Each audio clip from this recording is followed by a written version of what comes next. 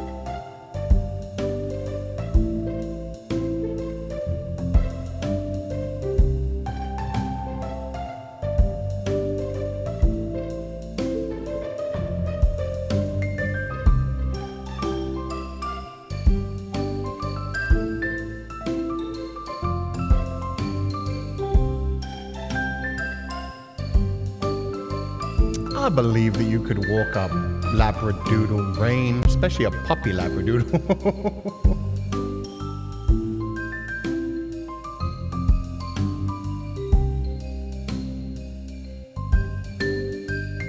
Ooh, true. We have 3 starter puppies to choose. Honestly, we have like 8, but still. 3 main ones.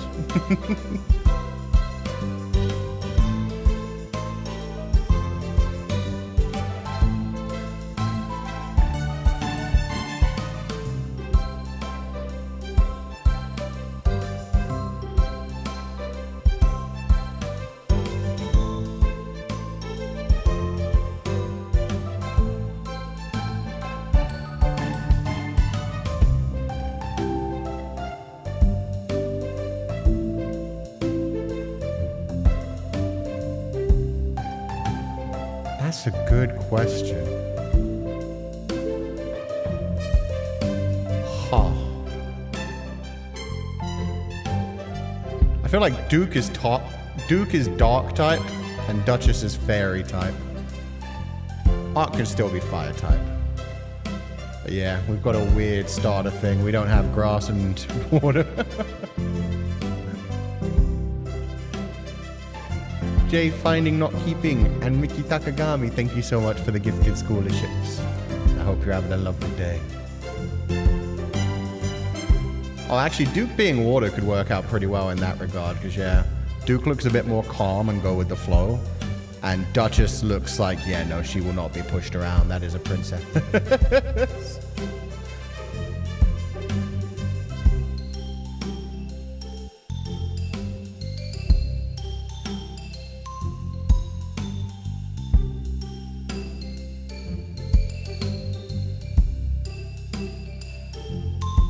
I haven't packed them yet, but I took pictures of them.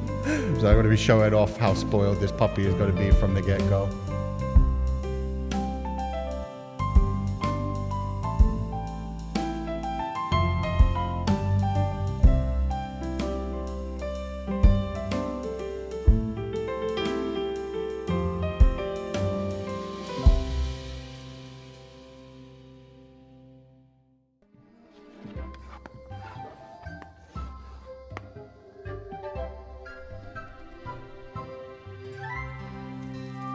Good morning, everyone.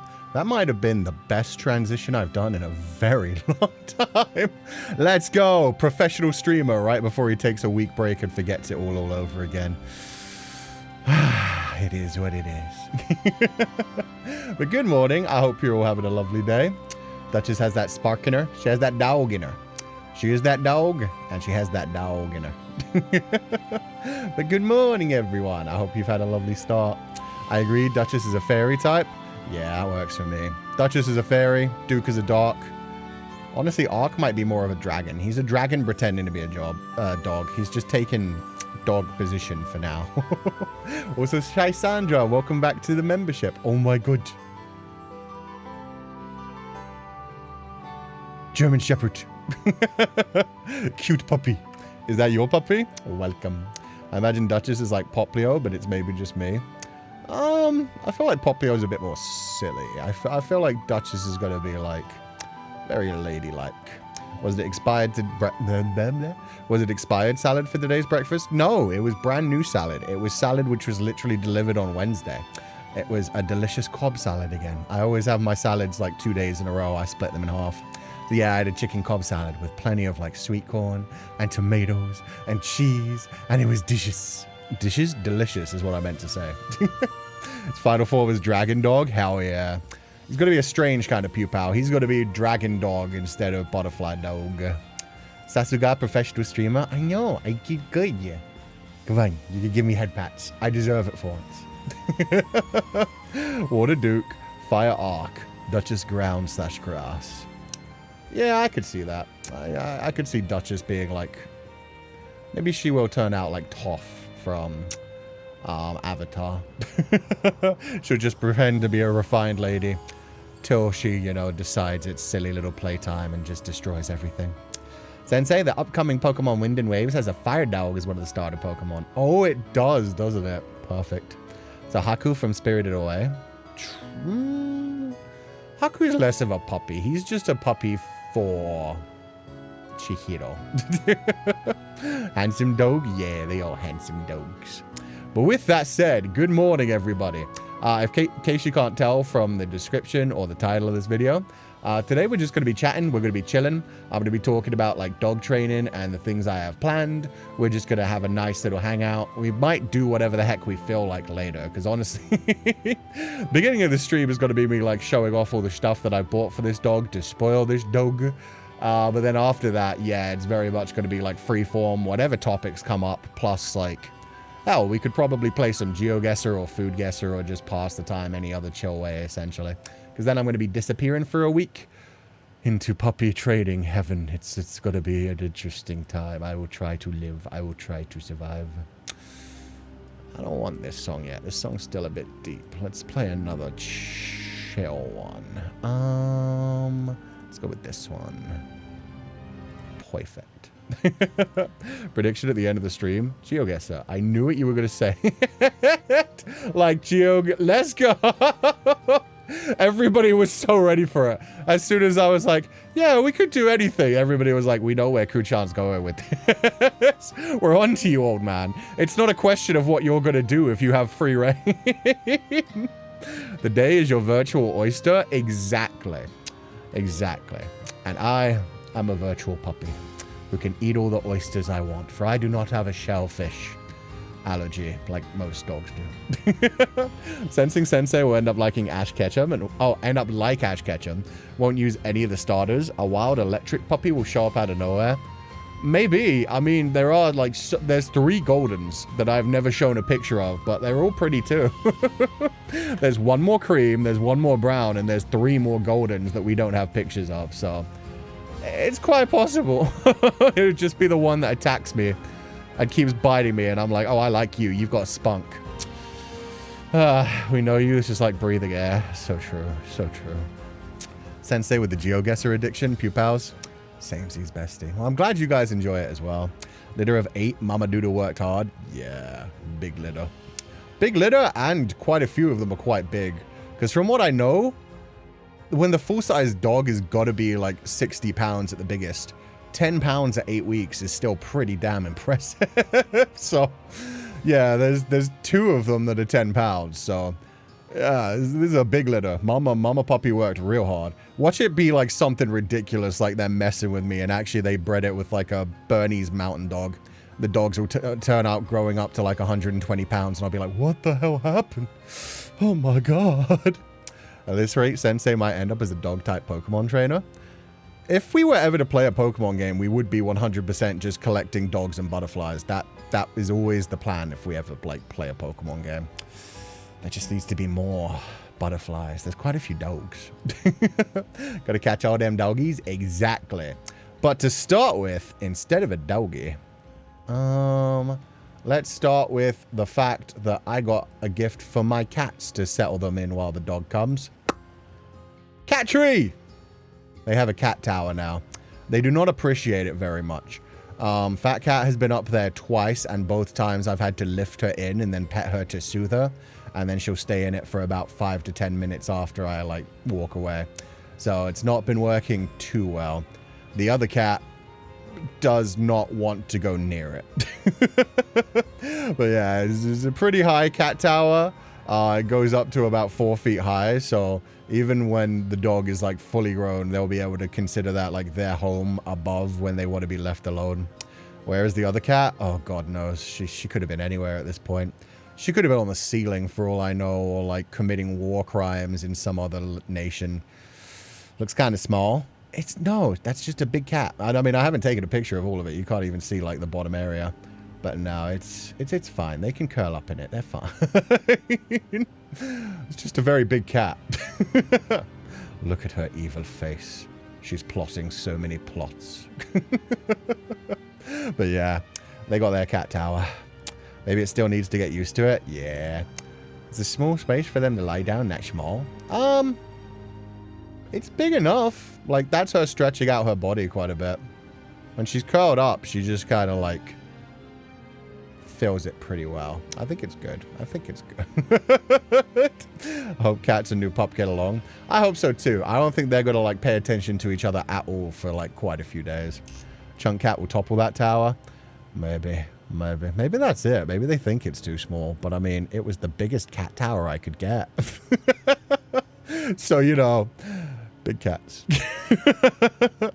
She's surveying her kingdom. Yeah, she is. She's actually staring out the window. Probably plotting to go attack things. You do not feel me? That is clearly a perfectly baked loaf of bread. Where are your pets? So true. That's a big loaf of bread, too. I am surprised they haven't been playing with that little ball that dangles off of it yet. I thought that was really cool. As you can see, there's little bits of, like, cat food on different bits of it as well. To try and convince them to climb the tower, it did not work so far. So, yeah, maybe I need to get something better than cat food. Maybe I need to get, like, I don't know, tuna or something and just be like, okay, this is the best thing you'll ever experience. Now climb to the damn top of the tower.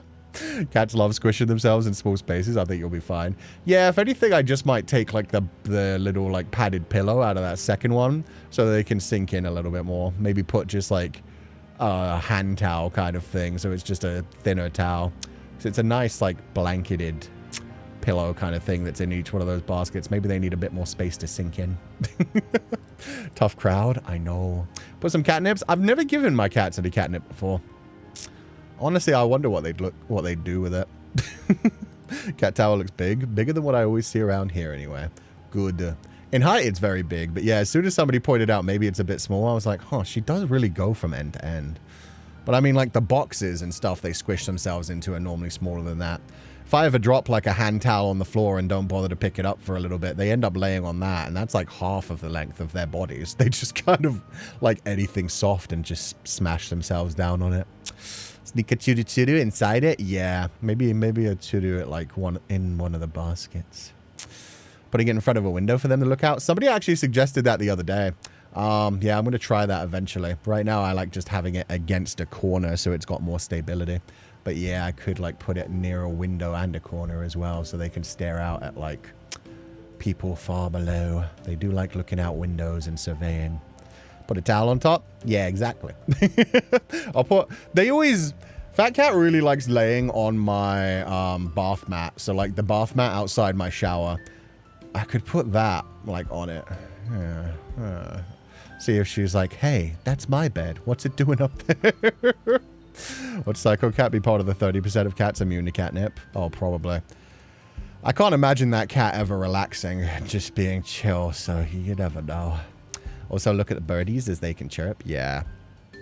We do get a lot of birds around here. We have a big, tall tree that's just like maybe 2 or 3 floors below us. So they're noisy a little bit. Just okay. But yeah, that's the cat tower. So that is their home away from home so that they can survey the dog and stare down upon him and judge him, not be too scared. I'm sure once the puppy is home, they'll use the power plenty. That's the hope. That's why I bought it, and it was expensive, so they better freaking use it. It's got to be just like I bought 2 dogs for Bear throughout his life. One of them he ignored completely, and the cats ended up living on it. And then the other one he humped. He decided it was a toy for his gratification. Both of them were very nice, very expensive, very padded and big beds. The first one he didn't give a crap about in any which way. And then the second one, yeah, that was when he started just like grabbing it in his mouth, pulling it up, and then just humping. He would not lay on any of them. He just like cold hardwood floor and cold tile.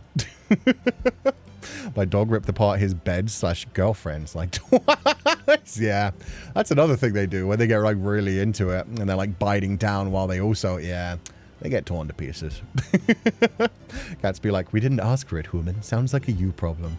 Well, they're not going to have anywhere to hide when the dog comes in then. They're going to have to go back behind the radiators, and that's not fun. That's just embarrassing. I'm embarrassed for them when they do that. They have better places to hide in this apartment, and they don't do it. Wonder if they knew a pupper will come home. Not yet. I don't think so. Although, I have been collecting an army of toys, so they're probably wondering why I keep bringing all these toys home and not playing with them. They're probably like, what are those for? I don't get it. Why does he keep squeaking those things every now and then? My dog just peed on her beds. At least she marked them. Honestly, at that point, just, you know, let it dry in, and then they know it's theirs, and maybe they'll get in it eventually. Maybe Cat's like sniffing at your feetsies if she likes the bath mat. I don't want to think my cat's that much of a freak. I think she's just weird. I think she just likes the feeling of the bath mat. It's not like super soft, but it's soft enough that she sinks in just a little bit. Is that iconic sheep toy or the PetSmart sell? Yeah, it is. That's the lamb chop. They have that thing in so many sizes. And so I figured, hey, sheeps are cute. This looks adorable. It's supposed to be able to survive like chewing and stuff. It has a squeaker in it, so it's supposed to be bitten. And you can get so many replacements, which is actually, in my opinion, pretty damn important. Because, yeah, it's nice to... My first dog, Bear, really liked, like, these special edition Star Wars toys that I got from the pet shop. And it was while, like, the newest series of the trilogy was coming out. And then they just stopped making them. There was this, like, cute little Chewbacca one that he loved when he was a puppy. And I got, like, 3 of them. And he had them until he was about 1.5 years old. But then eventually had destroyed all 3 of them. And then it was like, I'm sorry, buddy. They're gone. They're not infinite. They don't get to respawn forever. But yeah, lamb chop will always be there. That's good. Got one of those lambs for my cat. Yeah, they make them in all kinds of styles. This one's just like one of the smaller ones. It's not the smallest size, but it's like a semi-medium. You can get them quite a bit bigger than that, like pretty damn huge. So yeah, I might get them a bigger one when they get bigger as well. But yeah, for now we got lamb chop. Kushami becoming an offering for the puppy. Yeah, we got a Kushami. We got a banana there with a face that looks like they're going to enjoy being chewed up. So these are the interactive toys. This isn't even all the toys. The only ones that aren't actually interactive toys are the Kong toys, which I forgot and had in the wrong bag originally. They've been fixed now. But yeah, I took a picture of them in the wrong way anyway. But yeah, these are the interactive toys. I've got like that little Kong rabbit that squeaks really fucking loud and has those little like squiggly legs. So it's got to be good for tug toys. It's got to be good for chase toys. It's going to be all kinds of things. The lamb chop is going to be like a chew toy, which hopefully they won't completely destroy, but probably. Same for the little duck. The duck has a little squeaker that actually sounds like a duck. That's one of the coolest things I've ever found. Instead of being like a loud, high-pitched like, it's more of like a, so it sounds like a duck like quacking as you squeeze the squeaker. It's so good. And then I've got like the ball chucker so we could get some like real distance on the balls being thrown. A light up ball for like nighttime. The banana, which is just for like ripping to pieces, but it's a toughie. So it's supposed to be built to like withstand even like toothing dogs and big dogs. Can we hear it? About that would have been smart if I had brought them upstairs with me. I did not bring them upstairs with me. And I'm not bothered to go get them. So no. I'm sorry. But yeah, Most of them are like high-pitched squeakers. The duck has like a very unique squeaker. I like it. You'll definitely see it in a video sometime in the future. Kuchan, look, man, I was taking pictures all this morning. I grabbed lunch right before the stream. That's why I set the stream to go off 10 minutes late. Go get them. I might get them later. I might get them later.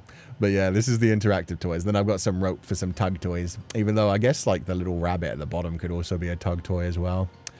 Getting the ball throw on is a smart idea. I imagine the poodle genes will make Puppy very energetic. Yeah, it's supposed to be like a dog that I'm going to have to take out the energy of because, oh God. So it's a Labradoodle, which means they've got a bit of Labradoodle. They've got a bit of Labrador. They've got a bit of Poodle. They've got a bit of like Cocker Spaniel and something else. But in general, yeah, they're little energy machines and they're very smart. So you have to both like use up their energy, like physical energy, but you also have to keep them like mentally stimulated as well. So you have to be like constantly teaching them new things and challenging them and getting them to like do mental enrichment as well. It's going to be a fun time. Plus you have to like brush them every single day and it's a fun time. You should buy that cabbage dog from Mimi Show so we have a Mafu toy for the doggo. That'd be funny. We'd literally have a Kushami and a Mafu. I never saw a cabbage one. For the life of me, since I decided to get this dog, I've been looking to see, like, every time I go to a pet store, anytime I travel and get to go to some more unique pet stores, I've been looking specifically for, like, caterpillars or butterflies. You would think caterpillars would be more normal because they're, like, snake-shaped. But, yeah, no, I've never been able to find a caterpillar or a butterfly, so it's a good thing we at least have the Pupal one to play with. Forgot the Labrador genes. Oof, Gambare-sensei, yeah. It's one that's naturally bred for retrieving and working, as well as one that's naturally bred for like obedience and intelligence-based tasks. So it's a bit of everything. It's a bit of nightmare. Sacrificial lambs? I mean, we've got the sacrificial lamb as well. Gamba Sensei, you can get through this. I'll get through this. If nothing else, like, I need something to give my structure a bit more life. My life a bit more structure, so yeah, part of the whole thing is like the schedule will be a bit more set after this. And these are the other toys. These are the chew toys. Yeah, these are the ones that it's going to rip to pieces and just absolutely destroy. Now, these are the ones that are in a separate bag because these ones are going to be available at all times just for the dog to teeth on. Just, yeah, when they're teething, like they're going to have these all the time. The interactive ones are only going to come out like specifically for playtime. Pupal stuffy, not the Pupal there.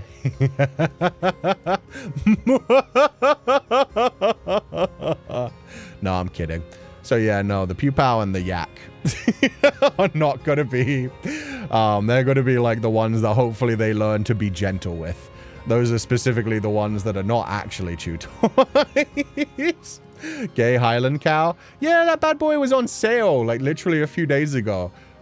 Straight up, it's that meme of like the day after Pride, they immediately put the Pride toys on sale. And I was like, I like this guy. He's big. He's probably going to be about the same size as the puppy when the puppy first comes home. And he was only like 6 pounds or something. I think he was like 65% off or something. And I was like, dude, that's a massive cute toy. I'm gonna grab that.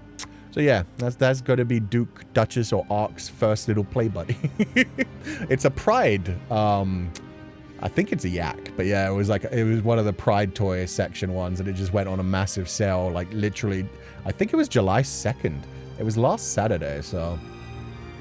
Oh, July 4th. Okay, there we go. So yeah, a few days after Pride, and it was like, ooh, that's basically free at this point. How many tables of toys have you got for your future puppy? For now, that is it. That is it. I need more chew toys because I've got like a few different styles of chew toys. I think I need like 1 or 2 more plastic ones, and I'm also going to give him some of the ones where they actually like get worn down and they're like made of animal product that you can chew and slowly swallow over time. The Highland rainbow cow is adorable. Is that us? Yup. Yeah. I mean, I'm going to bring the Pupal with me to like the meeting of like all of the puppies. I'm just going to throw you guys in the middle and see if any puppy specifically likes to play with the Pupal, essentially. So yeah, that should be fun. That'll be a nice test for like, Ark, Duke, Duchess. Any of you guys want to attack this Pupal? Any of you guys want to cuddle up with the Pupal? We'll see. We'll see. Sensei, did you only buy one Pupal plushie? What if we get bitten and damaged? No, see, this is actually the prototype Pupal. This is proto Pupal. I am getting 6 more Pupals on September when you guys get your Pupals as well. So yeah, I'm going to have lots. But this prototype Pupal is going to be like, hopefully, the puppy will learn how to play gently with it. 6. Yeah, one's going to my nephew. One's going to a friend of mine. And then I'm going to have one that's going to be on display. And then I'm just going to have like a few spares. I mean, the problem with it was that like, these are like a one-time thing where they'll never be like produced again. U2s don't do like repeat things. So this was the only time the Pupal was ever going to be like made. So I wanted to have like 1 or 2 spares as well for like, as the dog grows up, if the other one's been ripped to shreds, maybe have another one to give the dog to cuddle up to, and maybe have like 2 so that like even if one gets like a bit raggedy and dusty over the years, I'll have one that can be like put into like a proper case and kept away from dust and everything. No more plushie resales? No, U2s don't do that, unfortunately. So yeah. Pupals, we're going to go swimming in puppers? Yeah, you guys are going to be part of the pup pile. The first to bite the Pupal will be the one coming home, huh? That's the chosen one. That's the one who becomes the King of England. It's just like King Arthur's sword. It's like, which one of you wants to kill this Pupal the most? You're the one I respect the most. Feel like you'd buy more when you bring the puppy tomorrow? Be like taking a baby, their toys. Probably not immediately. Like, once they've had their shots enough that they can go to a dog store with me, that's like another month after they've been home. Then I'll be able to, like, yeah, take them to a pet store and be like, what do you like? What's catching your eye? What are you sniffing? That's good. That's going to be cute. Or it is like, yeah, you choose now. Swimming in dog slobber? Yeah, that Pupal's going to be like that plushie that gets soaked in the milk. I'm going to be able to throw that boy against the wall and it's just going to slowly slide down. I could have done that with the pointer. There we go.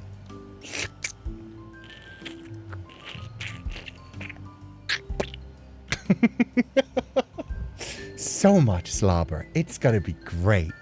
We're the trial of the chosen one. Yeah, technically that makes you guys the lady in the lake. So that's cool. More like the sword, but yeah. What are you gonna do with that many Pupal plushies? I told you. I just told you. Don't just randomly shove them. Hey! Wow. No. Bad Kushami. That's a bad material for that anyway. In so many ways. Imagine if we'll rush towards the Pupal. Oops, accidentally all the puppies are ours now. No, that just means it has to be the one that fights for it the hardest, which would probably be Duke. Normally, whichever dog is like the heaviest in the litter, it's because they're the best at like pushing the other dogs out of the way when it comes to feeding time. So Duke is like, if it comes to a match of strength and they all want the Pupal, Duke will probably like push the others away and like grab it in his mouth and like run away with it. That'll be fun. That'll make for a good video. He lowered his guard around Kushami. A mistake, I know, right? Kushami's been so chill this morning since they saw the banana. I was like, haha, the banana put them in their place. But no, the revenge of Kushami. Not the spider, no, Pupal milk. Yeah, we don't have enough spider milk, unfortunately. You driving to get the puppy? Yeah, I've got quite a long drive tomorrow. I have to be there at 10 a.m. UK time, so I have to wake up at like 6 a.m. Get ready and leave pretty early. I've got a long drive ahead of me. Pupal is not tight enough? Bro. Freezing. But yeah, basically I've just got a whole bunch of chew toys. Most of them are like medium dog sized, but I also got like one that's like puppy sized. I got like a plastic one and then a bunch of like Nylabones because I heard like Nylabones are like really good. They don't break apart very easily and they're like a good material for toothing puppies. And yeah, these two, the Yak and the Pupal, are hopefully going to be like the ways to distinguish between the other toys that you rip up and play fetch with and play like tug of war with versus like things that you're not supposed to bite and chew on and like throw around and rip apart and just like be gentle with. So yeah, hopefully these ones will eventually be able to be put into the cage with them and soothe them and relax them. Good luck on the drive. Hopefully it's not too tiring. I hope not. We'll see. We'll see. And speaking of the crate, I went for a fancy one because I think it looks cool. Is the main reason. It's also because this one is like specially designed. It can be like attached to like a seatbelt kind of thing and put in the back of the car. And it also has like the type of things that let it like be put onto a plane and transported in your own crate. So yeah, it's like a very fancy, it's called an impact crate.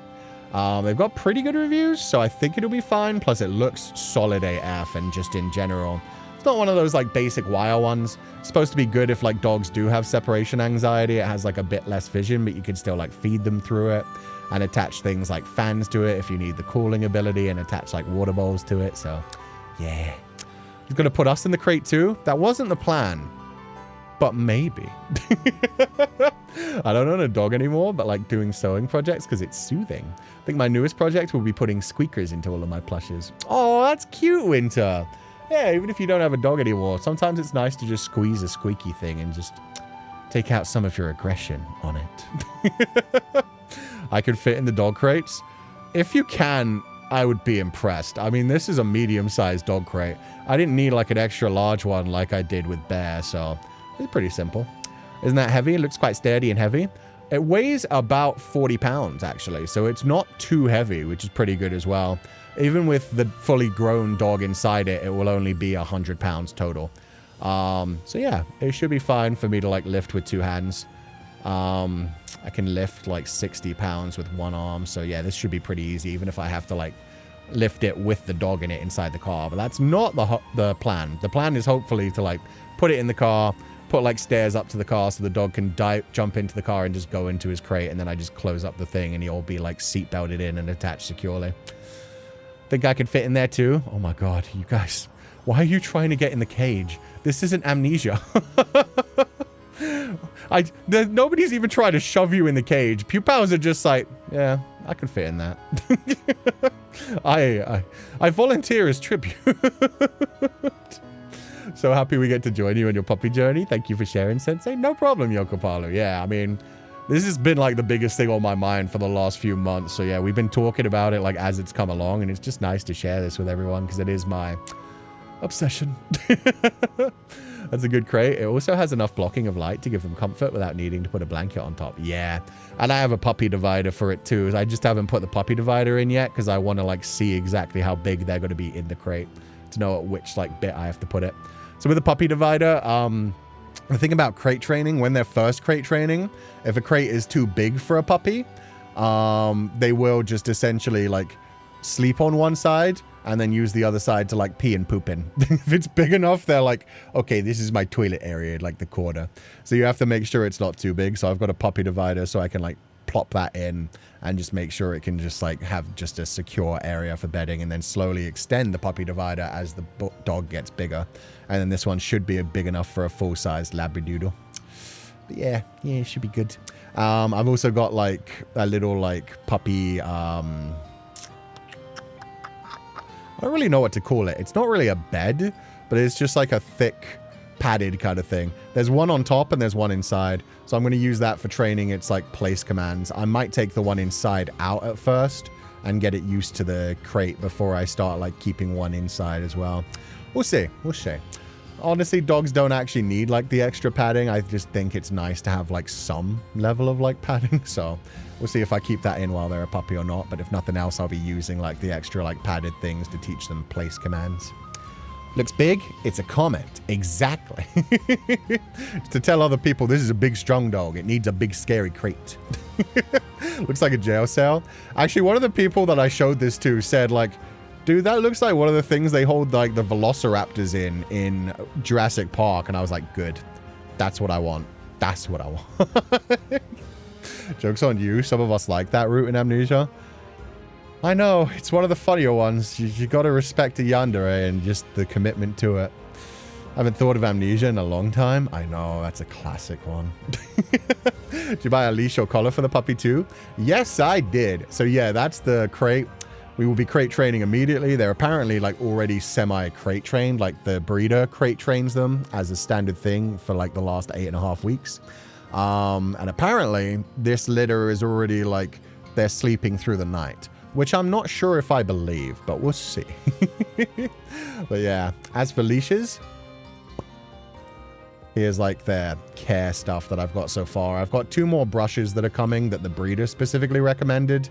But yeah, Why did I imagine both cats having an MMA match inside? That would be sick, actually. Cage match. Put them both in. Only one can leave. That Amnesia, I was thinking of the horror game.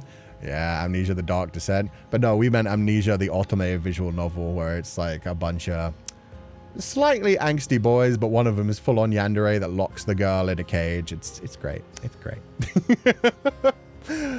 So blue, so cute, Sensei. Yeah, I tried to match everything of like a dark blue. Dark blue has become one of my favorite colors recently. But yeah, I don't know, man. I don't know.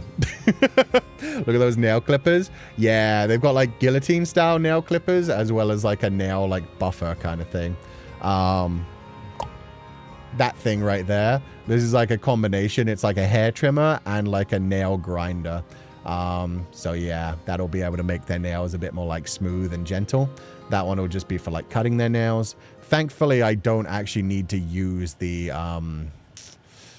hair trimmer because yeah, he's just going to be getting groomed every like 4 to 6 weeks, probably every 5 weeks roughly. Just to like, yeah, I'm going to leave that to the professionals to give them haircuts. I don't trust myself to cut hair whatsoever. But he's got a leash. He's got a collar. And he's got a harness, all in like puppy size. So as he gets bigger, I might choose like a different color, especially since I don't know if I'm getting like the cream and golden one, if a golden one surprises us and becomes the one that I take home, or if I get a dark brown one. But for now, everything is in like dark blue. The brushes and stuff I really didn't mean to get in that color. It just kind of happened. And then I've already got some dog shampoo and some like ear wipes for like inside the ear, because I heard Labradoodles are pretty bad when it comes to like getting ear infections. So you got to keep their ear cleaned too. A brush in the middle. I just brushed a dog at work yesterday with that brush. It's so cool. Yeah, the slicker brush. The slicker brush is supposed to be really good for like getting through like long wavy coats kind of things. You apparently use the slicker brush to do like the outer layer of the coat, and then you use like those longer like metal toothbrushes when it gets further. That one in the middle, like the furthest to the left blue one, is like a one that you only use if they've already got mats. So hopefully I'm never going to have to use that one. But that is for like if you get mats, that does like a slight bit of chopping while it's going through the hair. So it's for like if the dog has somehow already gotten mats, it's just like remove the like matted bits. Do you NK the puppy? Will love or have baths? NK? I don't know what the NK means. Poodles are so pricey at the groomers. Yeah, they add extra prices to doodles and poodles because of the messed up, like, the curly hair, and they're so used to people bringing in poodles just covered in mats as well that they have to, like, work out. But yeah, I'm going to have to get them used to being, like, touched all over, essentially, like, groomed. So I'm going to be doing the basics and brushing them a ton because, yeah, that's got to be their life. And they're going to have to be, like, comfortable with it when they go to the groomers, like, pretty damn soon. Do you think? Ah, okay. Do you think the new puppy will love or hate baths? Don't know, but they're definitely going to be used to them. They're going to have to be real used to them. Because, yeah, that's part of the issue with doodles. They need a lot of, like, grooming and care, so, yeah. If they end up hating being brushed, I have failed as a trainer. So yeah, part of like the beginning of like the training is going to be like giving them little treats while I just like barely touch them with like grooming tools. And then when I'm actually like starting to first give them their first like brushies and their first like nail clippings and stuff, just giving them constant treats so they know, like, associate it with being a good thing. If I'm able to get a dog in my life, I don't know if I should cut their nails because I don't want to cut the quicks. Not sure if that's the correct spelling. I don't know if that's the correct spelling either, but yeah, I know what you mean. You just learn how to do it after a while. If you've had a dog, then you've probably like learned to cut their nails yourself. Honestly, I'm only going to have to do it like once between each grooming session anyway, so it's not going to be that bad. But yeah, with dogs, you have to cut them because if they get too long, they can like start to cause the dog's problem, essentially. So yeah, unless you take them to the groomer like every 3 or 4 weeks or so, in which case, yeah, it's probably enough that they get cut down often enough. Wonder, since the puppy is still small, would you carry the puppy like a baby style in front? So some people do that with their little dogs. Probably, yeah. I'm probably going to cradle them properly in my chest. But yeah, for a while, that's going to have to be a thing anyway, because like every time you bring them out of their crate in the morning, you have to like cradle them and take them outside before you put them down. Because, like, if you let them walk by themselves, they may just squat and pee, even if you're just trying to get to the door to get them outside. My dog hates getting wet, so I hope your pup has better luck. I hope so. We'll see. We'll see. How many treats have you bought for the puppy? Very few, actually. I've only got, like, 1 bag of treats and 1 bag of food so far. So yeah, I haven't overloaded on that. I've overloaded and over-prepared on everything else. So as well as, like, all of this, like, care-based stuff, I've got, like, another, I didn't take a picture of it, but I've got, like, a 30-foot lead for, like, inside the house and, like, outside for just, like, exploration, but making sure they're supervised even while they're, like, walking around and chilling and having quiet time.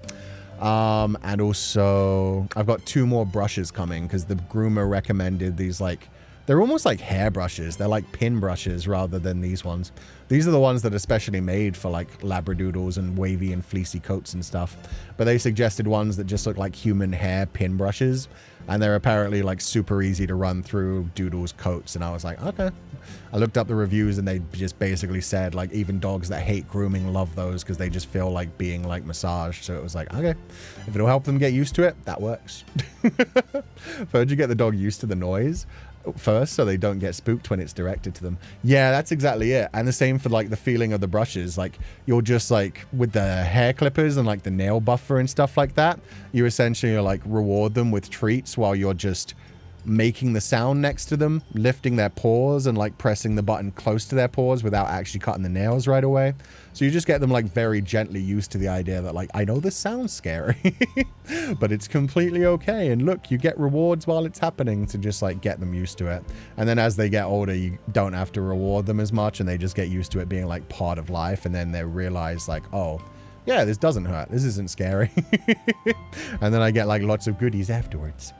Really want one and have had a family dog as a kid, but too young to do anything like that. Don't want to hurt the baby. Yeah. Yeah, you have to be, like, fully committed to getting, like, a dog.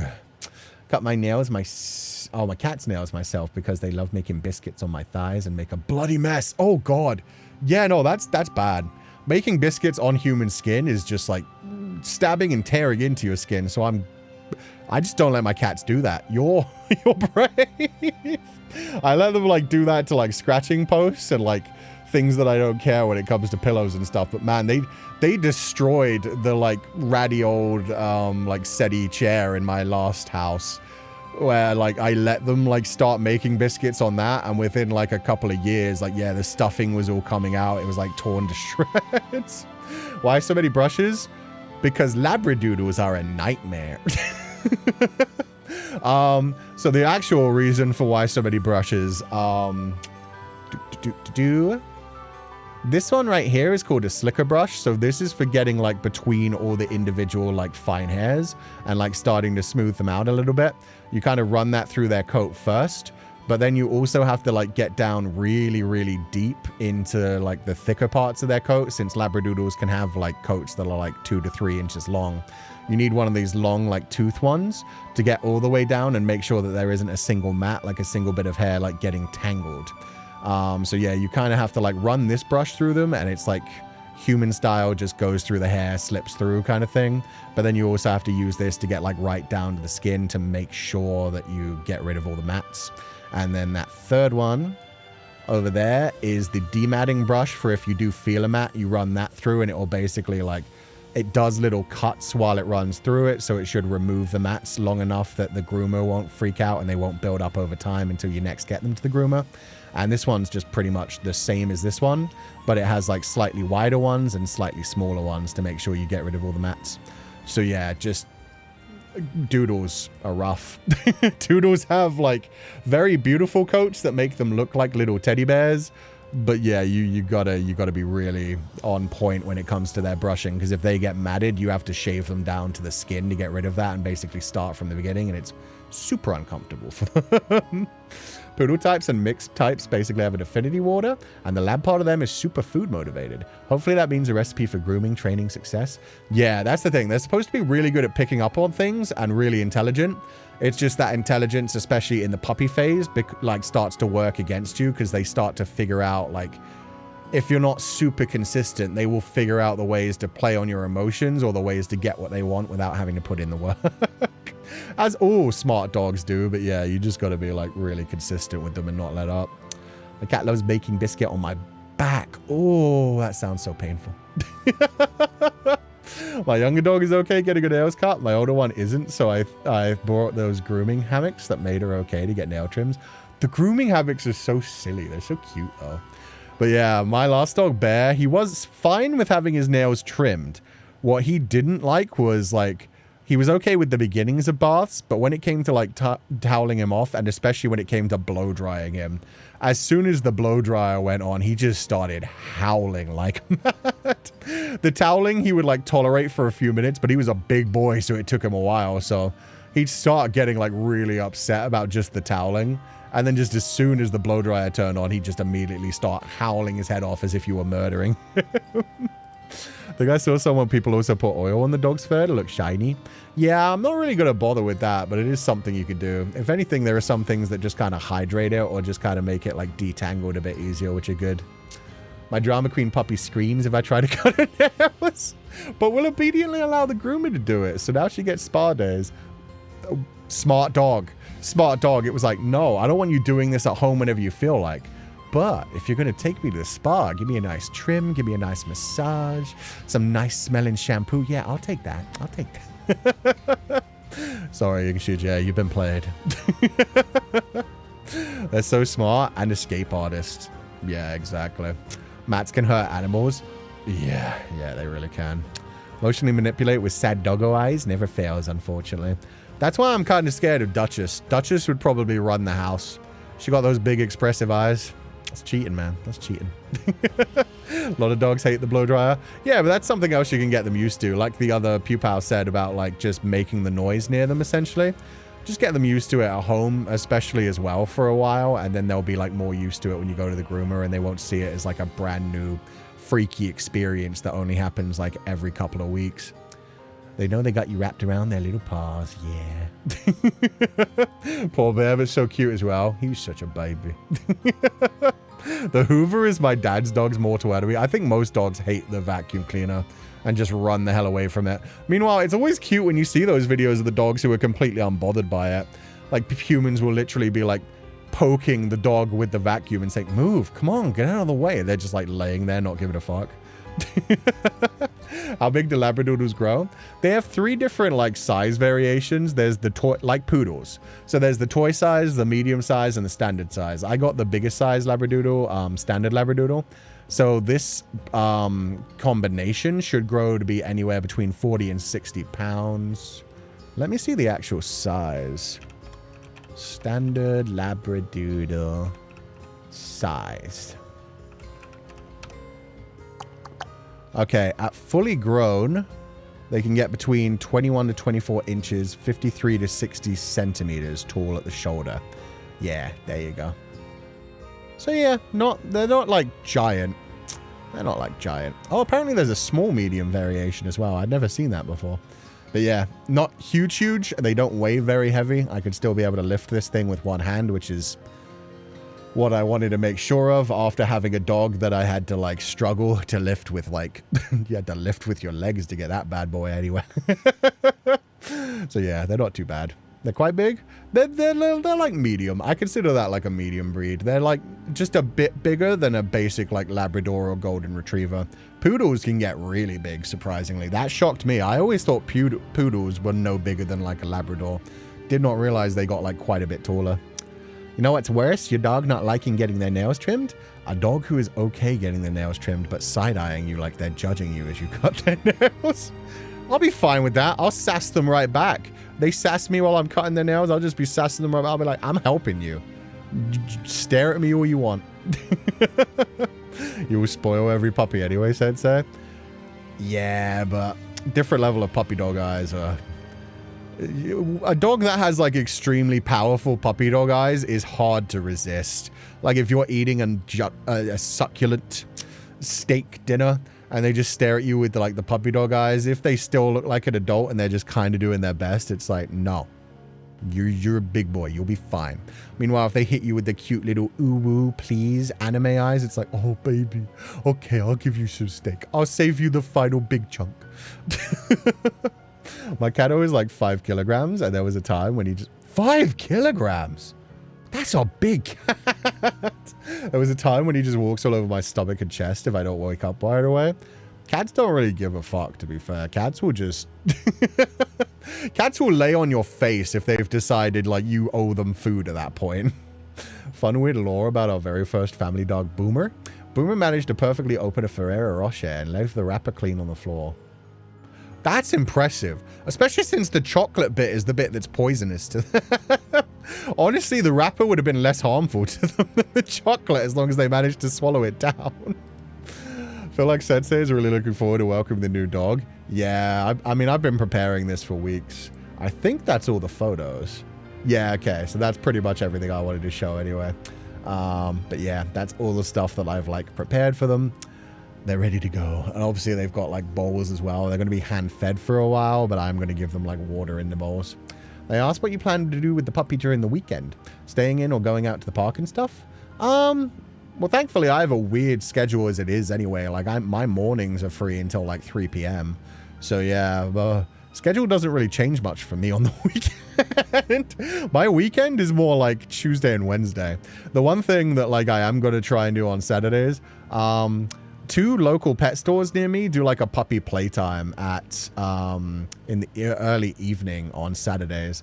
So once they've got like their first round of shots and they're able to see other dogs, like the parvovirus isn't a problem anymore, then I'm going to be taking them to puppy playtime to get them a little bit like socialization. Other than that, there might be like sometimes that I'll like, yeah, take a break here or there to just go and take an extra long day in the woods. If I feel like I'm not going to get home by 3 p.m., I might like, yeah, take them to like a forest. So they'll probably be like an hour or 2 away, go hiking for like a couple of hours and bring them back home. So yeah, they're going to go on some adventures, but I don't really have that much of a separation between weekends and days as like 9 to 5 workers do. They used to help pull boats in. They're big and strong dogs. Poodles? Jesus, I didn't know that about poodles. I thought it was just always like obedience kind of stuff. They have different size variations. Yeah.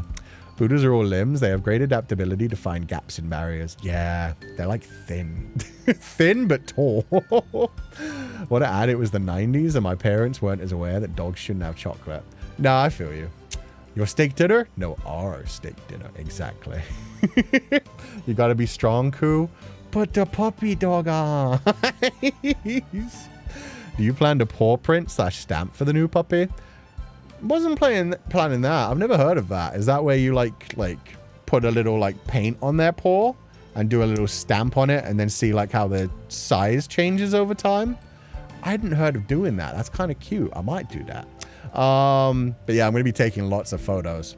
I don't know where I'm going to take the photo for like their size differential yet, but I'm going to make sure I get like one photo in the same place every week near to things to like show the size, to watch it like getting bigger. I think one of the funniest things about dogs is when they have their awkward teenage phase, because they have a moment like where their legs suddenly get really long and their bodies get a bit longer, but they haven't quite thickened up yet and their head is still kind of small compared to their bodies. They turn all gangly and just full limb for a little while. So I find that stage hilarious when it comes to dogs, and seeing them and being like, oh no, he turned ugly in puberty. And then they start to thicken out a bit and it's like, okay, there's that cute dog. There's that cute full-size dog. The monkey stage, yeah, exactly. Where it's just super long limbs, kind of big paws at the bottom too, tiny head, long body but not thick body. Oh man, that's great. I envy the consistency in your life and schedule, Sensei. My life is chaos. Yeah, mine's pretty good, honestly. Like, I'm able to set my own schedule, so if I feel like I need, like, emotional break, if I feel like I need, like, just some time to get away, I can, like, set my own schedule. And that's thanks to you guys. Thank you. Wonder if Sensei got a tune for Dago? Sorry, I don't know how to say it in English. Sorry if you feel offended. Oh, no, you're good. I got both of my dogs cremated. I still have the ashes for both Orku and Bear. So, Bear actually filled up too, which is kind of crazy. But yeah, I've got like 2 cremation urns for Bear and 1 cremation urn for Orku. So yeah, I just cremate them. But yeah, I keep them. Hey, who isn't ugly in puberty? So true. We all get all our pimples and our hair coming in at weird places. But yeah, no, I didn't like bury them anywhere or do anything like that. Raising a new dog is joyful, but also exhausting. Life may bring unexpected changes, but we live within Sensei's walls. Okay, that started off cute and then immediately turned worrying. We'll welcome the new dog and its new life together with Sensei. Thank you. Thought you were going to try to get the baby home as possible for the puppy to get used to you in your home, but bonding outside is cute. Oh, you mean that's what you meant. Okay, so you meant less... It wasn't like, what are you going to do with the dogs on the weekends? It was like, literally tomorrow when you pick him up. Yeah, no, I'm immediately bringing them home. Sorry, I did not understand. That's what you meant. So yeah, first 24 hours with the dog. Gonna go play with the dogs for 45 minutes, choose whichever one I get. I'm gonna bring them immediately home. Like the drive back, I'll maybe stop halfway home to give them a little potty break. That's pretty much it.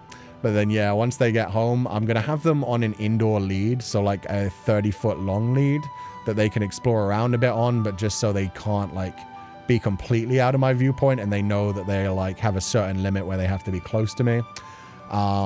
Bring them home, probably play with them for a little bit if they're down to play. They might like have a bit of like a depression kind of thing where it's like, this isn't my house. Where's my family? Where are my other humans? And like they might be sad for that day, but I'm going to try and like play with them a little bit, get them to pee outside, have little moments where they go in the cage. If it feels like they're going to fall asleep soon, I'll be putting them in the crate so they get used to the crate as well. The breeder is going to give me like a blanket that has been inside the entire litter's crate. So the blanket's probably going to go inside the crate. So it's like they're surrounded by their litter mate's scent while it's going on. But other than that, it's just going to be like the same thing that I'm going to be doing every day after that. Let me grab my puppy schedule. The first week, the only training I'm really going to be doing is adding value to the word yes and adding value to their name. So I'm just going to be like hand feeding them and just saying like yes and feeding them while I say yes so that they get used to like the reward word and like saying their name so they get used to their name. Doing some little chasing games where I'll have like food in my hand and like run backwards and say their name so that when I say their name, they start to get used to like chasing and coming towards me and getting a reward. I won't be teaching them too much about like properly sitting down or like laying down or anything. How old is this puppy? Currently 8 weeks. They turned 8 weeks on Tuesday. They're coming home with me tomorrow. You made a puppy schedule? Yeah, the thing about puppy schedules is you don't really need like a 100% like every hour of the day kind of thing. With puppies, it's more like they sleep for up to 20 hours a day. So it's more like you have to know like what order you're going to do things when they wake up. So yeah, it's like every 90 minutes of interactive time and like being out of the crate and stuff. Then they'll basically like have a quiet time where they get to relax for like 2 to 3 hours. And then if they start to like nod off, then you want to like carry them to the crate and like get them used to like sleeping in the crate. So yeah, it's like morning time whenever they wake up or whenever I wake up and it's time to get up out of the crate, go potty. 15 minutes later, breakfast and training. So that's like hand feeding them their breakfast while at first saying yes, then like teaching them their name. And then eventually I'll be like guiding them into positions, like holding the food above their head to make them sit, pulling it down to the ground to make them lay down. That won't be until like the 2nd or 3rd week. After 30 minutes of training, we do mental stimulation time. So it's going to be things like sniffing games and interactive play. And that goes on for 30 minutes and then potty before they go inside. And then we're going to do handling time, which is going to be like checking their fur, brushing through them anytime we've just come in from the outside, holding their paws, lifting them up, turning them around, things like that. Just getting them used to like human touch and accepting that it's a good thing. And that's it. So yeah, it's just like an hour and a half, 90 minutes of doing interactive things. And then we go back to like quiet time where they're on an indoor lead, but just relaxing in the house with a chew toy or being able to explore and sniff new things. And then as it starts to like nod off and get tired, put it back in the crate again to let it fall asleep in there. And then when it starts to stir another couple hours later, just same thing all over again. So yeah, it's like 90 minutes of interaction followed by like quiet time and just making sure that they don't have any accidents inside. How did you learn to train puppy sensei? Was it with Bear? The first time I got a puppy, I was like, I was either 10 or 11 years old when I got Orku. So I learned a bit about training then, but honestly did not do a good job. And then when it came to Bear, I learned a bunch more because like Caucasian Shepherds are incredibly dangerous if you don't train them well. I did a really good job with Bear, except for the fact that he was still reactive to other dogs. which I realized later on I did myself because I was always so excited to see other dogs myself. And I thought that socialization training meant like getting my dog to like behave well around other dogs. So every time we saw a dog, I was essentially like, oh, I'm going to walk over that way and I'm going to hope they're friendly and we'll let Bear sniff them. So yeah, I essentially accidentally trained my dog to be reactive. Whereas actual like socialization training is teaching a dog to just act as if another dog is like nothing special, nothing new. I essentially trained him to be as reactive because I was like, oh, another dog, let's go play with it so that you're like friendly with other dogs and don't want to attack other dogs. So yeah, that's a lesson that I've learned for this. Other than that, it's just been like, yeah, searching for guides to make sure that I'm not accidentally fucking up the dog anyway this time. Because yeah, that is something I found out about Bear at like age 2 or 3 years old, where they were like, oh, that's what you thought socialization was? It's like, no, you've basically like trained your dog to be reactive because he gets excited every time he sees another dog because you were excited every time you saw another dog. And I was like, oh. So that's why he was always like, every dog wants to play with me, even though when they were trying to rip his throat out. I basically trained him to be like, ooh, another dog, let's go play. Hey, Pupals live in your walls. We won't burn the doggo by mistake, but how about intended? What? Fuck yeah, that's not even something to joke about. What the heck? No, burn your spaghetti instead. Burn your food. Do you have those slow eating bowls? Not yet, but when I start like actually feeding them from a bowl, I'm probably going to get one because that counts as like mental stimulation as well. Or those types of ones where it's like both the licking mat and like the little things where you have to like press them with your paws. As if I'm a dog. Where the dog has to like press buttons with its paws to like open up little compartments for the food. Yeah, I might get those kind of things for mental stimulation once we're done with like the intensive training where even its normal food is going to be something it has to like work for and be trained to earn. Now I know why you need a week off. Your days are packed as fuck. Yeah. Yeah, because essentially I just need to be awake when the dog's awake, be active when the dog's active, and just make sure that it doesn't have any accidents inside, because the more consistent it is with knowing, like, okay, down here in the park just outside is where you pee. And, like, every time I leave the apartment, I'm going to make sure there's, like, a bell hung by the door that you, like, hit, and then the dog will get used to the idea of, if I ring this bell, I go outside to pee. Just imagine a Labradoodle finding poop and rolling in it. Oh, God. Yeah, I didn't even think about that. If this one's as crazy as Bear about, like, duck poop and stuff, that's going to be a nightmare with the thick, fleecy coat. Oh, man. I would have thought the same, honestly. Good to know. That's pretty cool. You learn to train them out of pure love for dogs. Yeah, essentially. So yeah, if I do, I'm going to probably take them to like a puppy training class, but it's less about like actually learning how to train a dog and more about like the socialization aspects. I want to find like a group puppy class where there's like 3 or 4 other dogs going, just so they're used to like doing commands around other dogs as well and not being reactive. If you lift the puppy too much, they will want you to lift them even more when they're fully grown. I'm fine with that. I want them to be like very comfortable with me like lifting them, especially since I'm not great at bending down and stuff. So even when I do like their grooming and stuff, it's going to start with me like lifting them onto a table, just the same way that you're going to have to like lift them when it comes to like a vet or a groomer, getting them up onto a table first so that they're like high enough for other humans to like examine them properly. And yeah, if they want to be cuddled when they're older and they like being picked up, that's fine as well, because I want to be able to take them places that have like escalators and stairs and stuff, and sometimes those are dangerous, so it's good to carry them at those points anyway. That's part of the fun of getting one that only grows to 60 pounds as well, because that's like super light compared to what I'm used to. Compared to like the one that was literally 100 pounds heavy. Be super careful with long heads. I mean, you probably already know that, but just in case, I've seen 2 dogs in my life, not my own, have accidents. I do not know this. What is the accident with long heads? And this is why I wanted to do this kind of stream as well, is just to like, if you guys have any ideas for things, let me know as well. What happens with dogs with long heads? What's the problem that can happen with them when it comes to the long heads? Wait, Sensei, I think this is why my dog is so reactive to other dogs. They met the first time. I get excited. Yeah, that's what I did with Bear, right? So yeah. Oh, long leads. Oh, sorry, I read that wrong. That's just completely my bad. Okay, did I read that wrong? Long leads. Yeah, okay. I don't know why I read that as heads. I was imagining those poodles that have like really thin long heads. But yeah, long leads, if they get like trapped and stuff, yeah, it's fine. It's only going to be used for like monitoring the dog. It's not something where it's like a permanent solution. It's for like making sure that they're nearby me while they're still in the puppy stage. So it's not like they're going to be running around and getting yanked back by it or anything. It is just straight up so that I like don't let them wander too far away in the apartment or out in the garden. Remember training my dog? I sat outside for a solid 3 hours and my dog still refused to pee outside. Oh, that's rough. I'm going to try and teach this one to pee on command, because I only recently found out that's something you can do, and apparently something poodles are really good at.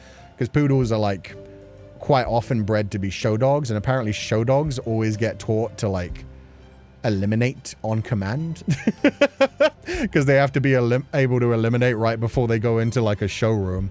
So yeah, I'm going to try and teach them that. I've never had a dog that could pee or poop on command, so I'm going to teach them to pee when I say piss.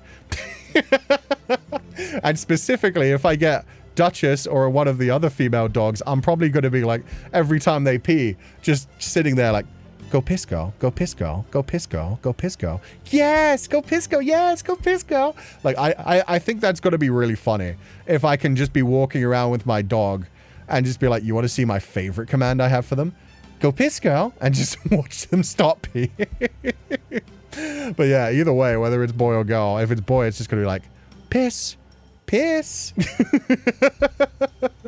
It's an interesting command. As soon as I heard that they can defecate on command, I was like, oh my God.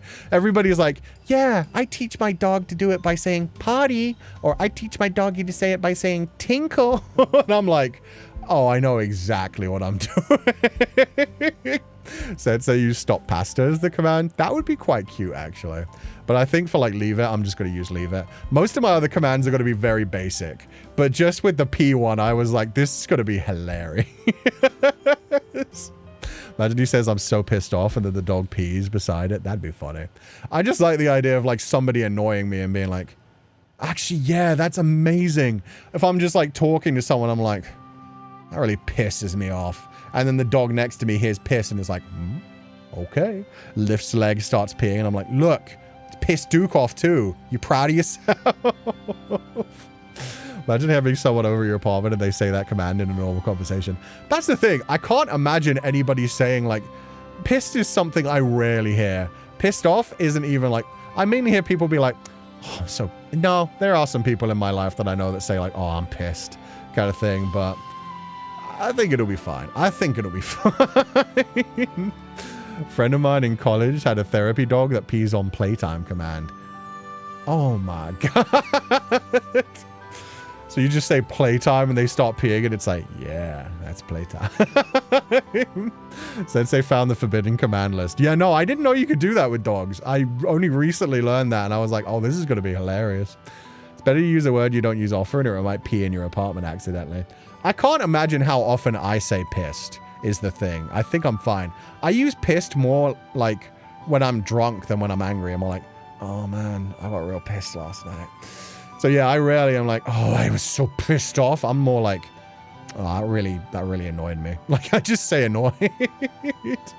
Curious, sir, but do your dogs ever have special diets? Saw some videos where their owners give them raw meat diets. No, I've never done that with any of my dogs. With Bear, I started him on grain-free because that's what his breeder had him on. When it comes to the Labradoodle, they do currently have them on a raw meat diet, but they're giving them a little bit of kibble. So I've gotten the type of kibble that they've been giving the Labradoodles, but they mainly feed them a raw meat diet, but I'm not going to do that. Some people say it's better for dogs. There's apparently like some health benefits, but it's such a hassle. Like, I'm going to be completely honest. It is just the fact that I'm not like taking out chunks of raw meat and like slicing them up and like constantly having like egregious amounts of raw meat being like processed in my house to be put into food bowls and then constantly having to sterilize and wash the crap out of food bowls. It's probably more expensive. It's actually, when you make your own dog food like that, it can actually be a little bit cheaper, surprisingly. But it's just so much more hassle.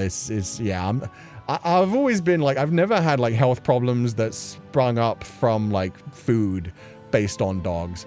I feel like as long as you don't get them like the cheapest possible stuff that is just full of like ash and other kind of like byproducts, as long as you make sure you get like a reputable brand, they have enough protein, they have enough other stuff, and you'll probably be like giving them like little bits of stuff like peanut butter and sweet potato and chicken just for like trainings and stuff as well. You can make the occasional snackies. I mean, that's the thing. Where are my Kong toys? So these ones which really like, these ones in the middle here. 1 and 2 and 3. These are called Kong toys. So what these are, they're this little like honeycomb kind of shape, because they have like a small hole in the top and then they have a much bigger hole in the bottom. And what you do with those things is you can fill them with all kinds of different food, but you can use just basic like dog kibble and then add a little like bit of water, maybe a little bit of peanut butter at each edge as well, and then throw them in a freezer. And when you do that, like the water freezes around the like dog kibble. The peanut butter creates like a little, it's almost like a lock kind of thing at the top and the bottom. And so they have to like lick the peanut butter until it melts. And then the peanut butter is like spreading all around their mouth and stuff. And then like once they get through the peanut butter seal, then they also like have like a little ice blocky kind of thing of watery kibble. And they just like lick that and they like bat the Kong toy around. It's like a chew toy that slowly feeds them their own like kibble based food. So like healthy food. You can also fill it things like crushed up like sweet potato or mixed chicken and rice and stuff like that. You can give them their meals in them, and then it's like one of those like licking mats where they have to work to get their food. But the basic one that I do is just like watery kibble and then like peanut butter on each end frozen, so that it takes them a while to get through the peanut butter, and then they have to like just chew on the toy to break apart the ice, shake it around to get the kibble out, like roll it around so that some of the kibble rolls out. So it's a good way to like feed them that takes them like a good half an hour sometimes, and just like slows them down. They get like a slow reward of treats, and it's not like feeding them too much food either. So things like that are good ways to like just engage them mentally as well as like feeding them. But yeah, you can make all kinds of treat-based things like that if you add like sweet potato, and there are like some interesting recipes that use like sweet potatoes and I think some sort of like cream that you mix together, and then it becomes like almost like a puppy ice cream. There's ones that involve like peanut butter mixed with some other things to make like a puppy ice cream kind of thing. So a lot of things that you throw into the freezer. That's why I've got 2 of the full-sized ones, so you can always have like 2 that you put in the freezer, 1 that comes out at a time, and you keep like switching them so that one's always in the freezer refreezing while the other one's free. Does it matter if the peanut butter is smooth or chunky? You want natural peanut butter. You don't want either of the processed kinds of peanut butter, because you want the ones that like don't have, I think it's xanthan. There's some sort of sugar that they use in like the artificial, like heavily processed peanut butters that's bad for dogs. So you need that like, it's not really smooth or chunky, the one that like separates into like oil and solid when you haven't been like stirring it for a while. Xylitol, thank you. Yeah, thank you. Xanthan's the stuff they put in ice cream, right? That's like the xanthan gum or something. But xylitol is like a type of sugar they put in peanut butter that's bad for dogs. Sensei, you won't turn us into dog food, right? Even though we're rich in protein and low in fat. Why do you think I'm getting him used to the Pupal plushie? Why do you think I made sure the Pupals were so perfect? They're like perfect to be ripped apart with gooey inside. You got to crack them open. It's perfect. Make my own dog treats. They're not difficult. Yeah, they do.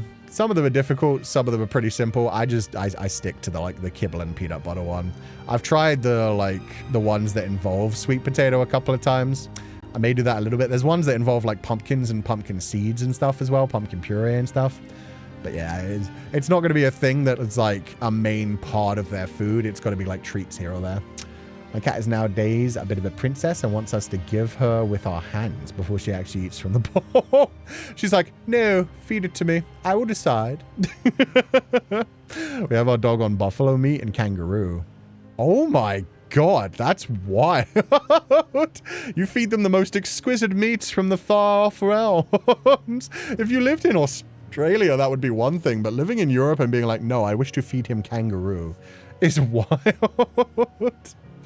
Sensei, can I suggest something? Since your dog is a Labradoodle, I suggest adding salmon oil to their food. Salmon oil is a good supplement, especially making their fur shiny and they get itches less. Thank you. Yeah, I have heard Labradoodles especially have like stomachs that get like a bit uncomfortable. Thankfully, and I guess that's why the breeder decided that. I didn't know that was a thing, so thank you for the suggestion, Rain. The type of food that I'm going to be feeding them is, it's all natural ingredient. I think it's 99% natural ingredients and like partly raw materials as well. But it is a salmon and fish based one made by Origin, spelled Origen. So it's a bit pricey, and I might eventually wean them down to like Purina in the future. But at least for like the first few months, I'll be using the same one that they've been like weaned off of raw meat with. So yeah, it is Origin, and it does use salmon and like natural ingredients and stuff. So maybe when I switch to like Purina Pro in the future, I'll still like start getting them like salmon oil. I need more cod liver oil in my diet too anyway, so thank you for letting me know. Wonder if Sensei has already thought of a Pupal recipes. We have a couple of Pupal recipes. We haven't made like a full recipe book yet.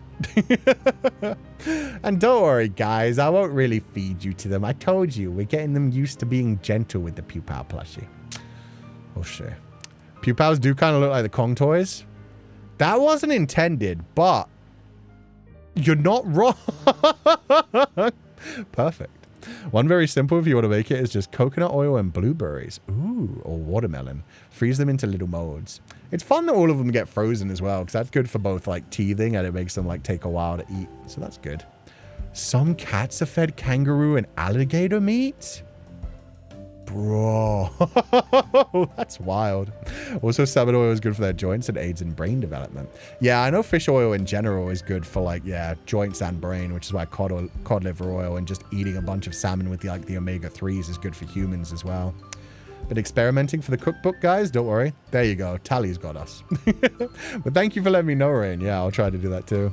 Feed my cat's Origin too, and you're right, it is so expensive. Yeah, it's not a huge amount more expensive than like Purina Pro, but Purina Pro is quite a dip down where it will make like a big difference over months. So probably once they're like fully grown at like a year and a half or something, I'll switch to that eventually. Unless I just decide the Origin's okay. I don't know. But yeah, the Origin is a little bit expensive, but the reviews of it are really good at least. So that's something. Doodle, I suggest training as early as possible. I just joined, so I don't know what to talk about, but I've worked with many doodles and they all needed training desperately. Yeah. Doodles have a bad rep. To be fair, it's because they're one of like the biggest dogs when it comes from like puppy mills as well. So a lot of like bad breeders and like bad owners who just grab whatever first dog they can is an issue as well. Thankfully, this is like from a good breeder and not that whatsoever. But yeah, they're very smart dogs that need to be trained really well. But yeah, that is why doodles have such a bad rap, because there are so many people who don't really know how to train a dog, don't really want to take care of a dog, that are just like, the doodle's a designer breed because they're like decent for apartments and they're like the most hypoallergenic and pretty low on the shedding list. And so a bunch of like rich people who don't know how to take care of dogs get doodles and just think they're going to sit around in an apartment, where actually they're very, very smart breeds of dogs and need a lot of exercise. So they turn into little monsters who basically run their apartment and then treat everyone like shit in the world when they get carried around and taken around. Not all doodles. Doodles are fine. Doodles are smart dogs that just need a lot of exercise and mental stimulation. But yeah, no, we're going to be training this one very well, so don't worry about it. Fine on. It's the only food that doesn't give my elderly cat hella dandruff, though. Oh, that's an interesting one. I didn't know it helps with dandruff. I wonder what it's in it that does with that. I've heard it's very good for dogs that have like sensitive skins, and I did know they have like cat versions as well, so that's cool. If you start with expensive salmon oil, they might be picky later.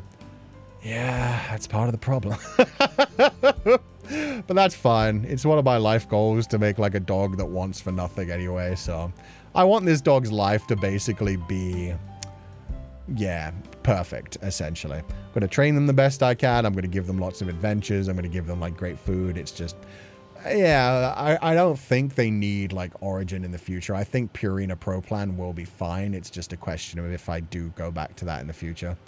And for all I know, yeah, they'll be obsessed with Origin, or they'll hate Origin later on. Maybe they'll really like Purina Pro Plan, or maybe they'll get really stuck up and just stop eating the kibble and be like, no, I like these peanut butter treats you give me. More of those, human. Post-haste. Put a big box on the terrace of my house for the stray cats in our neighborhood. 2 weeks ago, I found 4 tiny kittens. Oh my god. The mother just came along and dropped those kittens in the box and was like, there, feast, my children. The nice person will take care of you. The nice person will give you unlimited food. I haven't had a dog for a while, so I don't know anything about their food, but for cats, Purina is not good from what I've heard. That's interesting. When I was doing research, Purina Pro Plan is supposed to be one of the better ones for dogs. From the ones that I saw, like Purina Pro Plan, Hill's Science Diet, and Blue, like the raw ones, are supposed to be like the 3 really good ones for having the most like natural ingredients and good distributions of like macros. So I don't know if that has changed.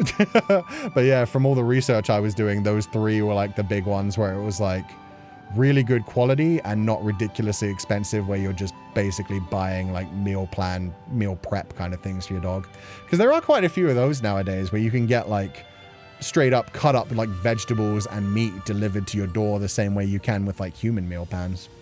What about Canine? I haven't heard of Canine. Do they have that in the UK?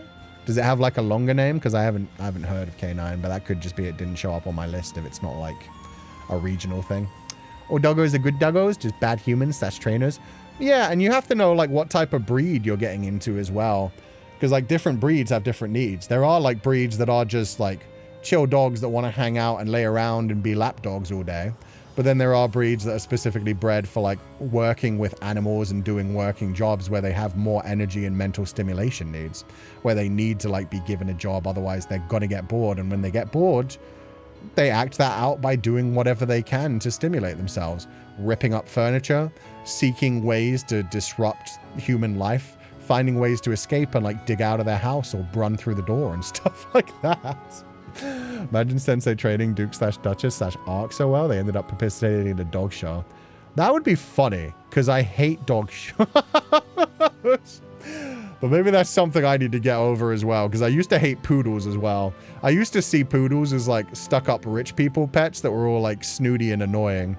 And the more I've come to know about them, it's like, kind of. It's like they are still a lot bigger than I thought and a lot smarter than I thought. But at the same time, yeah, no, their coats and like their needs for grooming and stuff is still like, oh man, yeah, you guys are crazy. All poodles I've met, unfortunately, are so crazy and territorial. It just shows how poorly trained they are. They're really, really smart, man. You need to challenge them. We'll see. Maybe my dog will be a nightmare too, but I hope not. I've seen so many doodles that are like so well behaved, especially while I was in Canada. I don't know why. The area of Canada I was staying in, it was like fate was telling me you're getting the right dog. Probably because it was a rich people area. Every dog there was like some sort of doodle or a purebred poodle. And they all had like their little booties on when they went outside, and they all had their little clothes on. But yeah, there were just so many poodles and doodles, and they were so well trained, just like for apartment living, like going up and down the elevators and like walking along to the parks and stuff. So shows me that they can be well trained. But yeah, there's probably so many nightmares too. I'd be so hyped to try out different kinds of snacks and foods for them. Dogs have such wider and easier palates than cats. Yeah, they do. Dogs, you have to be careful when they introduce like a new type of food for them. You have to like give it to them bit by bit, blended with whatever they were eating before, so it doesn't upset their tummy. But in general, they can eat so many human foods as treats, and they can eat just like so many different ingredients, whereas cats are like much more specific. It's like my friend, for some reason, all their pregnant cats came to her porch to have their babies. That's wild. They're just like, no, that's where we go to have our young. We don't know why. Our kittens disappear, but we know they're safe. Occasionally we hear them meowing, and then they leave, but they seem happy. That person has become like a spiritual state for that area's cats. Puppy won't need the special food for big doggos like bear, right? No, thankfully, yeah. Giant breed dogs, they need like giant breed food, giant breed kibble, because if you give them too much protein, they literally grow too big too quickly that their joints start to get damaged early. So yeah, with bear, I did have to put him on like the giant breed diet. Normal dogs, I think it's like, I forget the exact percentage, but there's some percentage of like protein they need to make sure that they're growing at the right rate. And then you have to use like a special puppy breed that has a bit more protein for like younger dogs to get them to grow a bit faster. But when it comes to like giant breed dogs, you have to literally do the opposite.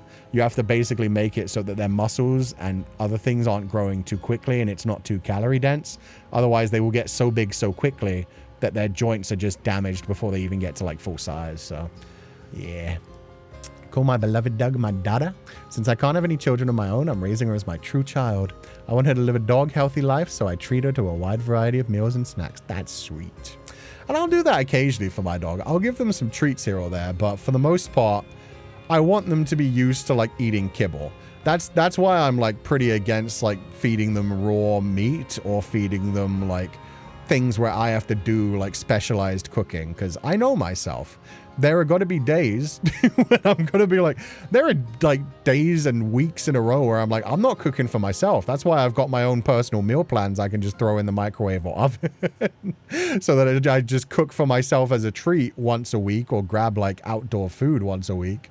But yeah, I'm definitely not like, yeah, I'm committing to cooking a special meal for my dog every single day. Because eventually I'm going to slip up. And then if they're not used to eating kibble, it's like, nah, you get used to kibble. Genuinely thought poodles only existed in cartoons for ages. They look kind of crazy. Poodles can be sweet, but they can be real cunning at the same time. Good luck, sensei. Yeah.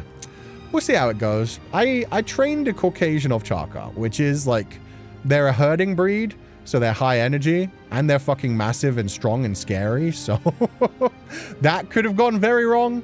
They are one of those dog breeds where if you get it wrong, it's a fucking nightmare. So it went well with Bear. Let's cross our fingers for Duke/Duchess/Ark. To be fair, people aren't really good at taking care of dogs in my country. The most common thing is still just to have them tied up in yards. Newer generations are the ones finally training them. Oh, that sucks to hear as well. Yeah, if dogs are just left outside to their own devices, it's basically, you're not doing anything for them. You're just like making them go nuts. They probably got to be well trained to live in a rented apartment. Otherwise, bye-bye deposit. My friend lost hers to her golden biting chunks out of the drywall. That's why they're going to be on a house lead. Basically. Because Bear in my like old house used to like chew the little like the skirting boards. Because they had like wooden skirting boards alongside like every room. So Bear would just be like down like on the corners of skirting boards when he was teething. So yeah, I'm prepared for that. For the first like maybe 2 months of their life, they are going to be supervised all the time. When I'm streaming, they're going to be in the room with me. When I'm not streaming, they're going to be on a house lead and I'm going to like have them in my vision, even if I'm not like, because I'm not going to be paying attention to them all the time, don't get me wrong, but I'm going to like have them in my vision. So if I start to hear like annoying sound, I'm going to look over and be like, that's a chew toy, right? That isn't like my wall or my wallet or a video game or some other shit that you've grabbed off of a table. Oh God. Don't like dog shows, but I took my pups to a Halloween doggy parade. Aw, they use costumes and win prizes. Now my only boy loves to be a little supermodel and being called pretty boy/prince. I hope I can get mine used to like taking photos and also like wearing outfits, because wearing outfits are very cute. Wearing outfits can be very cute, and also just like, yeah, if they actually like taking photos, it's nice. A lot of dogs do freak out when their like camera phone comes out because they're just like, oh, you're not really playing with me anymore. This is boring. But yeah, things like puppy parades, things like puppy playtime are always like very cute for getting them socialized, having some fun, and like introducing them to some new experiences. I just ended up eating the dog meal with a bit of added salt when I'm too tired to cook a separate meal for myself. Oh, okay, so you did like prepare special meals for your dog. Okay, Anna Yakuhana. When I first read that, I was like, okay, that's a struggle meal.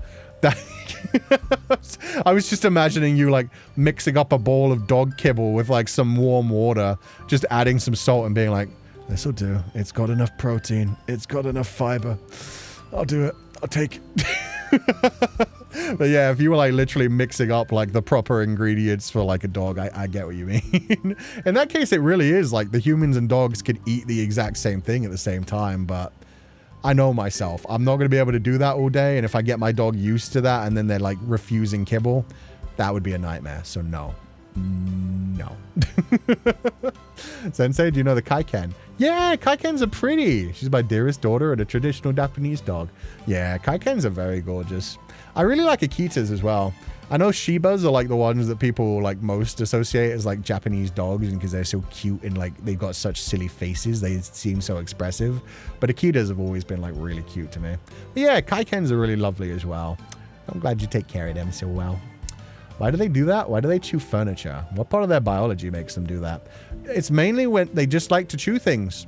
It's kind of like their version of like brushing their teeth, because it keeps their teeth healthy. It like gets rid of the grime and stuff that builds up on their teeth. Plus the fact that when they're puppies, they're like teething and their new teeth are like, their puppy teeth are falling out and their gums are like being damaged all the time by the new teeth pushing through. So yeah, they want to be like constantly chewing on things to like aid that. But then just also like, if you don't give a dog mental stimulation, they just get bored. And so it's the same with like humans, the whole like idle hands of the devil's playthings, where it's like, I have nothing to do. Might as well do something self-destructive. Like for dogs, you are their whole world. So if you're not giving them fun things to do, they'll just do random dumb shit to pass the time, essentially. When my dog was a puppy, she destroyed my Crocs. She doesn't like them, just like you, Sensei. Hey, I've been wearing my Crocs to the pool. So, I am slightly reformed. They're okay as like pool shoes. Would I ever wear them out in the wild? No. Is that probably going to break down in the future when I'm too lazy to like grab my shoes at some point? Maybe. But yeah, they're fine for like beachwear, waterwear, shit like that. Keeping your feet off of like areas where you're scared of like mildew and stuff where. Sensei is a Crocs enjoyer now. I wouldn't go that far. I have used a pair of Crocs and they're okay at what they do. It's nice that they have so many holes that like you can just literally bring them into the shower and then just like kick your feet a few times and most of the water's out of them. That's pretty sick. That's pretty sick. Not even just to run down and put the bins out. See, I can't, that's what I mean. That's where I was like, will I someday when I'm lazy? Because I've done that with my slippers a few times. When I've been going out to like grab food at a drive-thru, I've been like, I'm just like, the car's in the garage. I pull that out from there. I don't need to put on outdoor shoes. I'm just going to slip into my slippers and just take my slippers out while I go driving. So there's a chance I'll do that with the Crocs someday if I've like left my shoes in a different room and I'm like, oh, the Crocs are right there. Taking notes for beach fan art. Please, no. Do you have the deco pins? No, but I did think about recently because I was trying to figure out what you call those things. And I wondered why they didn't call them Croc sockets. Because like pop socket is the name for like those little like round things you put on the back of your phone to hold them. And you know, the little like Croc deco pins kind of just look like pop sockets to me. So I was like, they should have just called them Croc sockets. I think the only problem is it kind of sounds like crotch rocket. But other than that, be like, yo, you got some cool Croc sockets? I want some Croc sockets. Pupal deco pin. Maybe we'll make some deco pins someday. Maybe we'll... Oh, by the way, shit, I haven't talked about this and I haven't like done the quote retweet yet. We've got new merchandise on sale. I forgot about this. Yeah, if you wanted any of the stuff from the Haunted Art Gallery, we now have that on sale from the same people who did the birthday stuffs. So yeah, let me pin that. My bad. My bad. But we had such beautiful artwork created for that one from like Natsumeko and Pearl. We got the booty version of Féileacan, very cute looking detective version Cú. We got the chibis. We got the badges that come in like the reflective sexy badge version and the embossed like little chibi badge version, and the mini acrylic charms as well, which are like, those are really cool. They actually come in like multiple parts. There's like a little like square thing, like a picture frame, and then you like unscrew the picture frame and it pops out. Yeah. When we come back, I'll advertise those properly. 1 hour and 30 minutes later. look, man, I retweeted them. I haven't even retweeted them yet. But yeah. I'm excited for those ones. I'm excited for that Féileacan acrylic stand more than anything, because that booty be popping AF. But yeah, we got some new merchandise out if you guys want to grab any. And plus, yeah, I want to add those badges to my eater bag, so that'll be nice. Yeah. I hated Crocs until my partner gave me some, so I stopped being a hobbit running around barefoot. Now I have indoor and outdoor platform Crocs. Best gift ever. Aww. Do the platform ones make you taller, or is there a different reason for the platforming? Because I don't know much about Crocs. I have one pair of Crocs, but I haven't worn them enough to fully break them in, so they're a little uncomfortable. Also, I feel they don't keep my feet cool. My one, I literally only wear them, like, in the gym. Like, I wear them between, like, the watery areas of the gym, so I couldn't tell you. They don't stay on long enough to really matter that much. He's already thinking about the slippery slope of Crocs. No, I did not say I was putting Croc sockets on. I was just saying it would be fun. It would be fun. Been thinking, Sensei, you should create a wish list of things you might like for you and your doggo. That way we don't have to send you stuff directly, but you can get things from us. Nah, I don't think I really need that. You guys already donate enough, like, money. Like, honestly, like, with all the memberships we get, with all the donations we get, I've never been at the case where it's ever been like, oh, I want this thing for my dog, or I need this thing for, like, streaming, and I've actually, like, needed that. So, yeah, you don't have to worry about that. We're in a very comfortable place where, like, I don't need, like, a throne or a wish list where it's, like, specifically, like, donate to, like, buy this kind of thing. It's very much like I have enough money to, when I need to grab things. So, yeah, don't worry about that. You guys already take very good care of me and all of these things that I've bought. Like, I'm a full-time streamer, so these are all basically donations from you guys. My life is a donation from you guys. Oh, I'm like one of those court jesters. I live on the coins that you guys throw to me. Getting pet food ads now after all the pet talks? Oh no. They heard, I didn't even like describe this video in the description setting or like the tags as involving dog or stuff, so it's impressive that the algorithm can just pick up on the shit I'm talking about that well. There's Crocs with the lining that keeps your footsies toasty in the winter. Okay, that angers me a little bit. I'm not even gonna lie. It's very much one of those things of like, just buy shoes. just buy shoes. It was the same as those Crocs that had like the like individual like one toe thing. They were styled like Getter from Japan, and it was like, why? just buy the sandals that go between the toes. Kakatoshi, thank you so much for donating the flowers. Thank you for the puppy funds. And yeah, they'll definitely be used up. Because as soon as that dog can go out, yeah, I'm taking that dog to the puppy store and just letting him like sniffle around and see what they choose specifically. For now, it's all the things that I thought looked cute and the basic things that they need for like interactive play and stuff. So soon it will be like, oh, he liked the smell of this. She liked the texture of this. She grabbed this one off the shelf. Like, yeah, they'll get to choose their own stuff. We'll go on another spending spree soon. Thank you for donating the flowers. Sensei, how do you tackle the natural canine instinct of stool eating during training? Just keep them away from it. Like, honestly, that's all you really can do at that point. Did Bear ever eat too much poop? Bear wasn't a big poop eater, honestly. If anything, it was when idiots would leave like food around on the ground.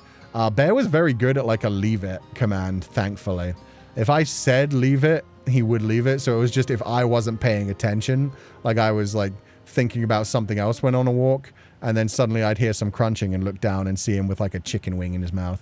Or like a fucking dead rabbit, because those were around. Oh god. Toss a coin to your valley. Oh, reaper of booty. Well, now that makes it sound like he specifically reaps booties. You do reap what you sow. And if you do squats, you're sowing a booty. But no, he's not a reaper of booty. He's a reaper of souls. Oh, reaper of souls just doesn't fit that well. I'm super glad you have everything you need for you and your doggo. You deserve it all. No, yeah, I'm very lucky. Like, in the past, there were points where it was like, I would want to like buy a video game and it'd be like, oh, I'll have to wait until like payday next month kind of thing. Or like, oh, I want to do this thing on stream, but I need certain equipment for it. And that's just, yeah, that's not been a thing in this in this scenario. So thank you guys for always taking care of me. Reaper of Booties. Good title, honestly. The fuzzy Crocs low-key annoy me too. Yeah, just get slippers or just get shoes. It's like, you want comfy? Get slippers. You want like warm and like surrounded properly? Get shoes. You don't need Crocs for that. At that point, Crocs are just going outside of their sale range. And that's when you get like the weird, like, this brand has like a version of everything and now it's a lifestyle brand and you don't need that in your life. Sweet Stern, thank you so much for donating the allowance. Thank you for the cute little Shiba Inu pushing his cheeks. And Tribe Princess, free supers and for puppy funds. Say less. They're definitely not free. But thank you for donating the allowance, Try. I hope you're having a lovely day. Is that another new one? Yo, who is this? I can't even tell what this is an image of, actually. It's too zoomed out. Oh, it is still Zelda. Okay. Now I see it. I thought it was like a human body, like in a completely contortioned way. That's just Zelda's face. Thank you for donating the allowance. Still eating is often the result of bad trading. That's what I'd say. I think if you have them on like a proper lead, and I mean, my dog's going to be used to both a harness and a flat collar. But yeah, the collar's got to be the one for actual like control when we go out on walks and healing and stuff. The harness is more going to be like for indoors, so it doesn't like pull on them too much. So they have that differentiation between like, okay, this one's for just like, I need like you to be controllable. And that one's for like, okay, you're going on like a directed walk. We're going to be like healing. You're going to be at my left hip kind of thing. But yeah, if you're like walking them properly, you should like be paying attention to where they're sniffing around and see the poop before it comes. Lynn Lilith, thank you so much for your donation. No message, but I hope you're having a lovely day. That was damn, that was a big donation in that currency. I've never seen that currency that high before. So thank you for donating to the allowance. Why do they even do that? I don't know. They just like it. They're little shit eaters. Oh, listen, Sensei, the reason I use Crocs and comfy shoes is because my feet and back got effed up during pregnancy. That's fine. I'm not saying that. I'm just saying Crocs are Crocs. Sandals are sandals, shoes are shoes. There are comfy shoes. There are nice extra wide shoes with nice like furry inlined padding. There are all kinds of different shoes. Crocs are overstepping their bounds a little bit. Soon enough, they're going to be selling like Croc bags and they're going to be selling like Croc pop sockets, which are basically just the same thing as the things you just sit into like crops for decoration anyway. So yeah, I don't need it. I don't need like companies going out into so many different directions. Putting it that way, does that mean you're basically financially supporting Sensei? Any streamer you support, you are their funding thing. You 100%. Whether I get like a sponsorship, whether I get like, even when it comes to like the voice acting stuff I do, I'm very aware of the fact that a lot of it is because like just me like tweeting, retweeting things, announcing that I am on a project is like a little bit of like an endorsement as well. It's a bit of like a marketing tool at the same time. So yeah, no, if you have a if you have a streamer that you support, yeah, you are their financier. It's basically like, I joked about it being like a jester thing where you're tossing a coin to them. It's kind of like that. It is also kind of like artists back in the Renaissance where they had like the people who would finance them. So yeah, yeah, like that. Puppy funds, thank you for donating the puppy funds. I hope you're having a lovely day. But yeah, they're already like super well taken care of for the first few weeks anyway. Honestly, the first few months, but yeah. There already are Croc bags. Oh, Jesus Christ. See that? That's where companies shouldn't go.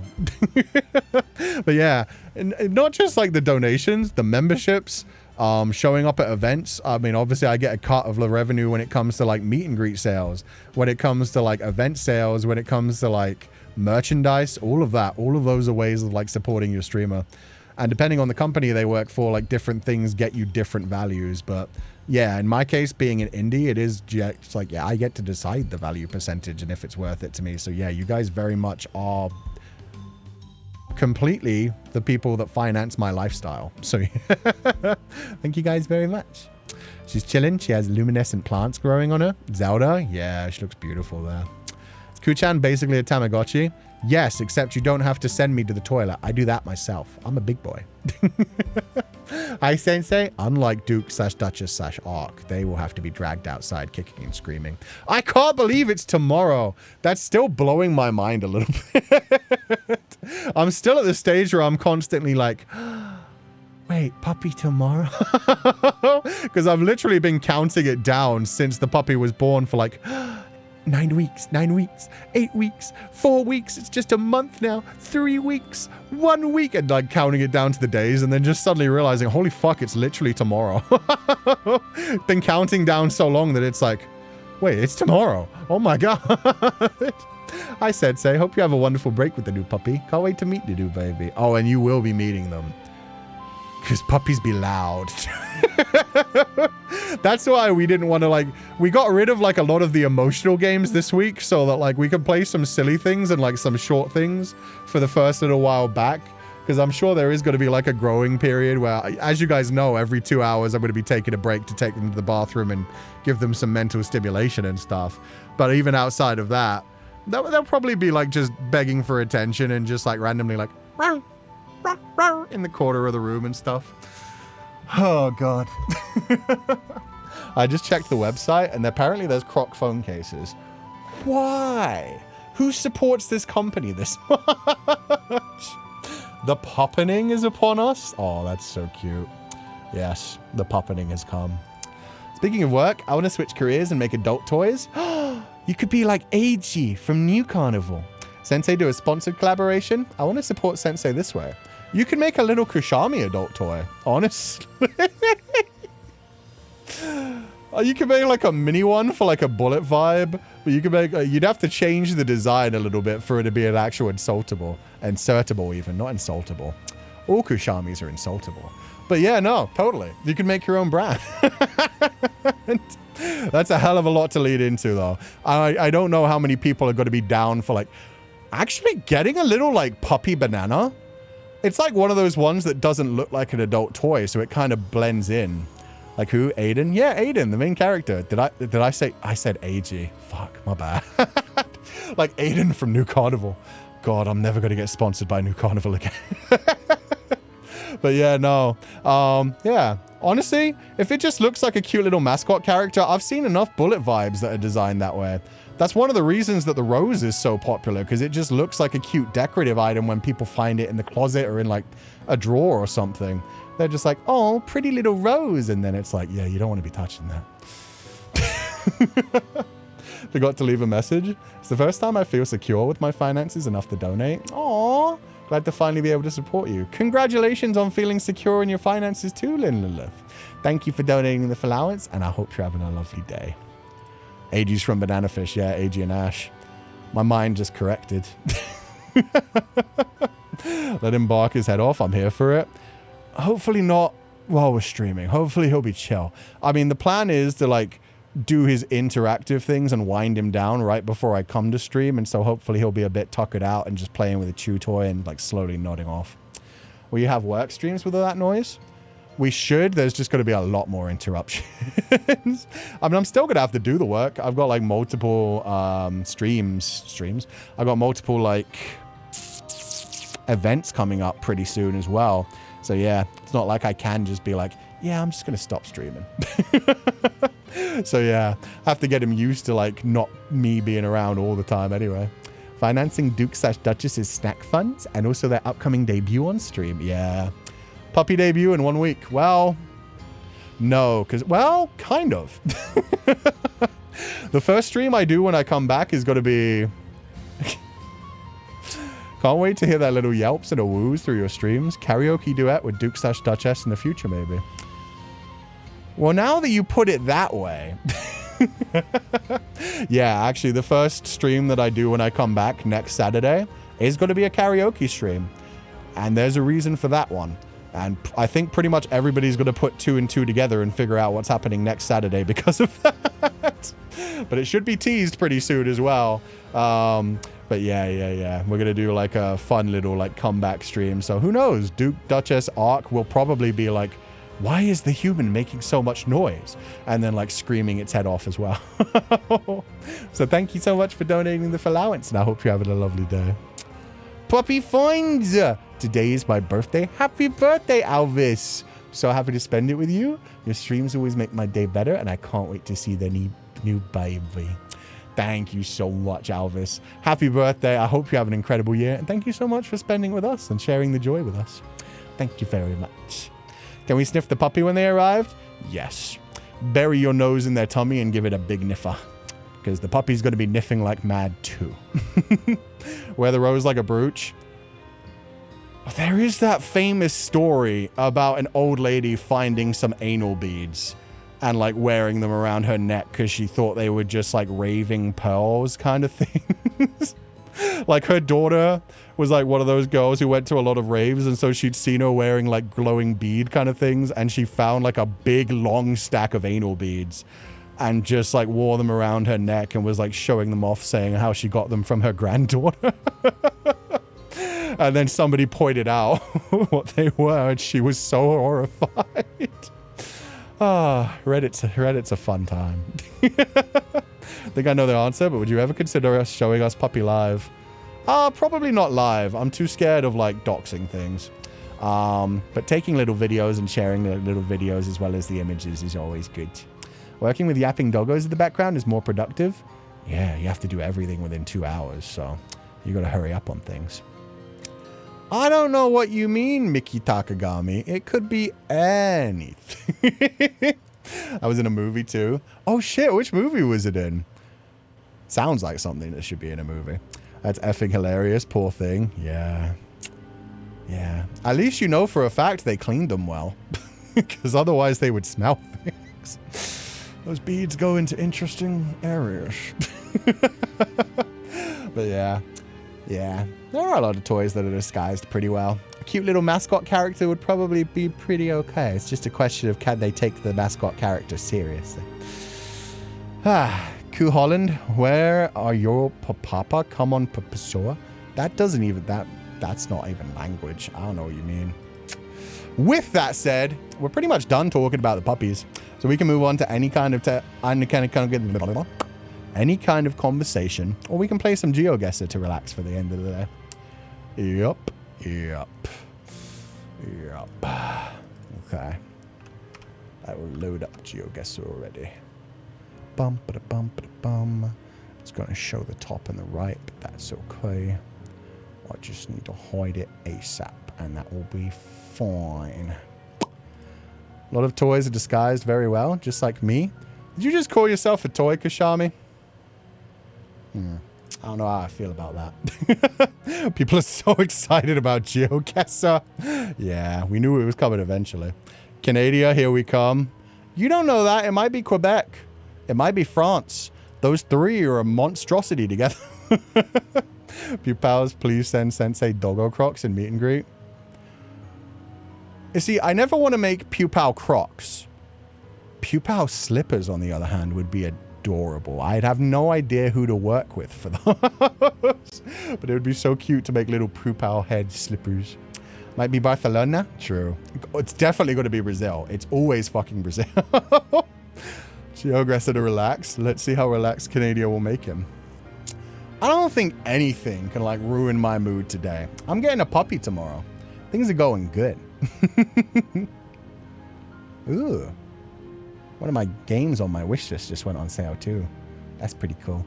Oh, before we do that, I will go through Streamlabs. We've got like 2 days of Streamlabs to go through. I specifically wanted to leave them today, and knowing me, if I don't go through them now, I'll forget them. Shall be silent if we go for food. I don't want to spoil anything. You're good, Tali. No, it's fun when you know.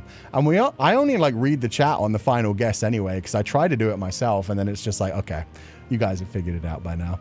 You saying Quebec does not count as Canada? According to people from Quebec, they do not put up the Canadian flag, only the Quebec flag. Like comfy Pupal slippers, yeah. And if you have like a little squeaker in them in the top as well, so it doesn't squeak every time you take a step, because that would be annoying, but a little squeaker in the ends and the head, just so like when you're frustrated you can squeeze it and it's like parent. Thoughts on Chiikawa? Very cute. I don't really like any of the mascots myself except for Maltese and Retriever. The Maltese and Retriever combination are very, very cute. I like seeing the little like 3D videos that they do, and the line stickers are adorable. But other than that, I don't like any of the little mascot characters that were just designed to be mascot characters, any of the Sanrio or anything like that. But yeah, Retriever and Maltese are very cute. Believe me, if I ever can send Sensei anything croc related, I will. Please, no. He's making us a chancla next. We already have the design. Alibaba did a wonderful design for a chancla. Hope you get some sleep and won't stay up all night because you're so excited. It's probably going to happen. I'm probably going to get like 2 hours of sleep in the middle of things and then be driving half asleep. Quebec has their own national holiday day, and it's not Canada Day. There you go. There you go. They are part of Canada, but they are a separate part of Canada. When you got the desert-looking area in Chile the other day, I cackled. That's like the ugliest city. It's so nothing burger. It's a meme. That's funny. We had a few in a row that were rough last time, where it was just the middle of nowhere, and we barely saw a sign within the 3 minutes. What about the promised Pupal bra? I'm still waiting. I think that one we're probably going to need like a signature collection thing to see if people actually want it. Well, we'll see. Maybe someday. That was more of like a joke, but maybe for like the 3-year anniversary or something. The one in Jordan was evil too. You could only move a couple places. Yeah, true. Every area was just blocked off, and it moved so slow. They hated us. They hated us last time, but it's okay. It was fine. Actually, I had a car accident last year because I fell asleep driving. Please, please, please be careful. Oh, I will. Don't worry. I will be very slow if I'm actually sleepy, but yeah, I hope I get sleep. With that said, okay. Frosting Dumpling, thank you so much for donating the allowance. It says no need to read out loud, which doesn't mean I can't read it out loud. I'm just going to read it through first. Oh, I did read this one offline. Yeah, Frosting Dumpling, that absolutely sucks. That is a horrible person, and I hope that never happens again, but Jesus. Just to be that ridiculous out of nowhere sucks. So, I hope you don't have to be bothered with them too much in the future. Thank you for donating the allowance, but yeah, hope things go better. Stop early and get enough rest in before your long drive? Yeah. Remember, I also have like a mattress in the back of my car. So if I ever need it, I can just like dive into the back of the car and have a nap too. I can make sure I get to the puppy, collect the puppy, and then just like be like, sorry, puppy, daddy gotta...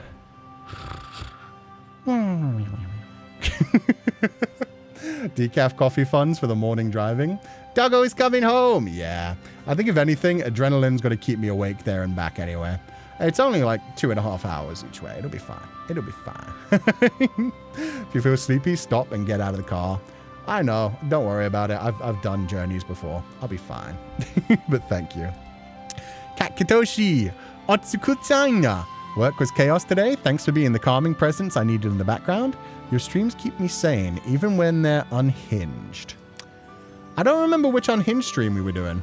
We had more emotional streams. Well, we had Mecha Chameleon. I don't remember which one was unhinged recently, though, but thank you for donating to the flowers.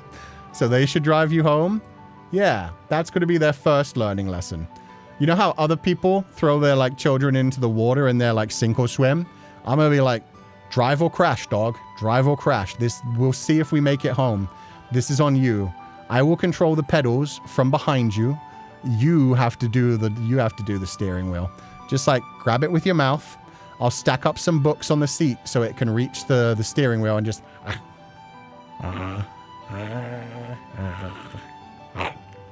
It'll be perfect. It'll be perfect. Also make sure to bring puppy pads for toilet emergency or car sick emergency. Yeah. Yeah, I'm just going to bring a big, giant towel, because that might happen. They're going to have their scented blanket as well, but I don't want them to pee on that. So I'm probably going to have, like, the scented blanket, and then also, like, a towel for them to be, like, wrapped in while I'm just, like, while they're sitting in the car, just in case. But hopefully, yeah. But Coo, it's a dog. It'll chase the cars, not evade them. So I just need to, like, what I do is I hang, like, a fishing rod on the front of my car with, like, a little squirrel hanging from it. And then it just wants to keep going forward. What happens when we have to turn? Let Jesus take the wheel. Honestly, I believe those moments when there was only one set of footprints in the sand, that was Jesus's time. If I crash, it's not my fault. It's on God. It's on God. This is between me, God, and the backwards version of God, dog. D-O-G, G-O-D. Therefore, let dog take the wheel. It's perfect. It's perfect. Just wanted to give Cú and chat a hug. Aw, thank you, Behind Zero. I hope you're having a wonderful day, and thank you for being here with us. J-Dog is going with you. J-Dog is with us all. At all times. Whichever J-Dog you believe in, whichever Sky Daddy or Mommy floats your boat, they are always with you in spirit. To amigo, thank you so much for donating the allowance. Another birthday with Sensei. Thank you for everything. The yapping and occasional moaning from your VODs kept me company while I was trying to work. You know what? I think if anything, I've been slightly less unhinged recently. There's been less moaning. There's only been like a couple of turtle moans. I can't remember the last time I gave like a gratuitous moan on stream. Especially like with long reverb and stuff. Yeah. I think if anything, we've grown as a streamer a little bit. We've been less unhinged. We've been more hinged. More in control. We're growing up. But happy birthday, To Amigo. I hope you had a wonderful one, and I hope you have an incredible year. As an atheist, sure, J-Dog, my man. Exactly. It's defendable in court. They can't discriminate against you based on your religion. If I say my religion involves a god who can take the wheel for me, what are they going to do? It's a two-player co-op with that exact setup. You and Grandma are in a car. Grandma can drive, but can't see.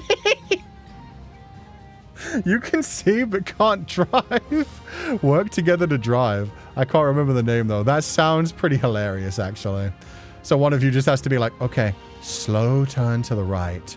Okay, 90-degree turn to the right. You're doing great. And we're in a cow field. Less unhinged, sure. Okay, maybe just less moaning. We have still had like a lot of curse knowledge recently. But yeah, we had some nice, emotionally like contemplative, thought-provoking streams. There you go. There's the J-Dog. Why you children want me to take the wheel? Who knows? Maybe I can't drive, my child. Blasphemy. Jesus can do anything. How dare you? He's the Father, the Son, and the Holy Spirit. If the Holy Spirit can't drive, why do we even have him in all of us? Why do we consent to this? If anything, isn't that like the spirit of the Super Saiyan kind of thing? So I think the Holy Spirit can drive. Even if J-Dog and G-Dog can't drive, Holy Spirit definitely can. Been in a car that a nun was driving, and she signed the cross before starting the car. So it was literally Jesus, take the wheel. Yeah, I don't care how religious you are. If you say a prayer before you start driving, I'm worried about how good of a driver you are. It may just be like a deeply pious person, but if I see someone do a prayer before they do anything, I'm like, oh, fuck. We might be in some trouble. He's supposed to be all-powerful. He just needs to be able to handle a car. Yeah. I got sacrificed before I learned how to drive. That's okay, J-Dog. Honestly, you don't need to know how to do everything. Fake ass shit. I bet Odin and Thor would learn how to drive. Thor would have so much fun in like a fucking monster truck. Odin would love like an old man, like a Volkswagen buggy. J-Dog needs to keep up. What would J-Dog drive if J-Dog drove? I feel like a Honda. I feel like a Honda Civic or a Honda Accord. He'd drive something that was like a low-key sedan, but something that's just very reliable and just never breaks down. It'd be like a Honda Civic or Accord that came from like the 60s and is still like trudging by on like 400,000 miles past so far. There you go. There you go. Sensei, there's a rumored parking angel now. If you pray to it, you have a higher chance to find an empty parking lot. I thought you were literally talking about the plot line of that movie with Keanu Reeves where he's a guardian angel that specifically just helps people while they're driving not have any accidents. Is this actually a thing that people believe in, that they have to pray to the parking spot angel to get a parking spot? Because if so, I need to know where that's become like an urban legend, because that's cute. Or just a scooter. Yo! J-Dog on a moped? I have my sheeps. Oh, you know what? Fair. He's a shepherd. He doesn't need a vehicle. He rides his flock. And his flock say, oh, God. Jesus. Oh, God. Sorry, I did it again. Right after I said I don't do that anymore.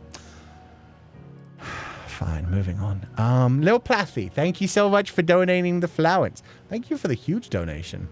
New Puppy, thank you for the month of June. Hope you have a great time with your new family. Oh, I will. It's going to be so exciting. Thank you so much for the huge donation. I hope you have a lovely time, and thank you for being here. Dude, bro. Hey, I did say he's inside all of us. He doesn't need a boat. He can walk on water. Exactly. Exactly. The most genuine moment of faith is when you get into your friend's car and suddenly become a deeply religious person, praying that you make it home safely. Especially if you know that person well enough and you've known them for a while. You've known them when they were at their fucking stupidest. Like, gotta be one of the funniest moments in your life when you become an uncle or an auntie and then you're like, how does my dumb-ass sibling have a child? How are you going to be a parent?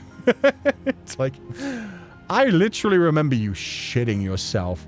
I remember every embarrassing thing you've ever done. I remember your teenage years. How are you a parent? And then they do okay. And it's like, okay, I guess they grew up a little bit. In front of the Jesus, literally. Sit in the chair, Jesus. Sit in the chair. You're a woodworker. You can craft one yourself. Do some woodworking. Come on, carpenter. Even J-Dog raised his voice and deleted his he deleted his comment. That's actually hilarious. My bad. My bad. My child, I don't think holy water can save this creature called man. No. Especially not on a silly day. J-Dog has the Flintstones car. I could see that. Or just like a rickshaw. He doesn't actually drive a car himself. He just like drags a cart along for other people. He carries you in your times of need. Honestly, spot on, Soldy Robin. Genius. Oh. As working with dumb kids that hit each other and cry about it, I fear for what they'd be like as parents. Yeah. Yeah. Forgive us, J-Dog. He's gone too deep. That's fine. At some points, you just need to tell people they're a bit too long and to just take it a bit easier and be a bit more gent. Much like J-Dog. And the Holy Spirit. That shit's straight up inside you. Anyway, Try Princess, thank you for the bunch of donations to the allowance. I didn't read these out online on the stream, but I remember talking about them yesterday, so thank you so much for the very sweet messages, and I hope you're having a lovely day. Pretty sure J-Dog rode a donkey. And that's how we got our first mule, because he was hung like a horse. And hung on a cross. Okay, I've been too blasphemous today. You know what? I'm taking this back. I apologize to all my Christian pupils. My bad. My bad. Even so, the sounds you make without realizing it are still pretty suspicious. Those I can't help. That's just genuinely me being me. Whether I'm concentrating on homework or accidentally doze off during the stream, they suddenly jolt me awake. That's on you guys. If you guys think they sound dirty, that's on you. I get very into video games. I feel like you taught my lore/story wrong to your kids. My bad. My bad. Did question my brother when he got a child because he was a heartbreaker. He ended up the best and doting father to my niece. It's nice seeing people step up. That is like a cute little like story when somebody is just like, you'll never be responsible. And then suddenly they like are responsible for another life and they immediately like become a different person. It's good shit. It's good shit. We're talking about our friend Jesus. Exactly. Exactly. Every now and then I think about how Big J is always watching, which becomes awkward when I'm taking a dump. Honestly, no matter what, if there is like a religion that's actually gotten it right, I just, as an agnostic person, it's very much a thing of I hope they would enjoy the silly shit that I say and know that I don't mean it in any offensive way. And if you personally take offense to it, turn the other cheek. Turn the other cheek. Sometimes you need to get basted on both sides. Use too much, but yeah, it's going wild today. Yeah. Yeah. We're done. We're moving on. We're just going to play some GeoGuessr and finish off our donations. I said I went too far. It's okay. You're just getting it all out of your system before the baby comes. True. True. True. We've talked about topics that were even more offensive to Christian pupils. Do you remember the Holy Prepuce? Oh, that one wasn't offensive, if anything. That was just some interesting historical knowledge. I don't think that was offensive. I didn't make jokes about that at that point, and I could have. No. Yeah, no, okay. I'm in a very unhinged mood today. Immediately, about 3 jokes came into my head, and I was like, no. I just said we're stopping that. We really could have. There are so many things you can do. Okay, there's only one thing I'm going to say. Literal cock ring. Hello, Cú. Hope you're having a wonderful day and a lovely July thus far. We are. It's about to get a lot more wonderful, unless I get fucking smited. We may get smited. Best wishes and regards to you. Thank you. Yeah, thank you. The advanced form of docking. Bro, to me, no. You're not wrong, though. I like to believe whatever it is watching us just enjoys the tomfoolery that happens in this universe. Yeah, whether it created us or it's just watching us, honestly, I just hope they're amused. And if they decide where we go in the future, yeah, they should know what we meant when we were saying things and doing things. And it's like, they know I don't mean no harm. I'm just a dumb trying to enjoy life. When I first heard turn the other cheek, I thought it meant slap them. It actually does, essentially. It's when you've been, like, slapped. Oh, you mean turn their cheek. You mean, like, oh, somebody slaps you, you slap them right back and turn their cheek? That's kind of funny. That goes the opposite from, like, an eye for an eye and everyone becomes blind. I was told that story by a nun. It's fine. Exactly. It's literally part of it. We hold back before the puppy comes. Nah, I've got to get it out before the puppy comes. My intrusive thoughts have been winning lately. It's fine. Lord, please forgive this man. He was just a silly little guy. That's okay. I'll hire a sin eater. I'll hire, like, Christian Bale. Was it Christian Bale? Might have been Keanu. Which one played sin eater? But yeah, I'll hire a sin eater to just eat all my sins, because apparently that's how it works. At least that's how it worked in the Middle Ages. Oh, God. We are such a joke for gods. Yeah, they probably look at us like a little petri dish, and they're like, look at these silly guys, the little dumb dances. It was Heath Ledger? Shit, I was so far off. My God, my bad. But yeah, Sin Eater was actually a damn good movie. That came out around the same time as Constantine, which is an interesting time for, like, religious movies. Sensei, be more careful driving tomorrow. Immediate thunderstorm. Everywhere I go, trees are getting hit by lightning. It's like, I won't end you, but I'm just going to remind you to be less sinful. Wait, what did J-Dog say? I'm still listening. Do your worst. No, I'm good. All I had to say was cock ring. That's enough. That's enough that anybody who knows what that is, I mean, that's just a normal, like, object, but literal one, yeah, you could use it. Oh, God. Yeah, you make your own jokes out of that. I've done enough. The docking made me choke on coffee bubble. The docking one was wild. Docking with extra steps. Still never recovered from my mother rapping in tongues and kid me thinking she was possessed. Okay, that's rough. Turning the other cheek, is that for getting slapped or for flapping my skin? What skin do you mean? I'm a bit worried. Are you twerking right now? Which cheeks are you talking about? It's literally for if you get slapped, just be like, it's fine. You're only hurting yourself in the long run. I'm going to go to heaven. And then you just slap them again. Honestly, it's fine. Which cheek did you mean, Jesus? Good question. Good question. Surprisingly good film, Constantine? Yeah. Considering that was a comic book adaptation and, like, very different from the source material, but still a very interesting take on it. They need, I guess they had a TV show. I was going to say they really need to make a live action movie of that properly. And then I realized they had the TV series and that was pretty good too. And Constantine's been a big part of, like, the DC animated universe of movies. He's in a weird place. Constantine is such a fucking cool character with so many sick stories.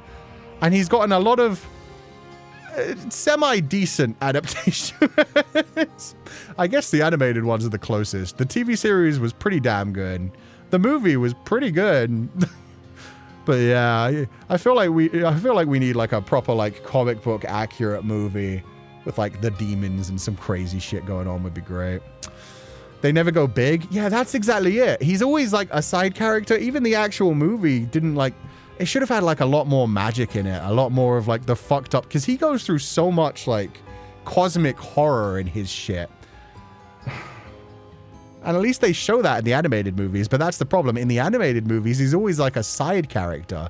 He was only a main character in, I think, was it Days of Future Past? He was one of the main characters in one of the ones where he fucks up the timeline in somewhere. But even in that, it's still like there's so many characters. It's not really his story either. Anyway, yeah. And the fact that he like meets up with characters like Sandman is crazy as well. He meets up with Sleep and Death. Kushabi, thank you for donating the allowance. I thought you meant that skin. I should have, yeah, probably because of like the Twitter name. I should have known exactly what you meant. Oh, wait, was he in? Oh, wait. Was the Constantine TV show made by CW? Because that didn't cross over with any of the other ones, did it? The one that like starts with the Kitsune? Was that CW? Because that was surprisingly, that didn't like overstay its welcome like every other CW show did. Like Arrow and The Flash, they went on for like 4 or 5 seasons longer than they thought they should have. But yeah, the actual like, it was by CW? Oh my God. That's crazy. Okay, whoever like made that one, like just, they told a decent story and then they dipped. When you get hit in the face with a banana, you must turn around and let another banana hit you. Don't turn around for the banana. That's a really bad idea. You don't want it going the other way. Oh, Jesus. I thought it was it not? I genuinely thought it wasn't. I'm looking it up now. I never like connected that to the other ones. Constantine TV series.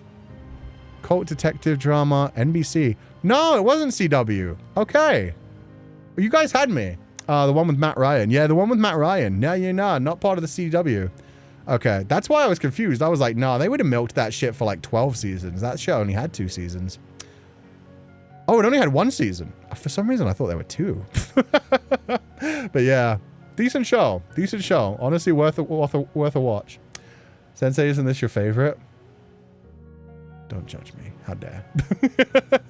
The animated one was CW. There was an animated Constantine series? Animated Constantine. City of Demons. What the fuck? Oh, and it's still Matt Ryan. Wait, I didn't know this was a thing. I've seen him like show up in movies. I didn't know they got a straight up like, yeah, 6-episode TV series. Huh. Fucking sick. I might have to watch that. It came out in 2018. Remember the animated one more than the live action? Oh, so some of you were talking about the animated. No, yeah, I was talking when I've seen the live action Constantine TV show. I didn't know there was an animated TV show. Wild. We got a Constantine Max Sensei? We do. I actually need to read some of the comics. Oh, God. Don't hit me with the clown wig. I just didn't know these things. Anyway, okay, let's finish off these so we can go to GeoGuessr. Peekaboo! Thank you for donating the allowance. This one was yesterday. So happy belated birthday! Sensei, my birthday is today and I want to share a virtual birthday cake with you. Wink. Work has been crazy, so it's been a while since I last caught you live, but watching your VOD at lunch before bed never fails to cheer me up. Woof you as always. Thank you so much, Peekaboo. Happy birthday. I hope you have a wonderful one, and thank you so much for being here. Hope you have a wonderful year, too. And yeah, yesterday, that stream was kind of emotional, but at least we had lots of fun between it as well. So thank you so much for being here. Happy birthday, and I hope you have an incredible year. And finally, among all the extra Tri-Princesses. So thank you again, Tri-Princess, for always donating so much. Oh, actually, we've got 2 more. Brotame, thank you so much for donating the Feileacans, a humble offering to future dog nobility. That was less than a humble offering. Thank you very much. That's like 2 dog toys. So they're going to be eating and chewing well from that. Thank you so much for donating the Feileacans. I hope you're having a lovely day, and thank you so much for being here. And finally, Chat Summer. Can't believe the new puppy will be here soon. Felt like yesterday when you mentioned about getting a new puppy. I know. It felt like it took forever, but now it's like, it's tomorrow. Crazy. Anyways, wishing you luck on the new puppy, and it'll live a long, full, and happy life. I hope you have a wonderful break, sir. Woof ya. Thank you so much. Yeah, it's got to have the best life. And it better be healthy the entire damn time. Woof you too, Chat Summer. Thank you so much for being here. And yeah, I'm definitely like, I'm preparing that animated Constantine for the future. Oh, and a double one. Also want to recommend you a movie that might be up your alley. The movie is called Power Ballad, made by the same guy who directed Once and Sing Street. Of course, you don't have to watch it if you don't want to. I just want to let you know. Ooh, Power Ballad. Let me look this up. And thank you so much for donating to the Feileacans, Chat Summer. Power Ballad. Paul Rudd and Nick Jonas. That's Paul Rudd? Oh, God, with his hair. Oh, they switched. They put Paul Rudd under Nick Jonas, and I was like, he looks so different with short hair. What is this about? Musical comedy drama film. When Rick, a past his prime wedding singer, meets fading boy band star Danny during a gig, the two bond over music and a late night jam session.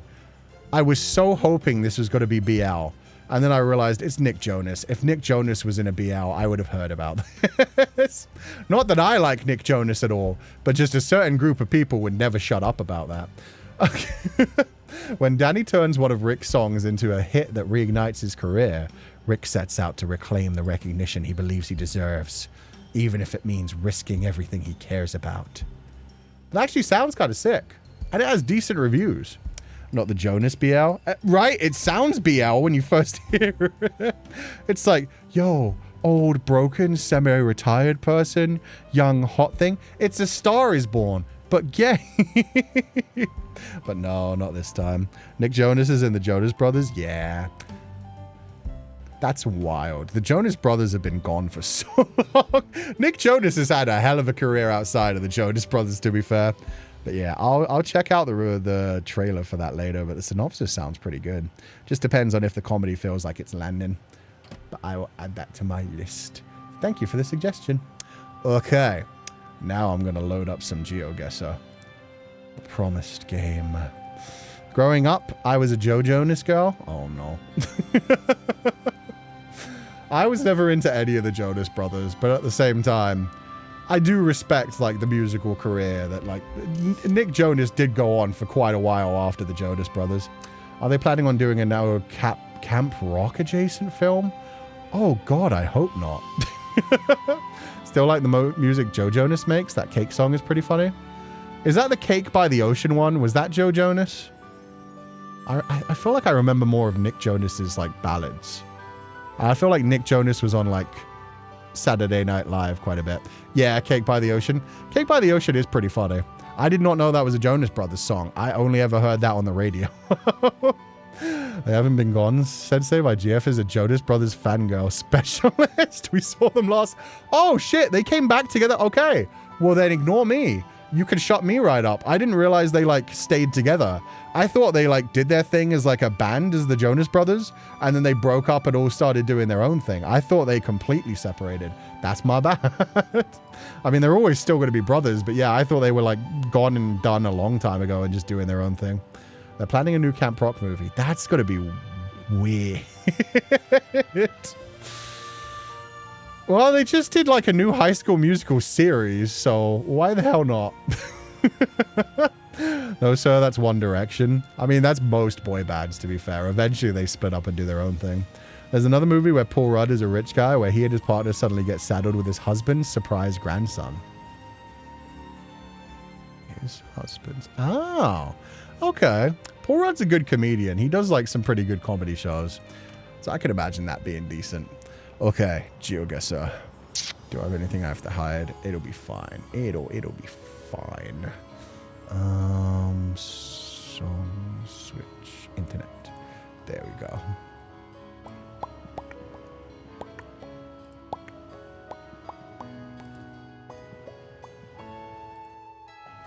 Ooh, it's even almost the right size.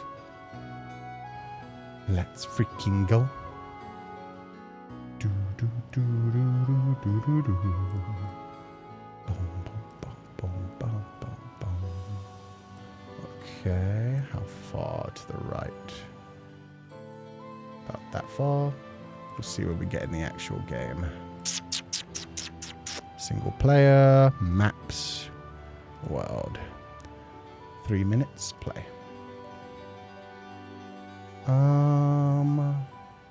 Yeah, we do want the top a little bit more. And we're starting on a mountain in the middle of nowhere again, because why not? Why wouldn't we? Why would we start somewhere intelligent? This is fine. Oh, wait, I just realized. I'll just copy this. We're supposed to be in gaming mode for this. Whee! Another High School Musical series? Yeah, they did a series like 2 or 3 years ago or something. Boom, boom, boom.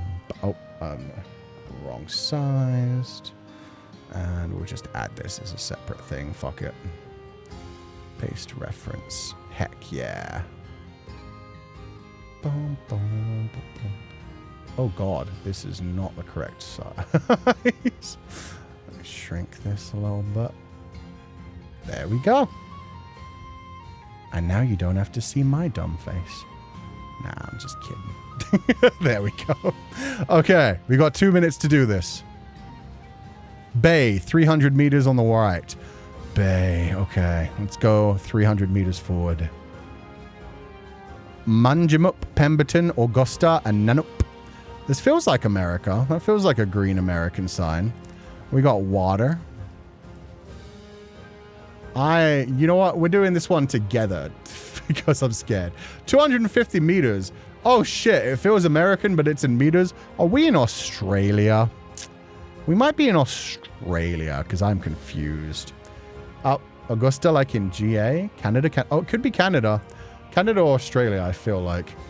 Possibly Australia? Okay, somebody else thought... Okay, that building looked very American. That did not look like an Australian building. So now I'm thinking Canada again. Augusta. Ooh, what's that thing? Anybody know what that thing is? 251. But it said M. Yeah, M is in meters. So definitely not America. No, when I say looks American, that's like... Well, since it's meters but American, I guess it could be like a Nanup board, Australia or Canada. Nanup Historical Society. Of where? Free Nanup visitor info, furniture gallery. Oh my god, all the signs. Nanup this, Nanup that, Nanup that. Rockford Street, Holbury House, Nanup Community Garden. I'm so confused. Do the trees look like Canada? I'm feeling Canada. Somebody said New Zealand. If it's New Zealand, I'll be surprised. I'm going to say this is near Toronto, but not really. Oh, God, where was that? It was Australia! I'm voting Australia or New Zealand because of the trees. Damn it. So we're in Nanup. We're definitely in Nanup. South of Perth. Oh, Nanup's pretty big, actually. Okay, so now we know if we see the little house signs, that means Australia. That's some sort of their road. Oh my god, I should have just stuck with my gut. I believed. I would have gone over to the east anyway. We literally got 0 points. 10,200 miles away. That's almost the furthest we've ever been. I think we got up to 13,000 once. Oh... Got to check the trees. I honestly didn't even see that the trees looked any different. I'm glad that we're doing this one together, guys. I like the look of that tree all by its lonesome. We're going to head that way. Ooh, and it's got a little building with it. Ooh, it's got such nice shrubberies. Yo! This is beautiful.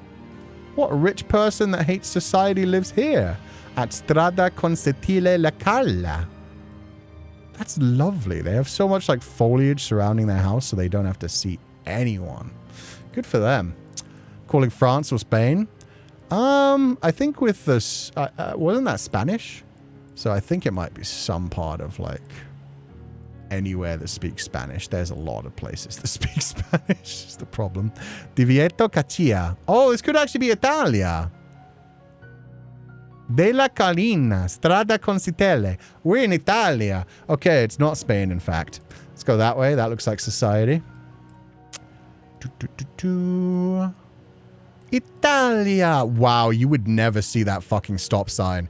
That's so dangerous. My God. Yeah, fuck that. You ain't stopping there. You're not getting blamed for not stopping there. I feel like this is like Tuscany. Well, no, there's not enough hills, actually. This isn't Tuscany, but this is a beautiful area of Italia. Lots of Italian, yeah. God, this is, yeah, this is gorgeous. Maybe these are vineyards, and they're just not being used for vineyards right now. But I could still see this being Tuscany. Did I just get turned? Oh, God, it keeps turning me. What direction was I going? This way. We were near the end of the road. There we go. I think. Oh, yeah, now we're in proper vineyards and hail bales. Or did I get turned around again and I just got confused?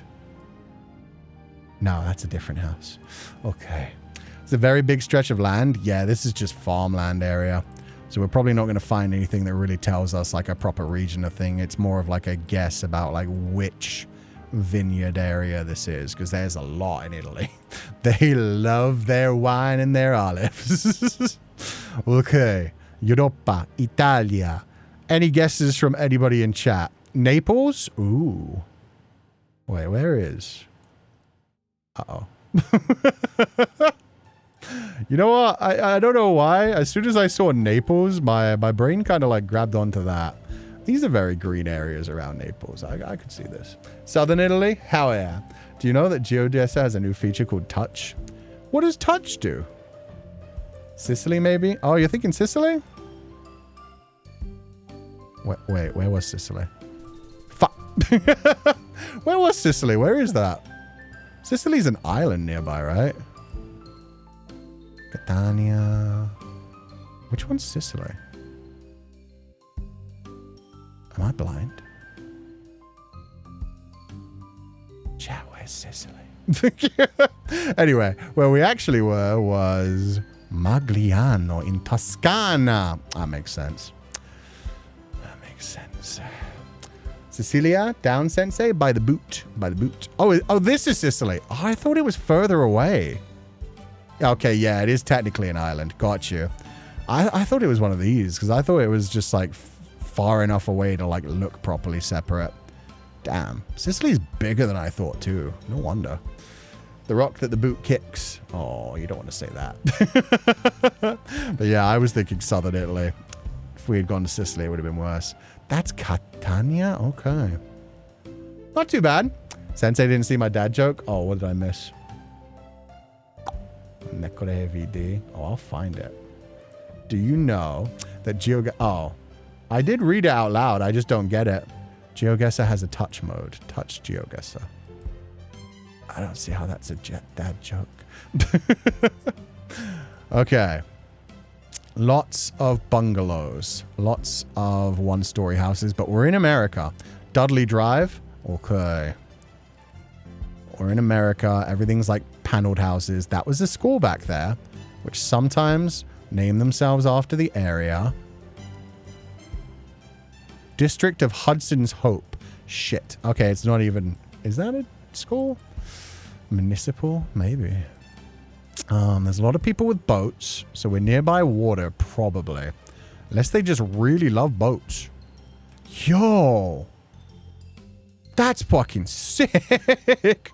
Tiny little cabin just covered in solar panels. Cabin with the electricity hookup. Let's go.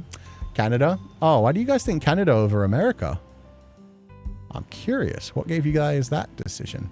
You're probably right. I'm just wondering what it was about it. Or is it just because Canadia's evil? St. Peter's, all welcome. Hope Museum. Pretty, wowzers. Very European. Maybe a big lake. Could be a big lake, yeah. Oh, God, that was a big sign there. WAC Bennett Dam. Fort St. John to Alaska Highway. We're in America. Looks very northern US. It does. If we're in Alaska Highway and Fort St. John, and that's a Canadian flag, shut me up right now. Mother frickin' Canadians. Okay, we're in Canada. We've just got to be somewhere near. We've got to be West Canada if we're near Alaska something. Fort St. John. Makes sense. It blew my mind. So like over here. Alaska's like over here, right? So maybe in British Columbia? White Horse, the Yukon. I doubt it's as far north as the Yukon. So I'm thinking British Columbia. Prince Rupert, Hazelton, Burns. Like, there's a lot of lakes around here. I'm going to say it's around here for now. We'll keep looking. Canyon, Highway 29, WAC Bennett. Highway North, 29 North. 29 North. Is that near any of these? That's 37. That's 16. 27? 97. Yeah, I'm just going to say it's around there. Closer to Russia? No, we did pretty good. We did pretty good. Hudson's Hope. Ah, there it was. Shit, you can actually see that pretty zoomed out. I should have been looking around more. Was British Columbia. But yeah, whoa. It's actually so much further east from Alaska than I expected. That kind of blew my mind. It says stronger BC. Oh, did it say I didn't even see that. I have similar solar panels on my roof. I wish I did. I've heard stories of people that have solar panels that like do such a good job that they never spend money on electricity. And my electricity bill sucks. Solar panels are something I want someday. Can't really have them in an apartment. Oh, that's such a beautiful willow tree. Okay, we're in a big city. Watch this be fucking Toronto again. We've gone to Toronto like 12,000 times. They are using kilometers from what I see. Via Privata Pomezia. Are we back in Italia? Is this Rome? These colors say Rome. Maybe we're in Rome. Feels Europe. Yeah, as soon as I saw the kilometers. Conad. Anybody know a super department? A department store called Conad? Gecko? Watch this be Romanian. And they're just fucking with me. I'm just going to follow the tram line. Tram lines always go fun places. Nah, we're moving far away from the city center. I chose the wrong direction. It's okay. It'll curl back. Trust in the tram. Trust in the tram. When in Rome. Yeah, I'm feeling more Romania than Rome now, though. I don't know. Something about it feels more... Oh, pride colors. Okay, that takes me back to Rome over Romania. Okay, we've left the tram. Which direction do we want to go? Lots and lots of mopeds. Yeah, I feel like Rome. This is probably Rome. Italy love their mopeds. What do you say? Vendita noleggio. Oh yeah, no, this is not Romanian. This is Italian. Autofinsiria, gromista, camaseria. Compro e vendo autosute. Totati, Italia. Okay. So is this Rome? Or is this a different big city? It's definitely not Venice. Unless it's like an edge of Venice away from the water. Rome or Milan or something? Yeah, it's big city in Italy. They got a little. Ambrate, Ambrate. None of those say Colosseum, so it doesn't help me.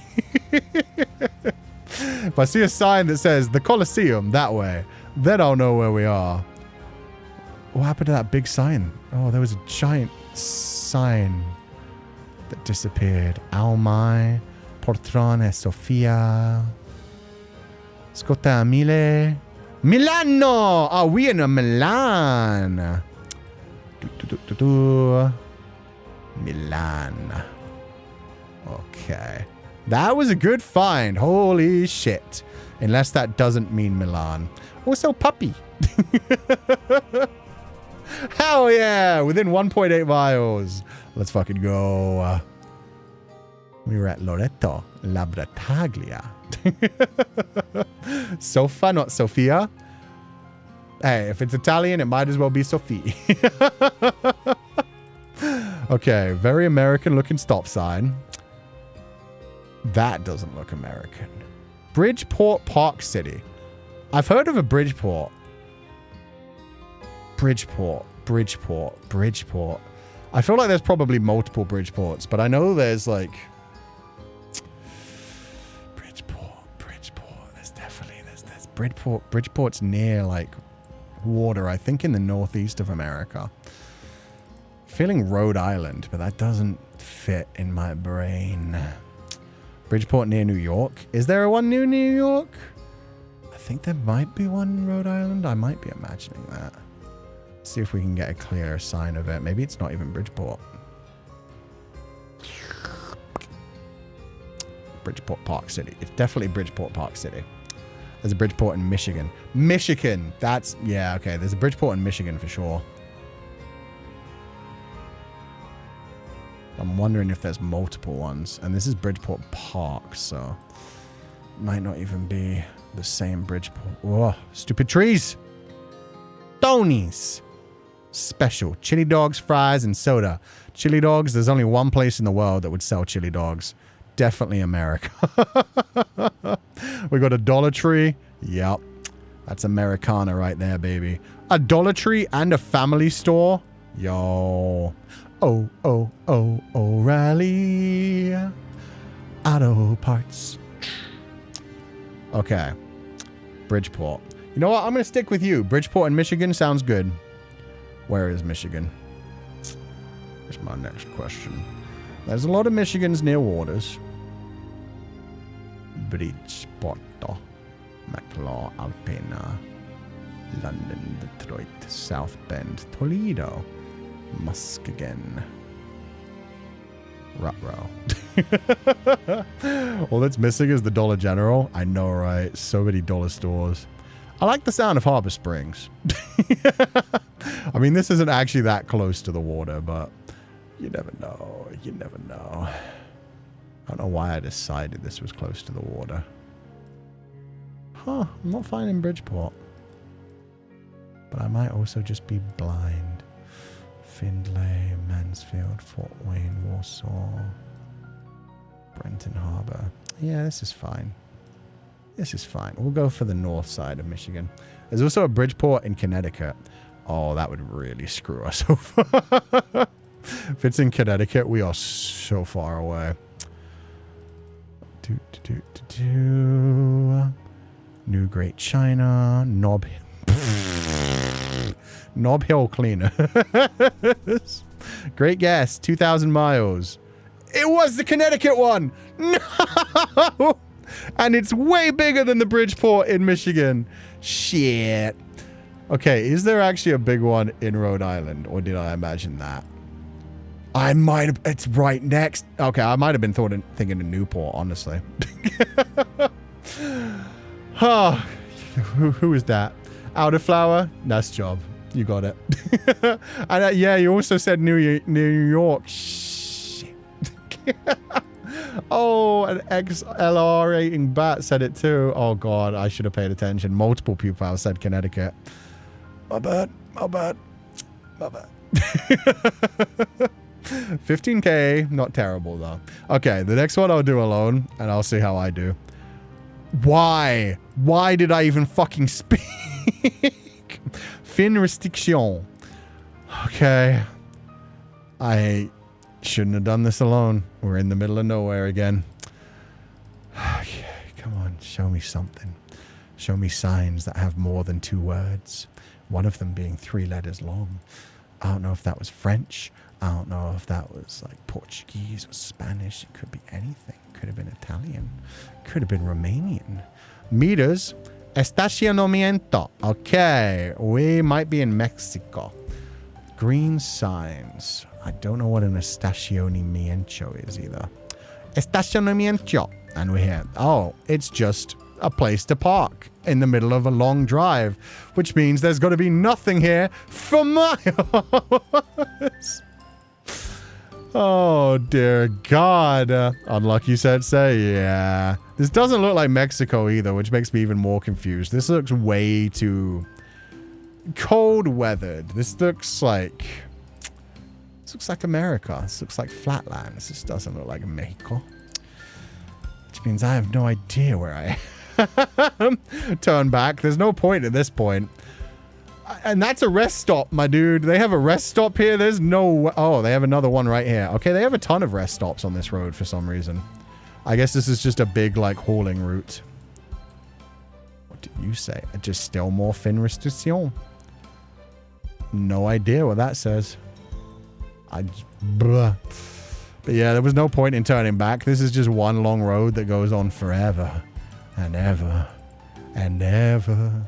And ever, and ever, and ever, you'll be back. Dun, dun, dun. Could be Argentina. Could be. Could be anywhere. Could literally be anywhere with a long road. And not super, like, hot climate. So it may be, like, super far down south. 100% not Brazil on this one. But what if it is Brazil? Brazil's huge. The cars drive on the right side, so maybe America. It wouldn't be Spanish in America. In parts of America, I guess, but they would have English as well. What are these cute little things? What the hell? Those are adorable. I don't know what they're for. And I still have no idea where I am. I'm going to say super far south in South America. Somebody said Argentina. I do like that. I'm going to go all the way down here. Fuck it. You know what? The Falkland Islands. Nope. Maybe? No. No, they'd be speaking English. Holy shit. How did we manage that? I'll take it. I will take it.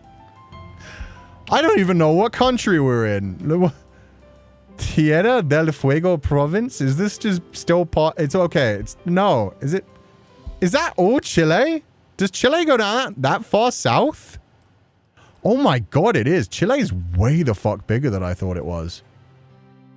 Mother of God, that is a long country. Whoo! I did not think we would be anywhere near that close. Think it is Chile? Yeah, I had no idea Chile was that much land. Chile and Argentina basically break up the entire, like, south. Whew. Me screaming in chat. Oh, did you know that, Clowny? Oh, let's go. Vamos Chile. Okay. Yeah. Luck of the Irish. Honestly, genuinely. You owe me $5. Did I not say Chile Sensei? Good shit, Clowny. I had no idea. I didn't know Chile went that far south. I thought Chile stopped around here. So crazy. We'll take it. Mother of... Okay, this is a dirty place where people just litter on the side of the road. Woo! Let's go. Let's go. Got nice, cute little rivers by the side of the road. I'm playing with the Pupals. I get like 3 cities. I'm playing by myself. I have to fucking travel hundreds of meters just to see a sign. Can't complain. We did well on that last one. You know what? This is J-Dog. This is revenge from J-Dog. This looks like, I mean, this could be like Wales. This could be Scotland. This is the problem. I only know like driving through. Oh, nope. Okay. Jehovah Industria Gesso. Industria de Gesso Jehovah Gesso. That makes no sense to me. International code 79. If I knew what that was, that might help. Okay. Oh, big signs. Big signs. R dollars. R dollars. Who uses R. I'm like, oh, my brain's only saying rupiah. It's definitely not rupiah. Parcelas a partir, lotes como entrada. Okay, that's Brazilian Portuguese. We're in Brazil. Brazil uses the R dollar? To be fair, I don't remember what Brazil uses. And Brazil's still huge. Pedido de sorte. Okay, let's try to find more signs. Quiero delivery. Oh, I see this sign. 20 giga. 50 meg. No, 500 mega. 500 mega or 20 giga. In what areas, my dude? Portalade, Técnico. Nope. Okay, that doesn't help. That's fine. That's fine. More signs. Entrada, Pachelas. That almost looks like a map. Pejoto. Taviana, SE. SE! Okay. That tells me, maybe. Oh, SE. State of Sergipe. Okay. For now, we're going to assume that's what that SE means. For now. Probably not, but we'll pretend. Erguilar. 20 años. Entrega. That has locations, but I can't see. Oh, Placa de Mercado. Provado, Brasilia. Provado, Colonial 13. SE. Doctor Waterfranco. Waterfranco. Lagarto. Lagarto! We're in Lagarto. We're like somewhere near.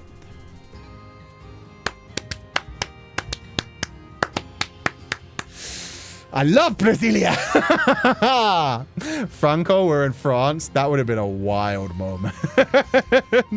Considering the places they've been putting us, we've been doing pretty good. We've been doing pretty good.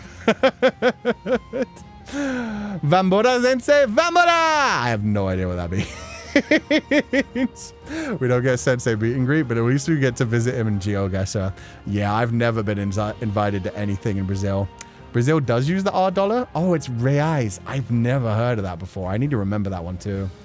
The money in Brazilian is reais. Thank you, guys. Happy Dance is adorable, Sensei. The fact that I saw the Lagarto, I was like, yeah. Then I was like, well, we're not. I figured we were like somewhere quite far away from it. But it worked out. It worked out.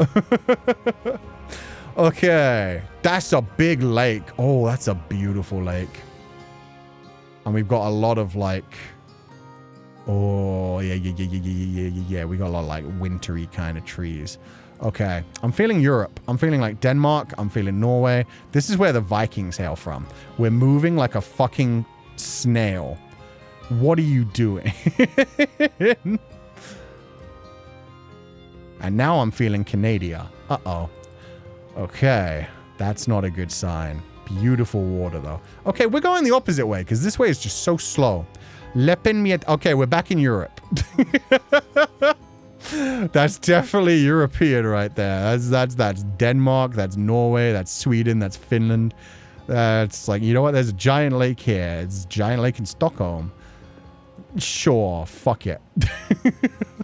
Can we please move at a decent speed? Oh, God. Whatever this area is, they do not like to drive fast. Oh my, seriously? Okay, I'll just click the arrow. Does that help at all? No, now nothing's fucking loading. Why do you hate me?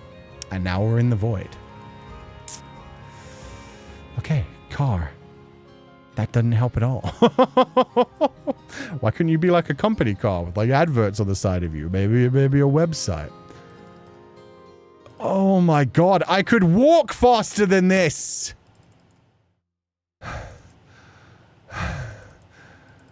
This is fine. This is fine.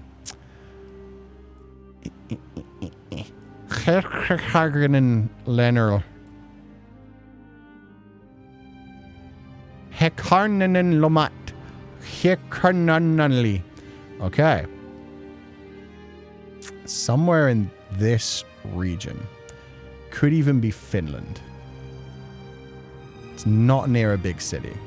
It's near a lot of lakes, waters. They don't have the interesting... They don't have the circles through the O's, and they don't have the double dots over things. So where the hell is that? think they have those in all of these places. They do.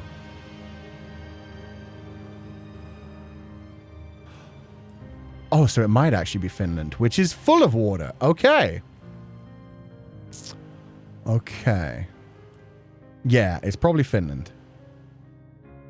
I didn't know Finland didn't have those interesting, like, extra letters. I'm not going to do any better than this. It had to be one of these. It could be Denmark?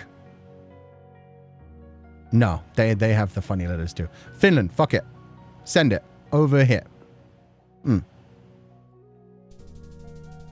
Yeah, no, pretty close, actually. Damn, okay, they were surrounded by water, actually. I could only see it on one side. They say they dropped me in the middle of a, like, bridge over the water, but they did not. They are lying. Oh, people knew. I can confirm it's 100% Finland. We have the A's and the O's. Oh, you do have... I am so lucky I didn't see any of those when I was just not zoomed in. Not zoomed in, you don't see any of them. There's one there. Oh, that saved me for no good reason. They just seem a bit less common. Beloved Cabbage Doko. Beloved Cabbage is having a nice break. They wanted to make sure they got every blade of grass in 4K. Apparently. Finland. Oh, you guys knew it was Finland immediately. Damn it. Yeah, Mafu would have been screaming if they were... Damn it.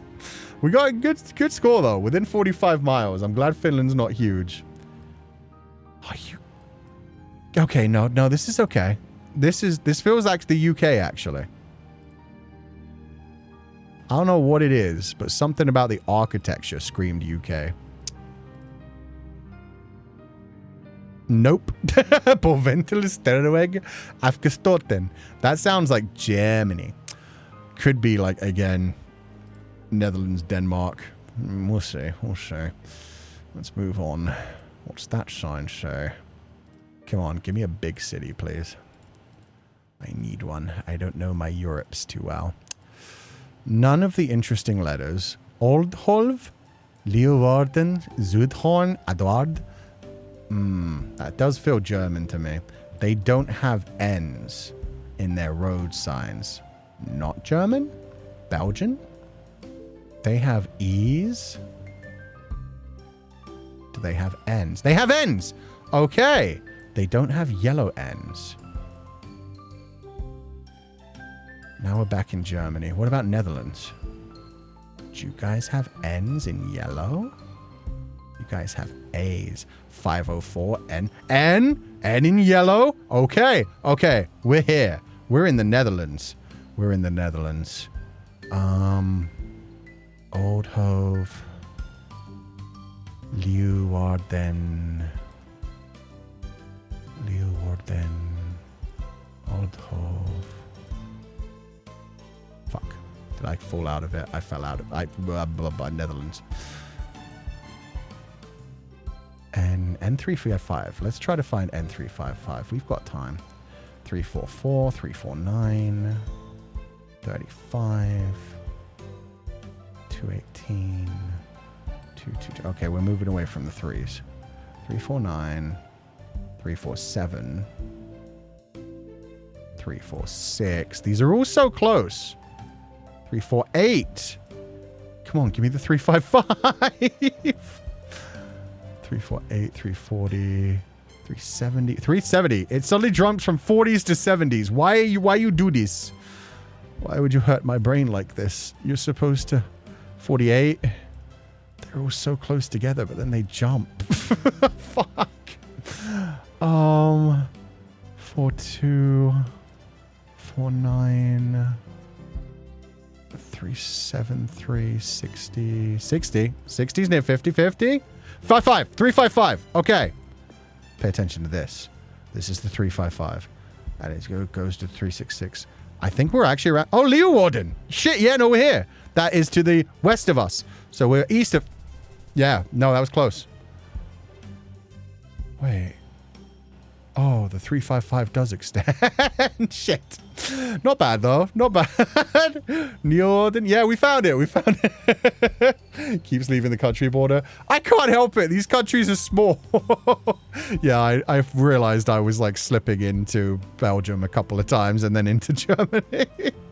Not bad, though. We found Leo Warden towards the end.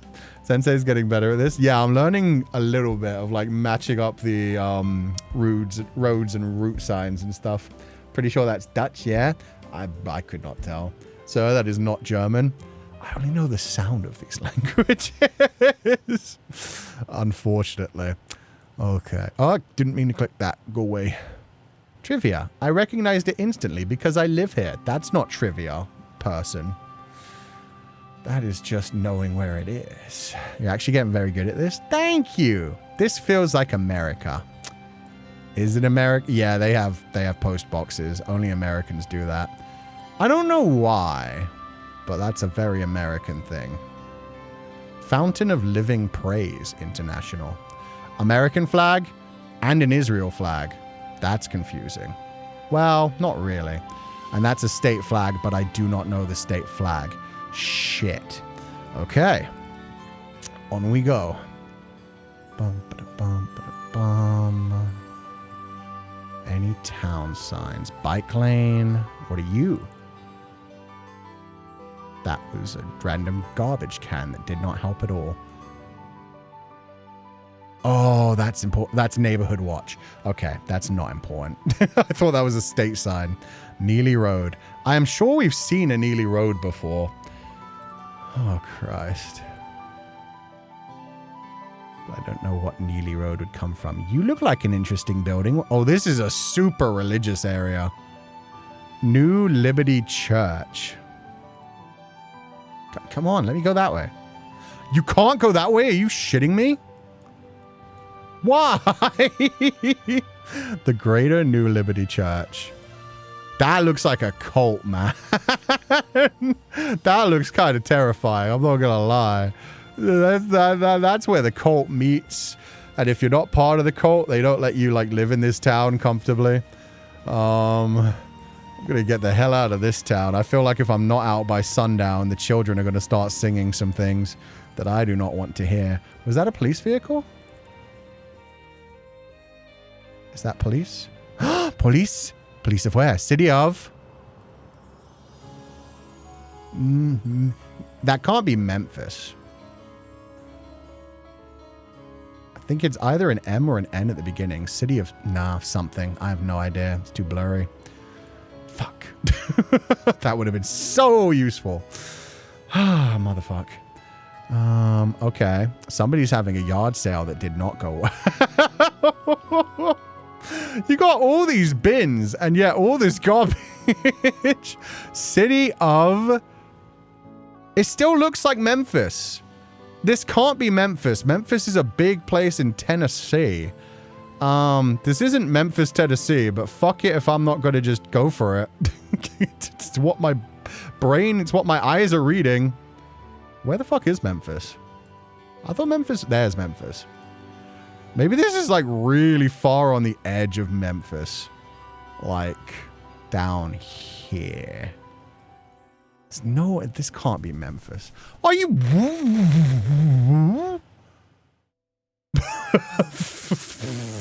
That blew my mind. That's what Memphis looks like. That was in the center of Memphis. They make big cities different down south. Country boys make do. That was... I would not have guessed that as like one of the big well-known places in America. What was that sound? That was me holding back from so many rude things.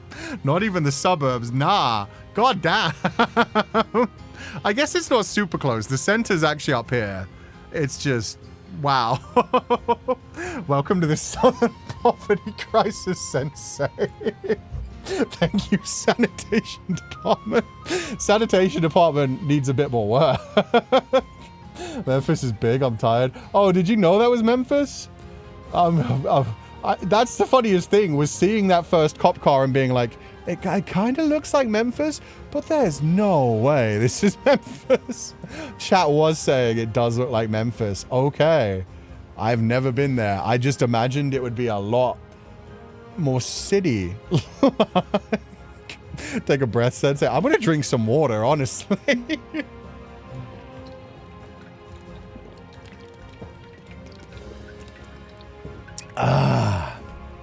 lived in Memphis. I've passed that street. I know where that is. That's wild. That looked like the type of place where they'd be playing banjos. Not the place, well, I was going to say that invented country music, so sure. Oh, almost a gold. 2,400. Oh, wait, no. Is that... That's so close to our high score. 24,011. That is a solid gold. That's only 900 away from a perfect score. Let's go. You did so good. We're so proud. Especially considering those first two sucked in area. Okay, good shit. You guys want to play another game? You want to do one together, or do you want to do Food Guesser? What do you guys feel like? We can do like a couple more games before I head out for the day. He's becoming a pro. I'm a neural net processor. I'm learning. Yes, please. One more. One more. You guys want to do one more of the main one together? Oh, Chewing wants to do High Roll Guesser. Okay, we'll do one more of this together. And then I'll try a High Roll Guesser. I'll see how I am with High Roll Guesser, and we can do a High Roll Guesser together too. Oh, some people do want food as well. Okay, that's the order then. We'll do one more together. We'll do like 1 or 2 Food Guesser games. We'll do the daily Food Guesser game, and then like, yeah, another Food Guesser game, and then we'll do one final High Roll Guesser. We'll just see how High Roll Guesser goes. Okay, this one we're doing together. We're in Europe. We've got meters and tons. We're in an eastern part of Europe. Omleding ut Kanalweg. Weg, I think that's either Germany or Netherlands, right? Volg, Vlieland, Dicht. That sounds very German. Let me see these signs. It's a good start. We've got a lot of things, actually. Sounds like... Oh, it's Netherlands. Oh, yeah, they've got the N's again. N236. Yeah, we're in Netherlands. And we're in North Netherlands. If it's the N's. Nope. That's not how that works, apparently. Didn't you guys have the N's? Yeah. Netherlands again. Dutch again. Amsterdam. Oh, I should fucking read. So, yeah. Amsterdam's to the west of us. So we're somewhere around here. God damn it. Oh my god. I was just like, ooh, N's. Meanwhile, Amsterdam. One of the few places I would actually recognize. N236. To the west of Amsterdam. 200, 208, 232. 200, 232.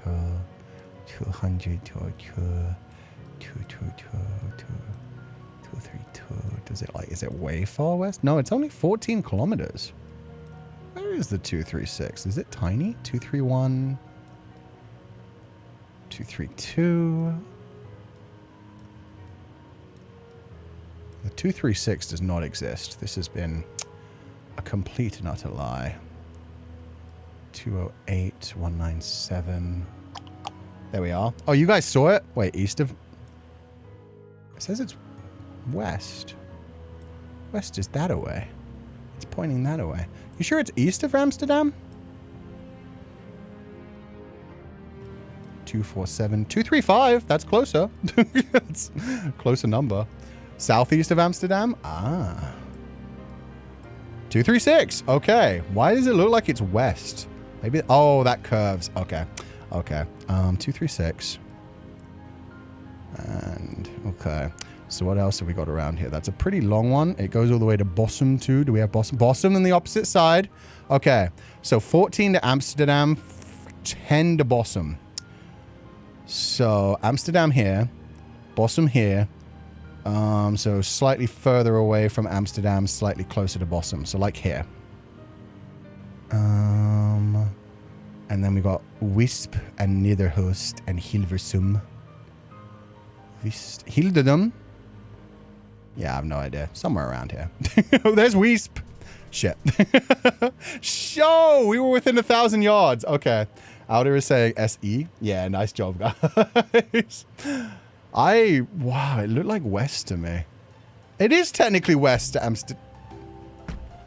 It's west to Amsterdam. Not...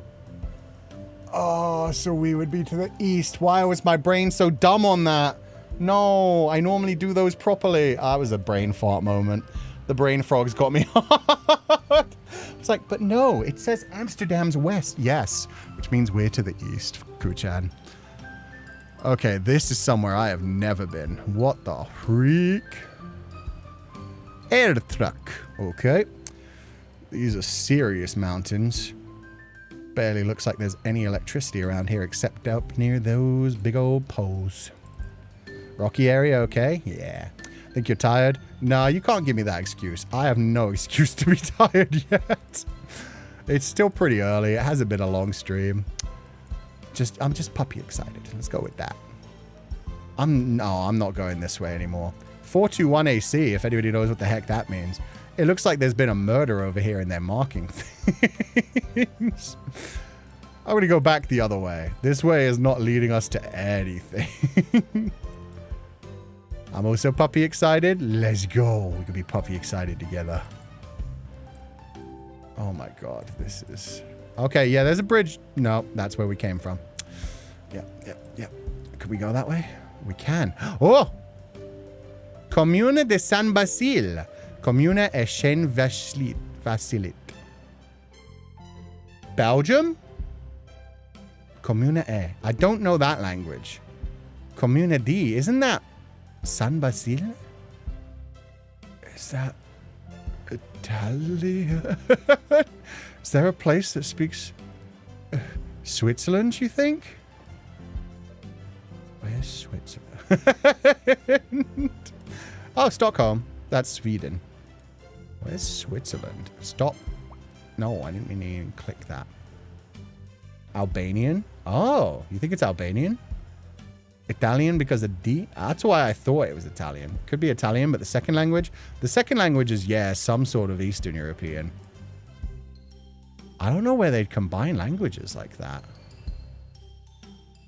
Interesting. And where is Switzerland? I have many questions today. I've never looked at Switzerland, actually. Switzerland is right above Italy. Really?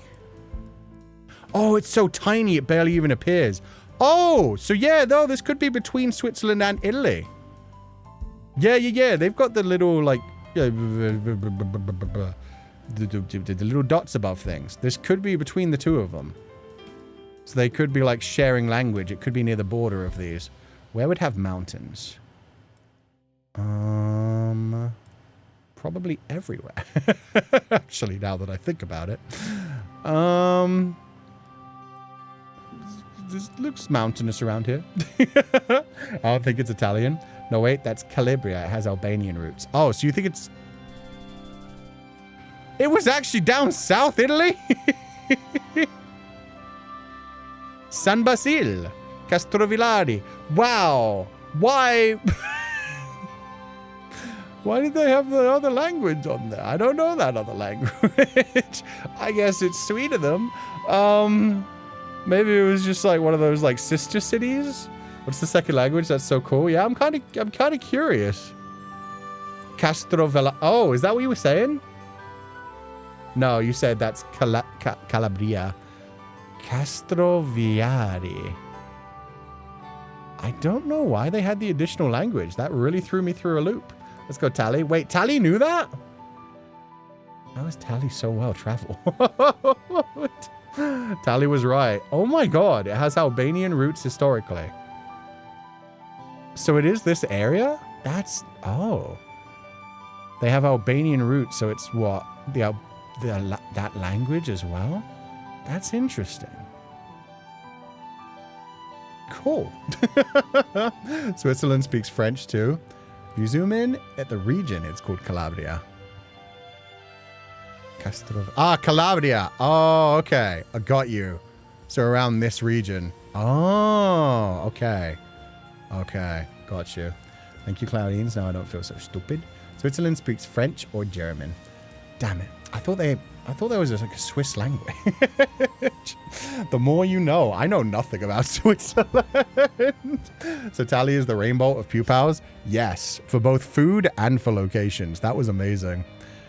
Damn, my bad though. I didn't click up on that quick enough. This is a stadium. But what stadium? It's a rundown stadium. This whole area is pretty run down, but this used to be a big stadium. What are you? Galería Municipal. Oh no, La Calera Municipalidad. Hashtag hagamos la diferencia. Nuestros servicios? Veterinaria? What? What are you? La Calera. Okay. Oh, there's a flag. Is that? Fuck. Is that Puerto Rico? It's Chile? Shit. Fuck. Oh, I'm going to get slapped for that one. It's Chile. Okay, we're in Chile. Thank you, guys. Which part of Chile are we thinking, or should we just explore for a bit? Get all the disrespect. I've never seen the Chile flag. I need to look up the... what did I say? Puerto Rico? I need to look up the Puerto Rican flag after this. Because I need to know why I thought that was Puerto Rico. Distribuidor de Hermanos. Okay, that doesn't tell us shit. 2025. North of Chile? Oh, do you guys literally know which area this is? Like, do you know, like, city kind of thing? Or are you just, like, saying it's probably northish? Go north, it's La Calera. Oh! You know La Calera. Okay, we'll find La Calera. There's... Calarma. La Calera. La Calera. Caleta. Empique. Puerto Papios. Tacopio. Calera, Calera. Not so up north. I'm explaining. I'm exploring. I'm looking for Calera. How tiny is it? It felt like it would be big. I did not know Calera was a city. I thought that was like just the name of the building. Near Santiago. More center. Oh. Near Santiago. Oh, way far down then. La Saleda. Conciapo. Oh. Was it Caldera? Am I imagining that? No, Calera, Calera. Calera, Calera. Near Santiago. Calera, Calera. Concon. Canela. Orval. La Sanina. Conquipo. No, I'm not seeing it. Sorry, I'm screaming. You're good. I get, like, if you know where it is. How did I miss that? Oh, it's tiny, tiny. It's, yeah, okay, it's pretty tiny. La Calera. My bad. Yeah, that was actually pretty central Chile. But yeah. Interesting. So yeah, some people knew that immediately. Valparaiso is close to the sea, near Santiago in the middle. Shit, damn it. If we'd gotten that earlier, that would have helped. My bad. We still got pretty close, though. 393 miles. Chile is huge. Man, we're learning a lot about Chile today. Now, give me a second. Kucha needs to take a break. Puerto Rico. It's so different. Oh, my God. The flag is so different. Chile flag. Okay, I think I'm going to remember that one. That one feels... What is the Texas state flag? Because that's the other thing that I was thinking of and I knew... Yeah, that looks so much like the Texas state flag, it's not even funny. So that'll probably actually stick in my mind now. Interesting. Texas is one of the few state flags I know because they're scary. You see a Texas state flag, especially outside of Texas. You know you're in for a fight. The Texans that like move up north and like to the east, they scary, man. They bring their flags with them. Bro, look at my teacher. He doesn't know flags. I have admitted I know jack shit about flags. Hey. Anomila, you know it's true.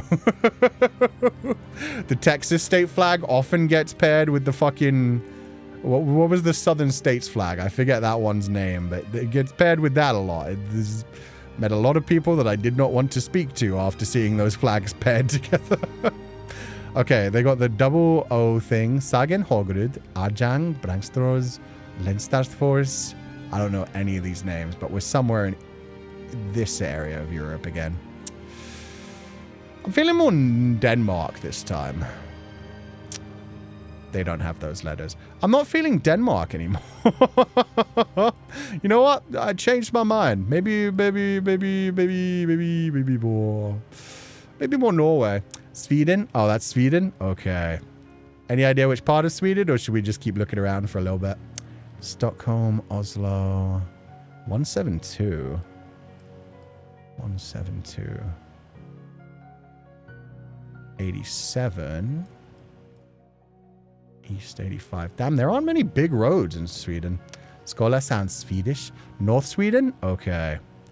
Oh, Sweden goes pretty damn far north, too. E10. We need 172. E45. Oh, God. They make it hard to find the roads. There are no roads near the border with Norway. Ah. So, north and west. There's that E12 again. They do not mark enough of their roads, man. Nah. Nah, this is confusing as hell.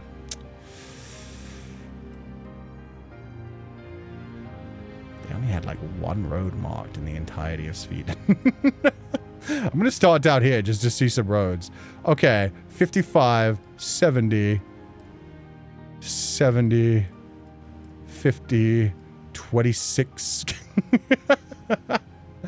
YOLO it? Yeah, I think I'm going to YOLO it.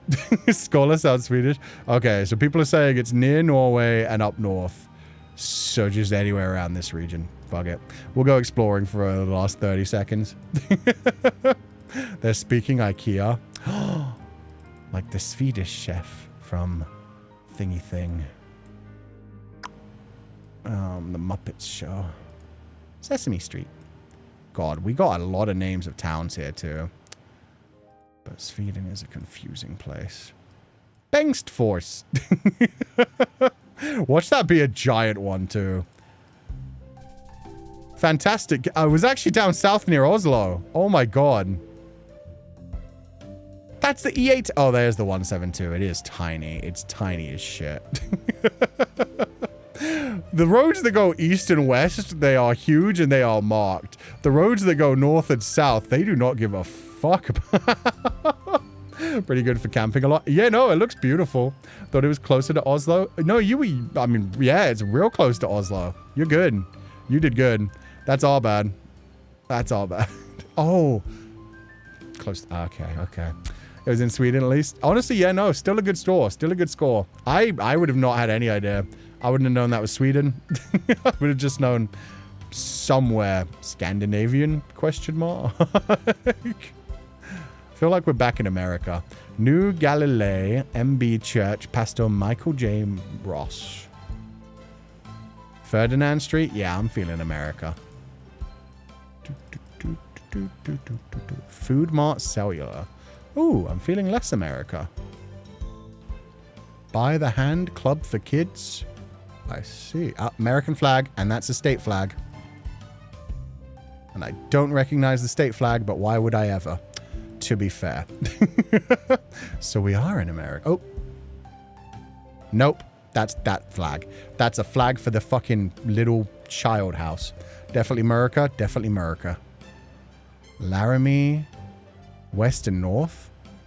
That's just road names. What am I doing? Let's keep exploring.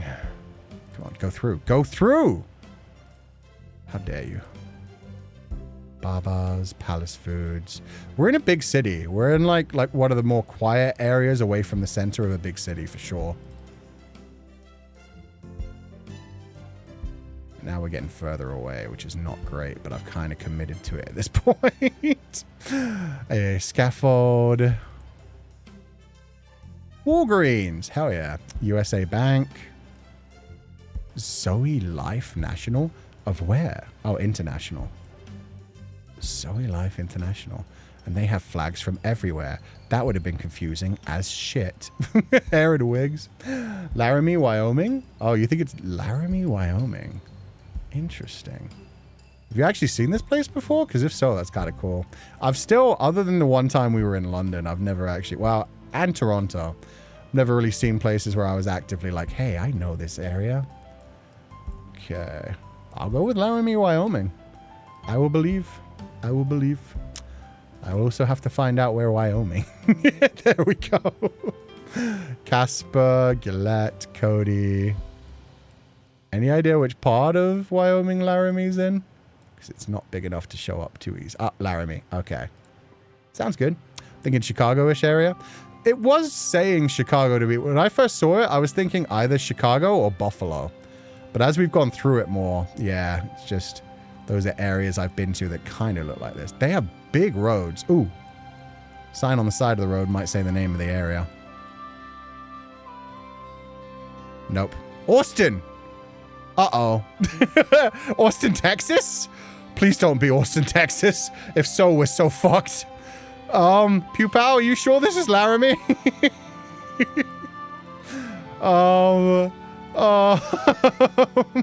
Deliverance Ministries. There's a lot of churches. It was Chicago. Holy shit. Oh my god. I don't know why that felt like, yeah, Chicago or... Chicago? I was feeling Chicago, Michigan, Detroit. Yeah, that kind of feeling. I don't know why. But okay.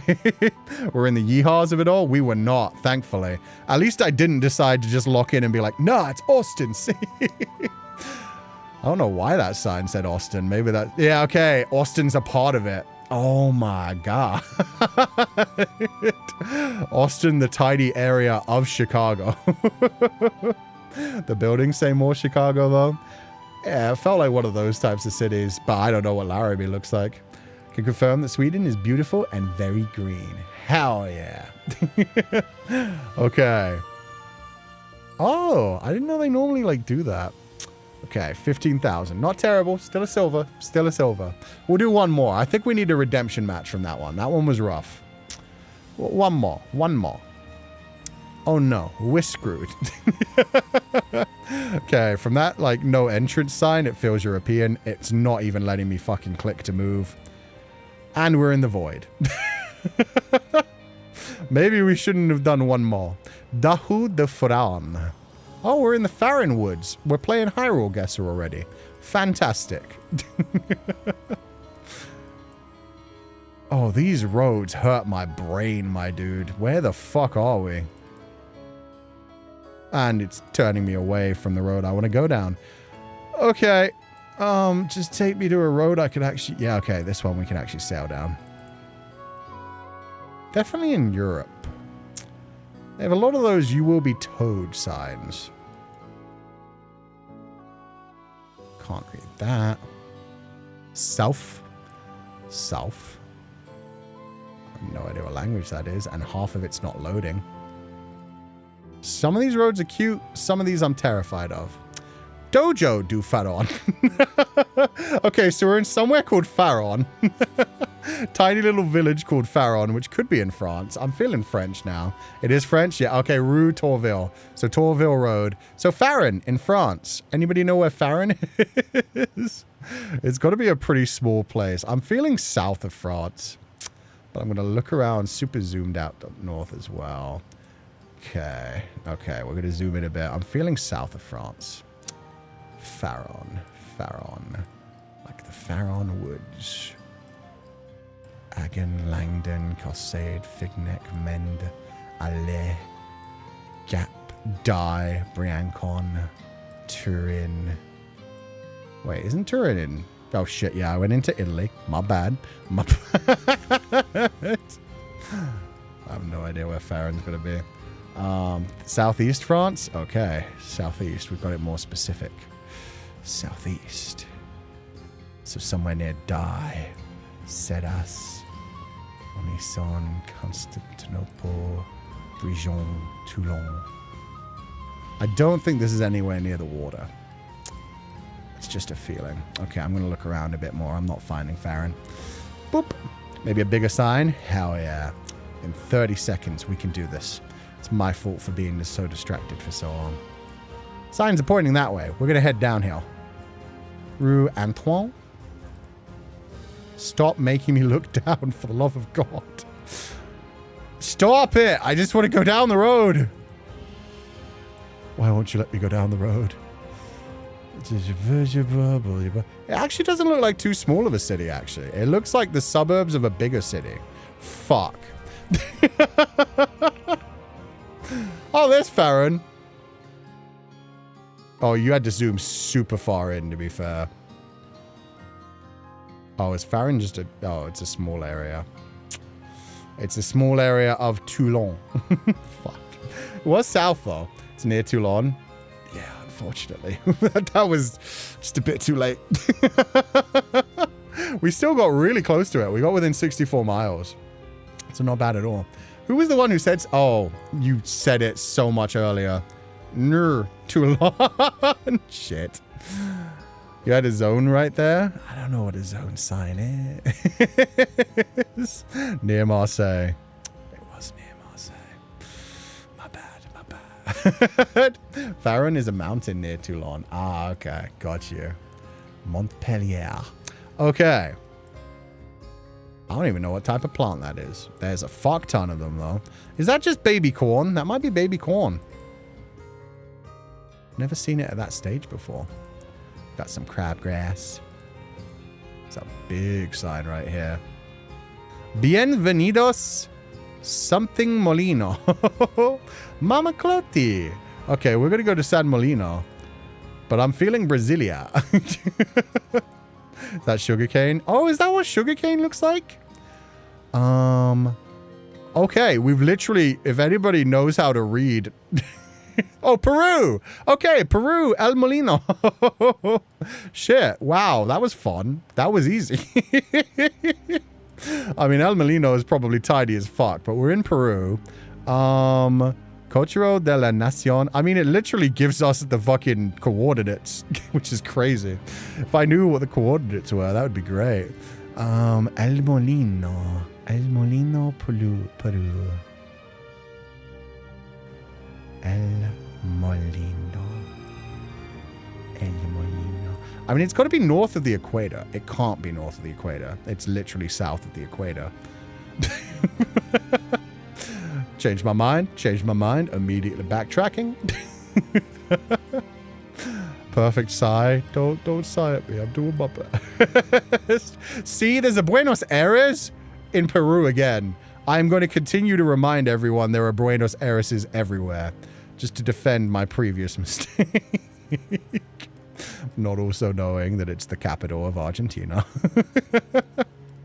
What does Buenos Aires mean? It must mean something important. El Molino isn't a city, it's an archaeological site. Oh, okay. In that case, fuck it. I'm going to say it's here. There we go. Damn, that makes sense, actually. Yeah, it does look like they're doing a lot of, like... I can't go anywhere. Oh, does it... Oh, nope, we go down this way. Interesting. Yeah, I'm not finding anything. It just stops you there. Doesn't let you explore this area at all. Looks small? Yeah. It means good air? Ah, okay. So it isn't even a city. That's okay. At least we know Peru. Peru isn't massive. It's not small. Oh, Ciudad Sagrada de Caral. Sagrada de Caral. I don't know if I'm looking for Sagrada or Caral. Sagrada may be something of Caral. Sagrada Caral. Sagrada Caral. Puerto Ayucho. Okay, it was central Peru. Far to the west, though. Tutumo! Wow, that was not what I thought it was at all. Good enough. Good enough. It's an archaeological site. That's really cool. Yeah. At least we found Peru. Peru helped. That would be the holy city of Caral. Oh. There's Caral. Okay. So it was just pointing us in the direction of Caral because we were nowhere near Caral still. Where's the site? Laguna Tutumo. Did we not? I didn't think we traveled far to find that site, did we? I can't see it on the map. That's strange. Whatever. At least we knew it was Peru. Ciudad is city? Yeah. The rest of it I just did not get. So I didn't know like what the second meant. It meant sacred apparently, so that's cool. This looks like a French architecture. Chateau de Chêne. Wow, I really recognize French architecture at this point. We're in France. Sector Puente de Molino right there. I have no idea what that means, Sophie. I have no idea if you're shouting at me or just saying like, ooh, that's close to an area I know. Okay, this is, you know what? We're going to go back the way we came. I don't like that way. That way looks bad. That way looks unfortunate. Why are we always in France? Why do they hate us? Born to explore everywhere, but they just keep bringing us back to France. The archaeological site you were trying to find in the map just now, it was right there. Oh, it was right there. Okay, my bad. I'm blind. I do be blind. I'm really bad when it comes to maps, especially. Ooh! I have no idea what that is, but it's cute. I want to read the sign. Beaumont Sadolin, Eclus de Rosaire. This is beautiful. Still have no idea what it is. Route de Cavalier? Cool. Little like religious site. Infinivert. I have no idea what any of this is. Onward we go. Creepy, I love it. Yeah, it looks like it almost like dilapidated remains of a castle. Maybe it used to be a church, but they've kept like a tiny bit of it there. Saint Benin, Chateau de Chêne, La Machine Travers. We're going to go to La Machine. That sounds more fun. Does that say cavalry route as in for the knights? Could be. Could be.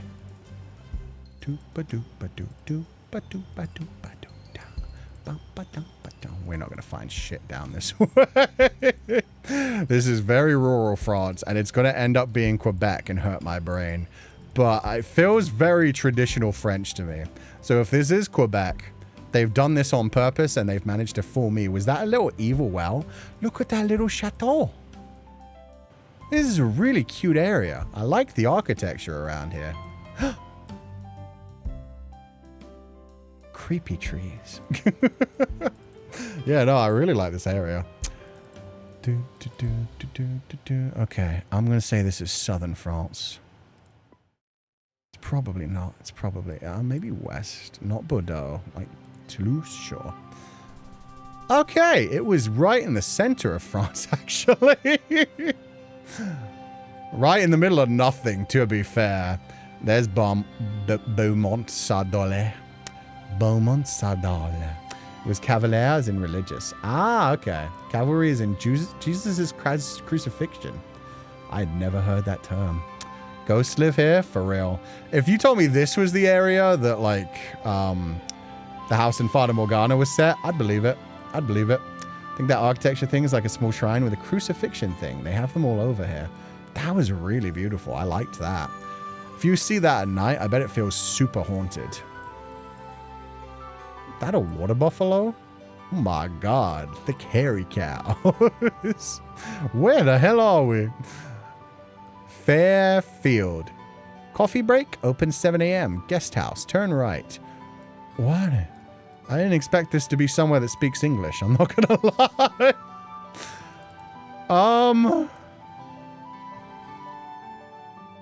Okay, that's more what I expected. Now I'm even more confused. So we've got English and we've got Cyrillic. And this area just looks like a giant fairground. Yeah, they're selling all kinds of things. They got like bakery tents and all kinds of stuff. So they were doing some sort of festival here. Confusing. Maybe that's why it's called Fairfield. Maybe it's a literal field full of fairground stuff. Okay, back to Cyrillic. So the main language is Cyrillic. Okay. Mongolia? If it's Mongolia, it's very confusing. I feel like this is more... This isn't Russia. So where else uses... Maybe Ukraine. I could see this being Ukraine. Just throw that down for now. It was shaped like Mongolia? Wait, for real? Oh, so you actually think it's Mongolia? If so, I have no idea where to go. Jesus Christ. No idea which part. You can go down the little tiny road? I want to go down the little tiny thing. Nope, you could just step off into the field. What the hell? I need a sign. We need some city names. That's what we need. Shape of the country looked like Mongolia. Oh, I didn't even notice that they had the shape of the country. Do they use Cyrillic in Mongolia? PC more. No idea. It's a whole bunch of companies. Probably sponsors for whatever's going on around here. They do? Oh, that's news to me. That's cool. Did not know they use Cyrillic in Mongolia. Mongolia is huge though, isn't it? Uh-oh. Go. Move. Come on. We're close to city. That doesn't help. Okay, I'll believe you guys. If this is Mongolia. Interesting. That's not what I expected. I've never really looked at Mongolia. It's got to be somewhere like, yeah, not super rural. Within 260 miles. Good job, guys. Holy shit. I would have been so far wrong. We were in Setserleg.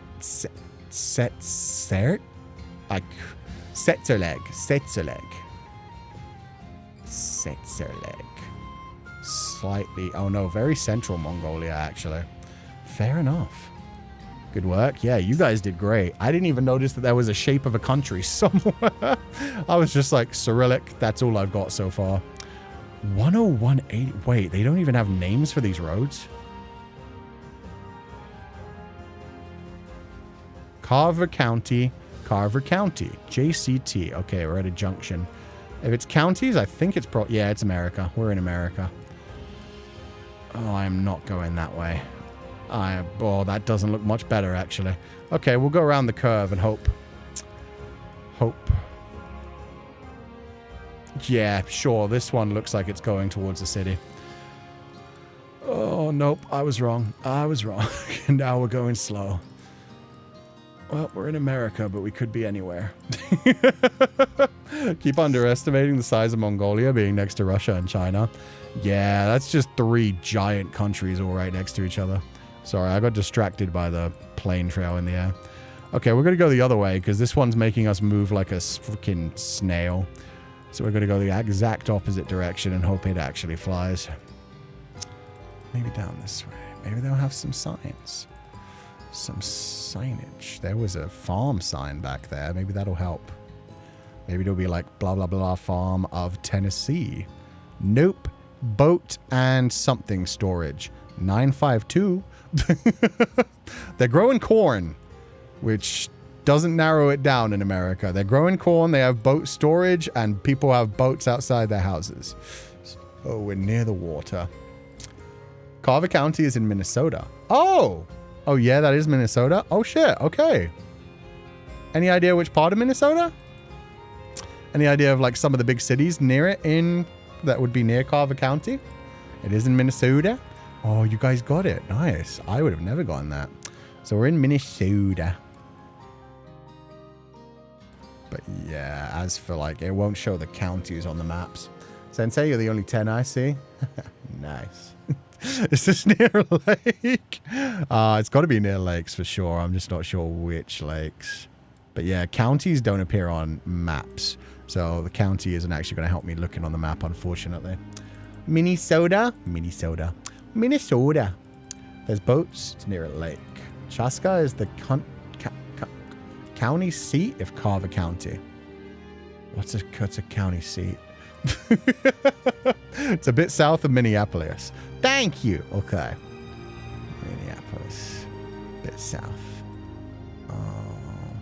If you zoom really far in, it does start to tell you the actual, like, county names.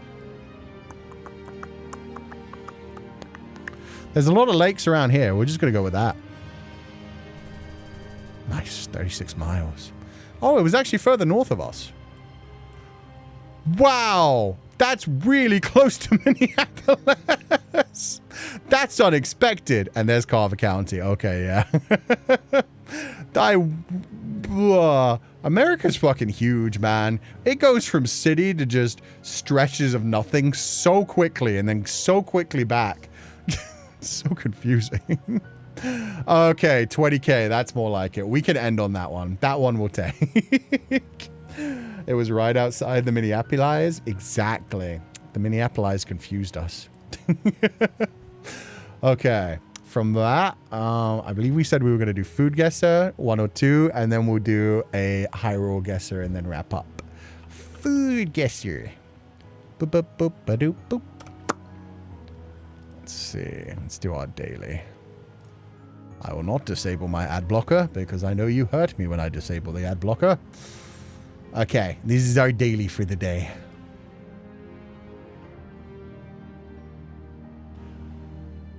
They're not tater tots this time, but they look very American whatever they are. Definitely looks like a fried potato product. Corn grits, again, feels very American. Flour, vegetable oil, sugar, salt, aonori seaweed. Oh no. Wait. That's Japanese seaweed. Sauce, powder, seasoning, yeast extract, spices, starch, optional powdered seaweed, soy sauce powder, flavor enhancers. I still think American, but with a random touch of Japanese seaweed. This dish is a savory snack featuring small, round, deep-fried corn puffs with a crispy texture. They're coated in a tangy, slightly sweet sauce infused with a unique blend of spices, creating an irresistible umami flavor. I'm still saying America, but second up is definitely Japan. The dish often incorporates cabbage powder, enhancing its savory profile, making it a favorite treat for those seeking a crunchy and flavorful experience. You know what? Fine. We'll start in Japan. There's too many Japanese references there. Okay. I have never heard of this before. Kyabetsu taro. Kyabetsu taro is a Japanese snack food. It's a mass-produced, inexpensive savory snack. The product consists of small, round corn puff balls flavored with cabbage and various savory seasonings such as umami-rich sauce and spices. The name Kyabetsu taro translates to cabbage taro, although the snack contains minimal to no actual cabbage content. That sounds cute. I've never heard of that. Mafu powder. Yeah, that's why Mafu can't be here today. There's cabbage powder. I don't know why. The flavor of cabbage isn't really what you want from the cabbage. It's the texture, in my opinion. That was interesting. Other countries doing like corn puff things just throws me through a loop. That feels so American. Okay. Red bell peppers, eggplant, tomatoes, garlic, vegetable oil, salt, chili peppers, vinegar, sugar. This could be from anywhere. This is just a dip. This dish is a flavorful relish made primarily from roasted red peppers, eggplants, tomatoes, and garlic. I'm feeling like Italy more than Spain right now. It is typically seasoned with oil, vinegar, and salt, often served as a condiment, spread, or dip. It can be enjoyed with bread or alongside grilled meats and vegetables. Oh, and then that makes me think of turkey. The process of roasting the ingredients imparts a rich, smoky flavor that defines this savory and aromatic dish. I'm still going to start in Italia. Shit. Hot, though. Northeast from Italia. Oh, no.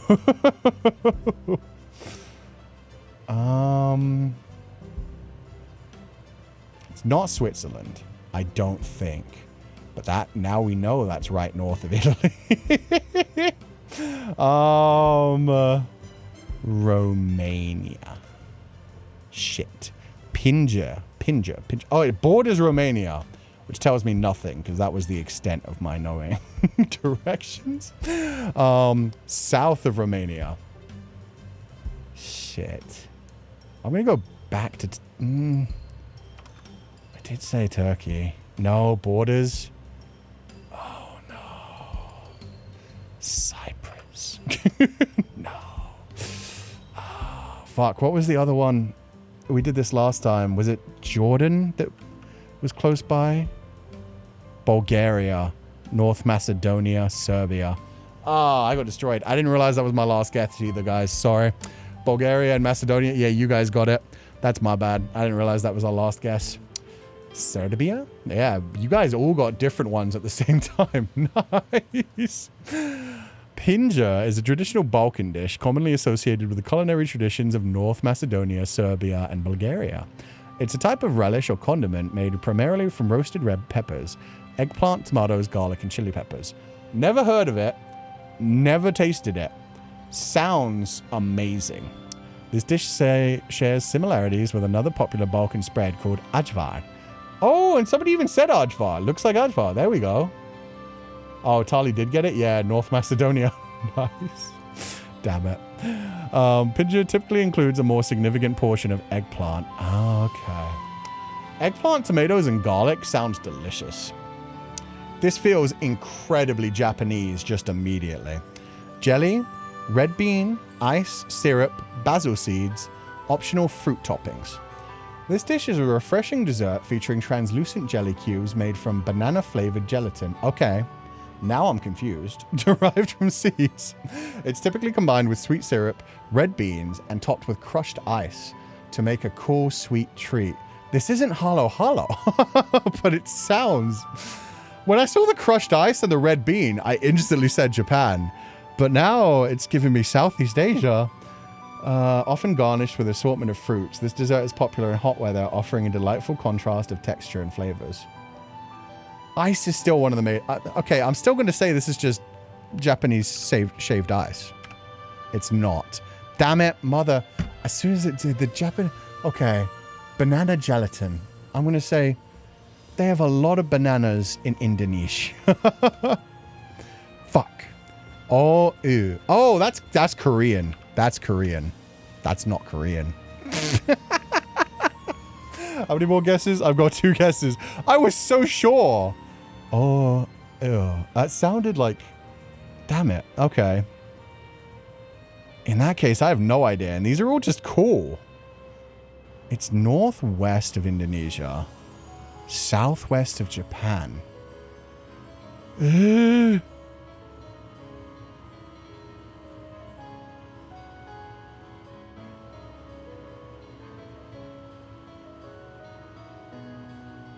No, I have no idea. My geography's failing me real hard too. Especially since these are all cool. Does that mean it's more... No, it can't be Middle Eastern. I'm just going to say... No, because it's south. It won't be Myanmar. Oh my god, my brain.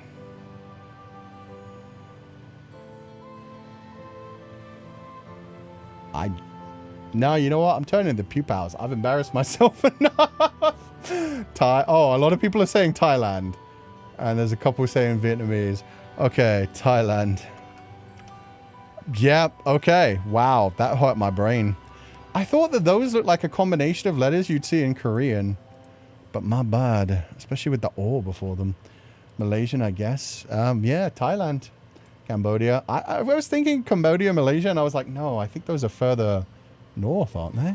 Thailand would be my guess now. Yeah, you guys got it, at least. We're all saying whatever too, Sensei. That one blew my mind. The red bean, but then the banana-produced gelatin is a new one for sure. Thai loves using basil. Basil is delicious, to be fair. Don't trust us. I was just too broken at that point. By that point, I was like, I'm destroyed. And I'm probably pronouncing that so wrong, is a traditional dessert originating from Phuket, Thailand. It's a popular cold dessert, especially in the southern regions. The dish was introduced to Phuket by Chinese immigrants, specifically from the Hokkien community. Oh, that's why it's so mind-blowing. Who settled in the area many years ago. The key ingredient in is jelly made from the seeds of that seed, known as aw. These seeds come from a type of fig or a creeper plant commonly found in the region.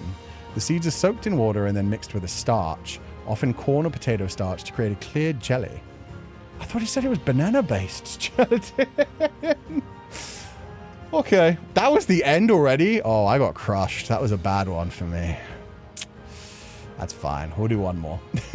There's variations of it too. Yeah, it was a combination of so many different things. Yeah, which makes sense. Looks very Chinese influence, minus the basil seeds. And very Japanese influence, which like the Hokkien area makes sense, yeah. Okay. Don't know what this is, but that is one. Colorful broth. Ingredients.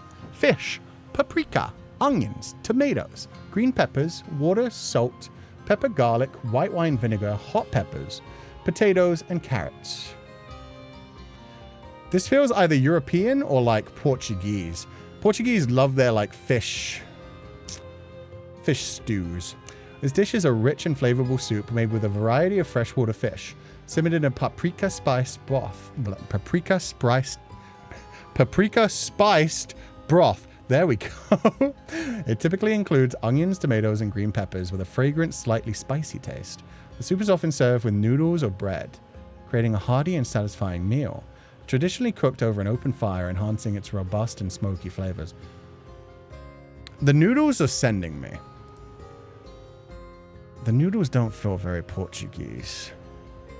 And to be fair, the way the broth is like so thick doesn't feel very Portuguese either. Still going to go for it. I'm going to start there. But feels European rather than Asian this time. Warm. Northeast of Portugal. This is going to be one of those weird ones. It's going to be like Albanian or Hungarian or... Okay, I'm going to start with Albania.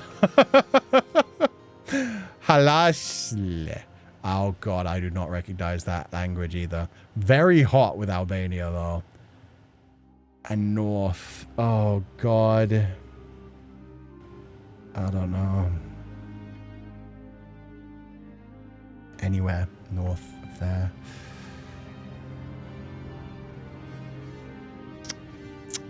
Little farther's over the A and the E. Doesn't have the 2 dots of the circle thing. Further south of the Nordic. Romania? Fuck it. Borders! Oh god, okay. Southwest of Romania. Southwest of Romania. Southwest of Romania.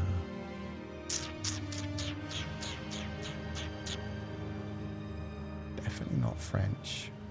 Ukraine's further east. Why am I using geography? Geography makes me dumber. No, I have no idea. I'll give you guys 2 guesses again. Everyone's saying Hungary. Paprika and open fire. I've never thought of paprika as a Hungarian thing, to be fair. We see you, Tali, even if Sensei doesn't sometimes. I literally don't look at you guys for the first 3, normally 4. Tali said Hungarian. Guys, I don't give a fuck. That's not how the game works. If I just read you guys' answers, we'd probably always get it in 1. But okay, Hungary, which you guys have apparently been shouting for a while. Hungarian. Fisherman's soup. Lasle. Rybarska korba. Fish paprikas. Fish paprikas. Fish paprika? Cute. Fisherman's soup, also known as halasle in Hungary. Rybarska korba in Serbia. Oh yeah, actually Hungary, Croatia, and Serbia. Fuck! Serbia! That's the... Oh, that was the other one I was trying to think of. Damn it. And fish paprikas in Croatia is a traditional soup made primarily from freshwater fish, originating along the region surrounding the Danube and Tisza rivers. This dish is popular in Central and Southeast Europe, particularly in Hungary, Serbia, and Croatia. Soup's base consists of river fish such as carp, catfish, or perch. I haven't eaten any of those fish, and is characterized by its rich, spicy broth. It sounds good, though. You're very close with your guesses. Not at the beginning. Apologies, Sensei. No, you're fine, Tully. You weren't even doing that. It's just, yeah, when people are very aggressively saying, like, read it, read this, read that, it's like, guys, chill. I get the first few guesses. Otherwise, like, I'm just, like, it's not even, like, a game at that point. It is just, like, me reading comments. It all comes back to Croatia. True. Fair. I just scream when I see Hungarian stuff. And that's fine as well. Like, if you're, like, pointing out things in chat, that's good. But if I see everybody saying, like, listen to this person, look at that person, that's when it gets a bit stressful, where it's like, guys, I'm specifically not reading chat yet. We'll get there. Paprika is very Hungarian to me, too. I'm going to have to try and remember that, too. Looks like a good cold day meal. Yeah, it sounds like it would be very warming, and especially like fish are really good at like absorbing spices compared to like some of the more solid meats. Some of the solid meats you kind of have to like marinate them for a while, whereas fish it kind of like absorbs into the meat a little bit, which is always good. This does look delicious. Yeah, it does. And Jay says it's from their country, Hungary. Exactly. It's just we're very engrossed in the game. No, I know. It's just, yeah, just tone of words sometimes, guys. Okay, this looks Japanese immediately, but it's probably not. It's probably Southeast Asian. But this immediately looks like a dessert from Japan. You got definitely ube. You got like a layer of custard something. Is that rice on the top? Glutinous rice flour, coconut milk, sugar, violet food coloring. No, don't just put food coloring on things. That's mean. That's yellow food coloring. Why have they done this? Now I'm thinking fucking Philippines because of halo halo and so many other things where it's just like a very simple snack that they put like bright coloring on. Jackfruit, coconut flakes. Oh, margarine or butter, sweetened condensed milk, pandan essence optional, latic optional. Okay, now I am actually thinking Philippines. It feels like halo halo jellified. This dish is a vibrant layered dessert with sticky rice base, typically featuring 3 distinct colored layers, usually purple, white, and yellow. What does the Filipino flag look like? Now I'm wondering if this is... I'm probably going to get in so much trouble. This is probably some country's flag and people are shouting at me. Each layer offers a different flavor, such as ube. So it is ube flavored. Why do you need the food coloring? It doesn't say ube, though. Each layer offers a different flavor, such as ube, coconut, and jackfruit. And the jackfruit, shouldn't that be enough to dye it yellow? I have so many questions. It is made with glutinous rice flour, coconut milk, and sugar, often topped with latik, which are toasted coconut milk solids for added texture and richness. I'm going to start with the Philippines, but it's probably Indonesia. Okay. That sounds delicious. What? Don't they have enough natural colors in that? I'm looking up the Filipino flag. Is this... What is the Filipino... Is this, oh, God. Please tell me this isn't literally the colors of the Filipino flag. Blue and red and white. Okay, no, I'm kind of fine. They got the yellow star. If you mix the blue and the red, it turns into purple, and then the yellow star, and then the white. I don't think that's why, though. I think I'm fine. I think I'm fine. Oh, God. No, it's red and blue and white. If you mix the red and blue, though... Not all ube are really vibrant purple, that's why. It was confusing though, because it says it's ube flavored, but ube isn't even like one of the ingredients that they list. There's ube on that. That's why I first thought Japan. Oh yeah, you guys immediately locked in on Philippines. I promise it's yummy. It sounds yummy. It sounds like it might be a bit too sweet for my old ass, but yeah. It's sapin Philippines. Pandan makes me think of the Philippines. I associate pandan with Indonesia first. It was the food coloring of all things. Because so many of the Filipino dishes I've had so far, it's like, red hot dog is one of the funniest ones for me, where I was like, ooh, what do they marinate it in to make it red? That must be like a really nice spicy thing. And it's like, nah, it's just covered in like banana ketchup. And then they use like food coloring. And I was like, oh. If it has everything in it, it's Philippines. They do like to like mix all the different things together. We promise it's yummy. It sounds good. Ube is a very light taste and color naturally. Really? I thought ube actually like dyed things pretty intensely. Like ice creams and stuff. Maybe they always use like food coloring. My bad. It's different variants of ube in the Philippines, so it depends what they use on different regions. Got you. Indonesians do use pandan and everything. That's, yeah, when I get pandan cakes, it's usually like Indonesian created, even if they're being sold in like Chinese bakeries. They're normally like, oh yeah, no, that's pandan cake from Indonesia. Cool though. We got the food coloring from the USA. We did love our food coloring. Sapin sapin is a traditional Filipino delicacy belonging to the kakanin or rice-based snacks category. The name sapin sapin translates to layered in English. I love the names of foods in the Philippines. Halo halo just literally being mixed. Sapin sapin just being layered. Which precisely describes its appearance with its distinctly brightly colored layers. The dish is characteristically made using 3 different layers, each typically having a different color and sometimes flavor, but not always. Cool. Oh, this is just straight up barbecued meat. How am I going to decide where this comes from? Oh no, why have you done this? Goat meat, sweet soy sauce, lime juice, shallots, garlic, coriander, cumin, galangal, sugar, salt, peanut sauce, optional, chili peppers, optional. No, no. This could be from anywhere. That's cheating. This dish is a flavorful... I mean, from the spices specifically. No, that still could be anywhere. The cumin is taking me to, like, Middle Eastern. The galangal... Didn't somebody the other day say that galangal was, like, super Korean? The peanut sauce makes me think fucking Vietnam. And the goat meat... Mongolia? Honestly? Like... This could be from anywhere in Asia or the Middle East. This dish is a flavorful delight featuring skewered pieces of tender goat meat marinated in a blend of aromatic spices and sweet soy sauce. It sounds delicious. Grilled over hot coals, it achieves a smoky char and succulent texture. Typically served with a spicy peanut sauce, sliced shallots, and fresh lime wedges. This dish offers a perfect balance of savory, spicy, and sweet flavors in every bite.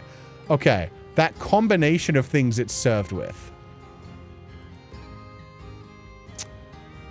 I'm now leaning even more towards Korea just because of that, because they love side dishes. Fuck! Okay. Wait, how close are we? We're cool. Shit. South and west.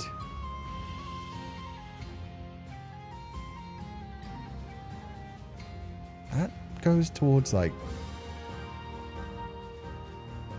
The only thing I can think of down there is Indonesia. I mean, there's a lot of islands around there, but that...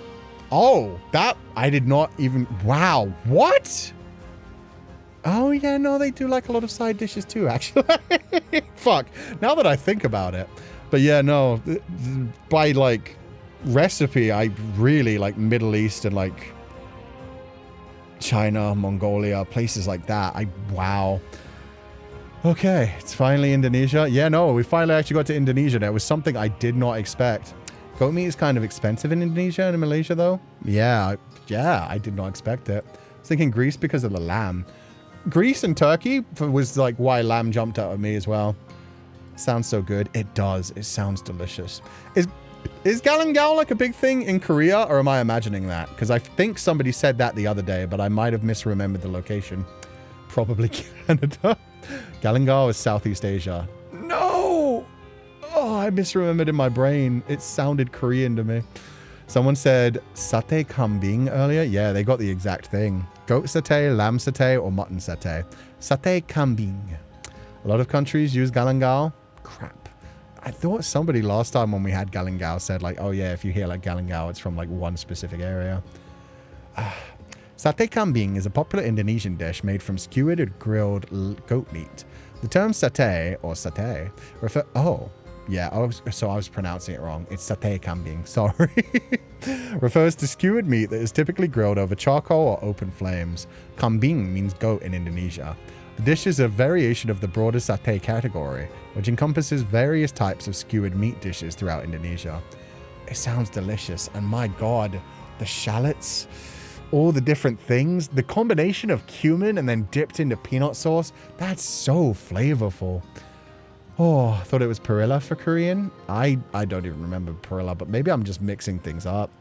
Somewhere else goes for ginger everywhere else goes for ginger instead of galangal. Ah, okay. So just the Southeast Asia tend to go for galangal. Most of the satay here is made from pork now or beef. So goat's like a rare one. It's like a root like ginger. Yeah.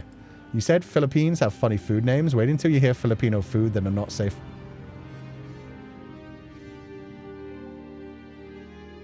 Why is there Filipino food that's not safe for work? I'm confused about that. Oh, perilla leaves for Korean? Oh, is that it? Yeah, I might have confused that with galangal for some reason.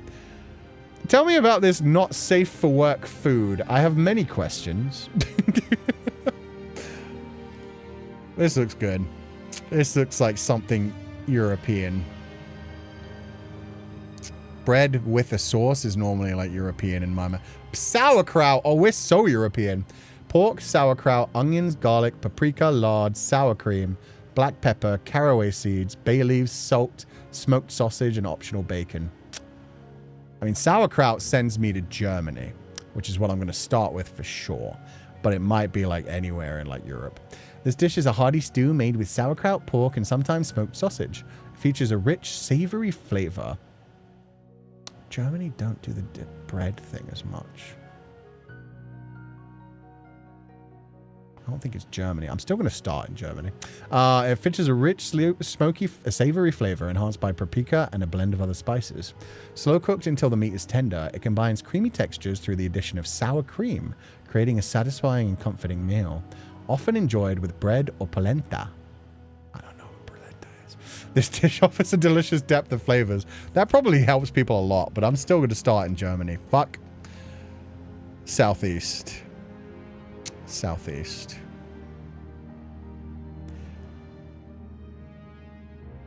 Poland. That's one hell of a...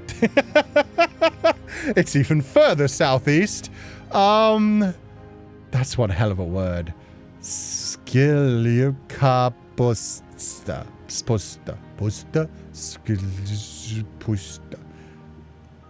That looks like when everybody was shouting at me that it was Hungary. So I'm going to say it's...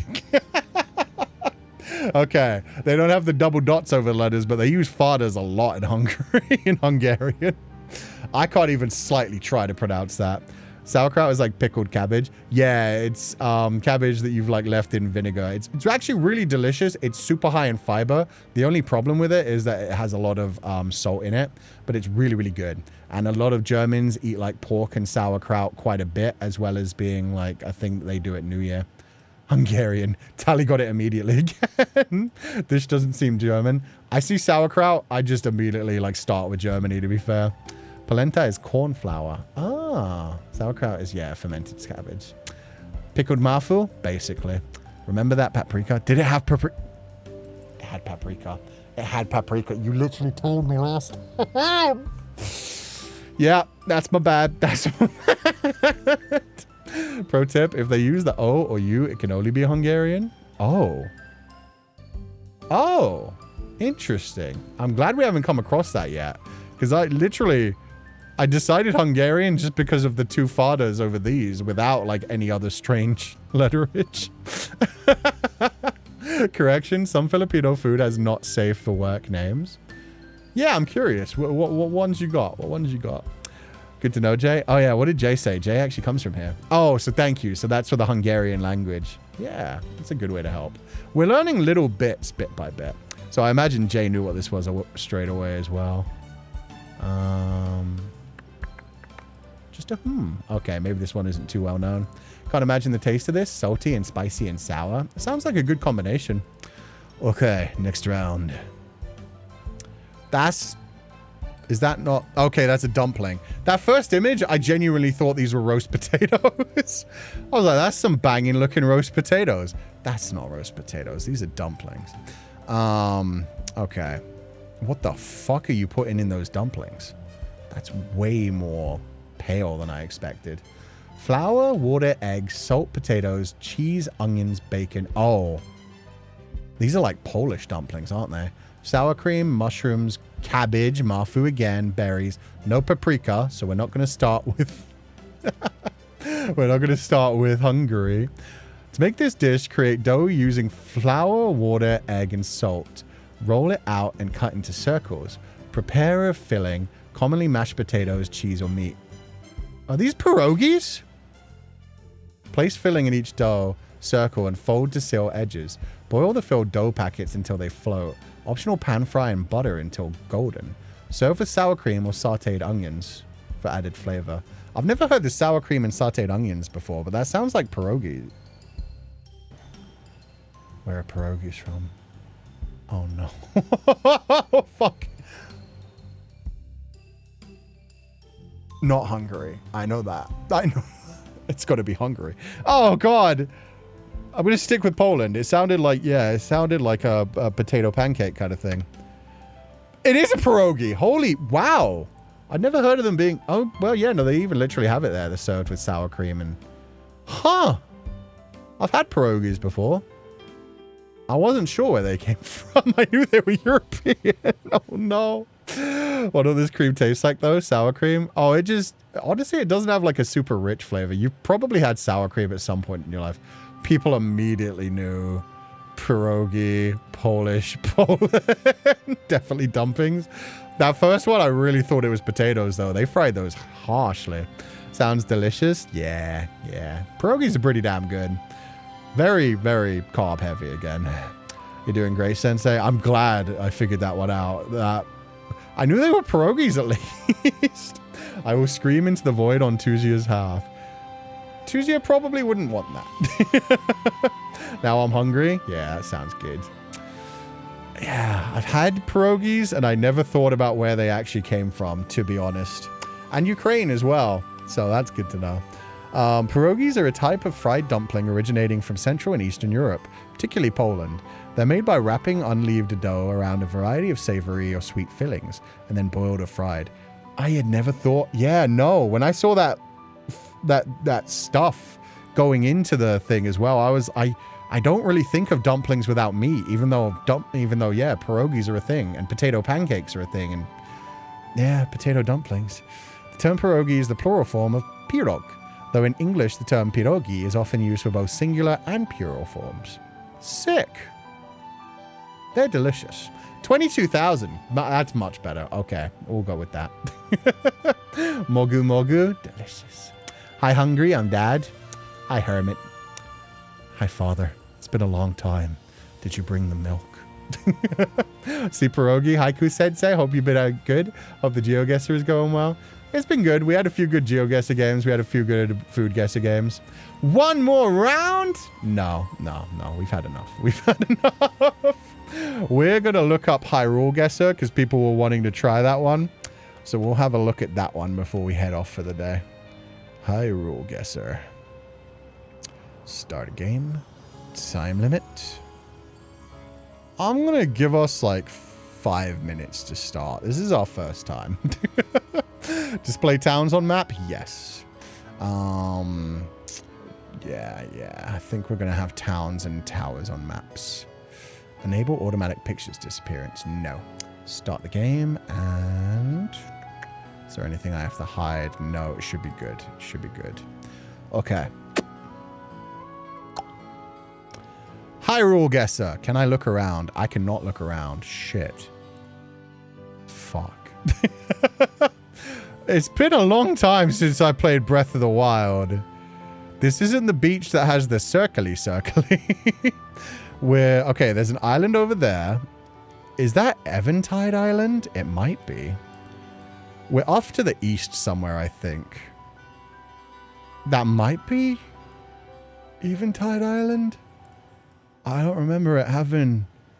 Yeah, because you climb up to the top where you fight the Stone Taluses. That is Eventide. You can't even see it. I'm blocking it. Sorry. That thing over there. I'm thinking that might be like Eventide.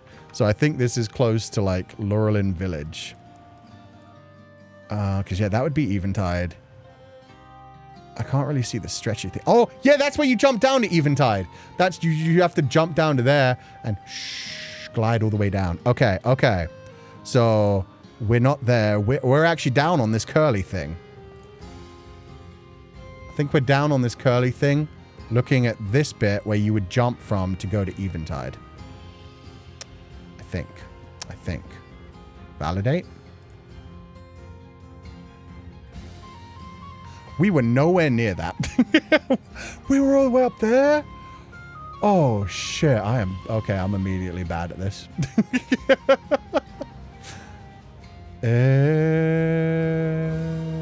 My brain. Okay, we still got 3,600 points. That's not bad. Is the maximum still 5,000? Overall size, it wasn't terrible, but yeah, I guessed the completely wrong direction. I thought they were way closer together. Okay, what's up next? These annoying ass mushroom things. I remember them. They were in the area with a bunch of lightning near the bird people. Which makes me think. Yeah. Down here was all like greenery areas and swamps. Up here was... It wasn't Zora's domain, so yeah, I'm thinking near the birds. Probably like around here. I don't remember for sure, though. I remember the mushrooms. Oh, I don't even know if they were near the Rito village. But Cass was here somewhere. You could hear Cass playing his song somewhere around here. Because you had to climb to the top of the mushroom to hear his song. But I'm still going to say it's somewhere near the Rito village. Maybe around here. Pretty close. 4,300 points. Okay, it was just a bit south. That's not bad at all. How many hours do you have in Breath of the Wild? Probably about 2,000 maybe. I 100%ed the game once. I beat like all of the shrines twice. And I've beaten the game one more time at least since that. Maybe 2 times. So about 5 completions of the game. And 1 100%. And 2 where I beat like all of the shrines to get the Tunic of the Wild. Hyrule Ridge maybe? Ooh, you were close too. Because it's near Ridgeland Tower. So yeah, somewhere around there. Nice. Gosh, Danku Sensei, that's a lot of hours. I like me some Breath of the Wild. I have way less hours in Tears of the Kingdom. This is deserty. But there's a... I don't remember those guys being in the desert. But this is very deserty. I don't think that's all the way to the Gerudo Desert, though. It could be, like, before the Wasteland Tower, like, down here-ish. It's not near the main road. Oh, God. I have no idea where this one is. This one's in the middle of nowhere. I have 2,000 hours in Stardew, but I've played it for 6 years.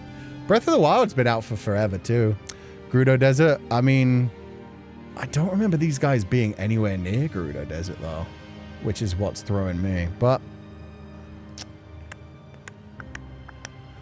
I don't think it's past the Wasteland Tower. Because that was pure desert. This is also pure desert, but it might be further north, like towards the Gerudo Tower. Like maybe over here-ish. But I'm going to throw it down here instead. I think this area is more green, but I have no idea.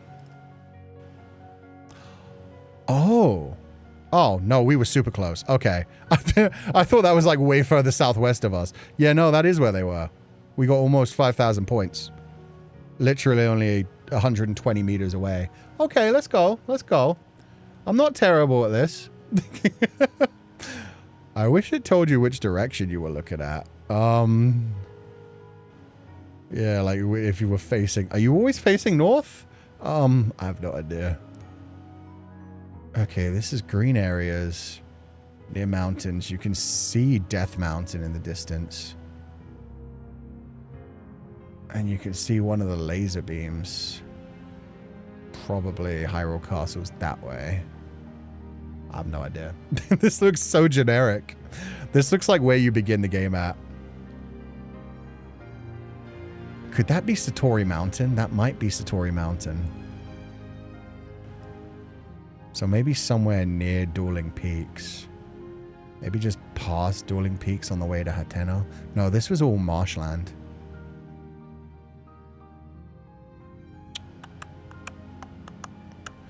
We jumped off the Great Plateau. That's one of the towers. Okay, so one of the towers is right in front of you. I don't think that's Dueling Peaks Tower. It's definitely not. It could be Hateno Tower. No, Hateno Tower was near the village. It's not Farron Tower. It might be Lake Tower. No, it's not Lake Tower. What tower is that? It's not Central. It might be Lineru. Or it might be Woodland. I don't think it's Eldon. I think it might be Woodland. Could be Akala. Basically, I have no idea where we are. I thought we were down here, and now I'm thinking I'm up here. I'm going to say this is... Yeah, maybe this is north of... Yeah, maybe around here. Ish. Oh, God. Maybe here-ish. Oh, that was not good. It was a Kala Tower. Oh, man. Yeah, that was rough. Is it a Kala? Yeah, you got it, Elderflower. It looks like a Kala. I couldn't remember which was the one you had to climb up to. That's super fucking high. Random guess woodland. I started to think woodland towards the end. I was like, it's close to Death Mountain. But like the beginning, like the area, like all the greenery around it, the little like bridges and stuff really made me think it was like back near Dueling Peaks, like near the beginning of the game. Okay. This is like a field road trip with Sensei? Yeah. Although if you've never played this game, probably doesn't make much sense. Okay. Those are the mountains that like connect to Gerudo but aren't Gerudo. So those are like those mountains. This is a strange tower that I don't remember. Giant bridge that I vaguely remember. That might be Ridgeland Tower. I don't think it's Tabantha. And there is this area that has a giant bridge. No, that's a ruined bridge. So it's not this. It's not this. It might be... It's not either of these either. That's where you fight the Stone Talus. It's a much smaller little gap between things. I still think that is...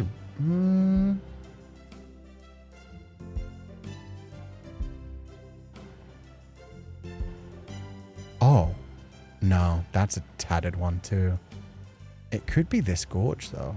Could that be that? That could be that. In which case that would be Tabantha Tower? But wait, I thought we were near those mountains. Yeah, that could be there. That's those mountains in the distance. So if we're facing the tower, yeah, I think it's this area. And then to the right would be the... Okay, yeah, I think we're around here. Yeah, boy! Okay. 5,000 points! Oh, this is fun. This is fun, actually. I thought I'd be terrible at this. I haven't played this game in so long. Near the Ruto? Yeah. That took me a while, though. I thought we were at the other tower. I thought we were near at a Ridgeland, seeing, like, the mountains. But then I forgot. Tabantha Tower is pretty close to those mountains, too. Oh, that took me a while. As for someone who's never played Breath of the Wild, still looks fun. Oh, I'm glad to know. I'm glad to know it isn't just like, what is he doing right now? Okay, not bad. We got 20,000 points. That'd be a gold medal in GeoGuessr. We'll take it. We'll do one more. See how bad we can get. Okay. Okay, this is where you have the dead things. You can talk to the lady who's researching them. I know that, but I don't know where it is. I'm pretty sure it's down near these beaches. As for which part of these beaches, zero clue. And I don't remember these either, whatever these are. Really wish they told you which way you were looking. I'm thinking somewhere down along here. Could be, I think here actually. Thinking here-ish.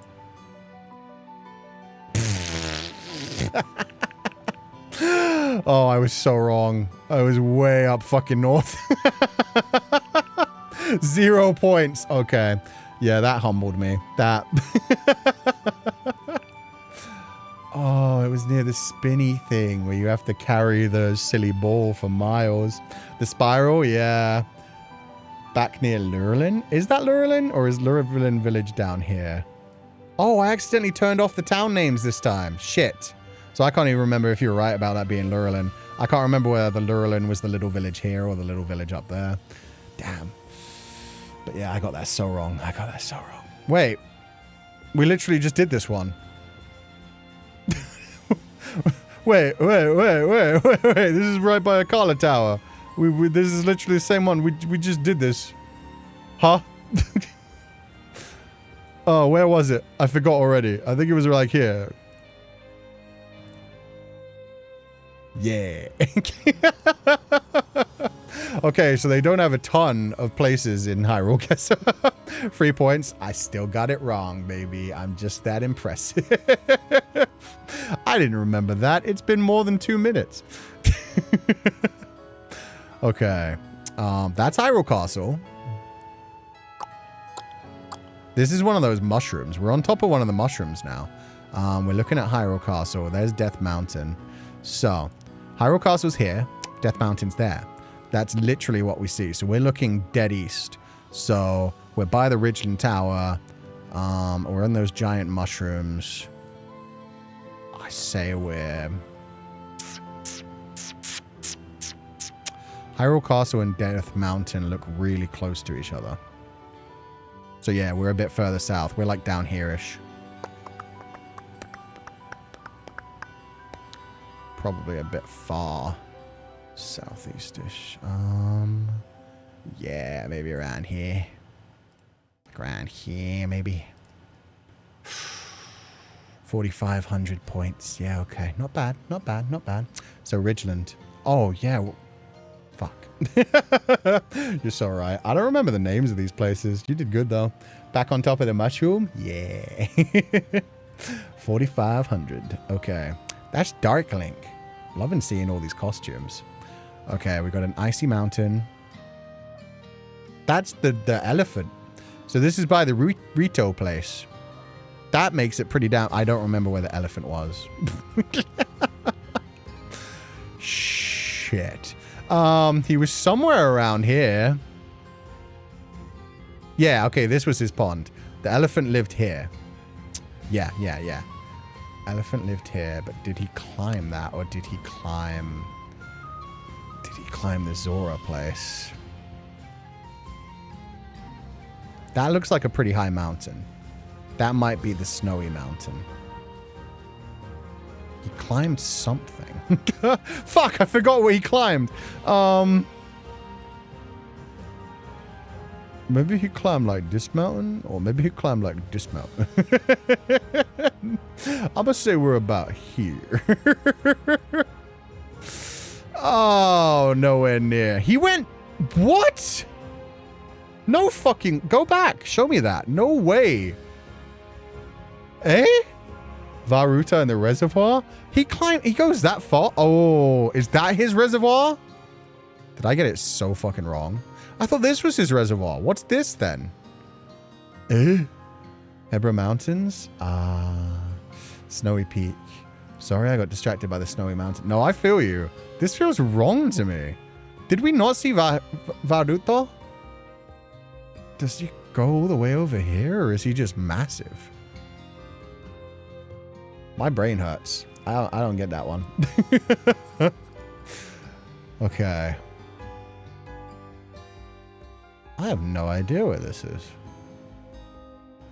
It's a very pretty tree. Yeah, no, this one's going to be a random guess. I think we'll just do one more. This isn't the Great Plateau. I don't think this is part of Hyrule Castle. This might be the area where you get, like, Princess Zelda's horse. Which I believe...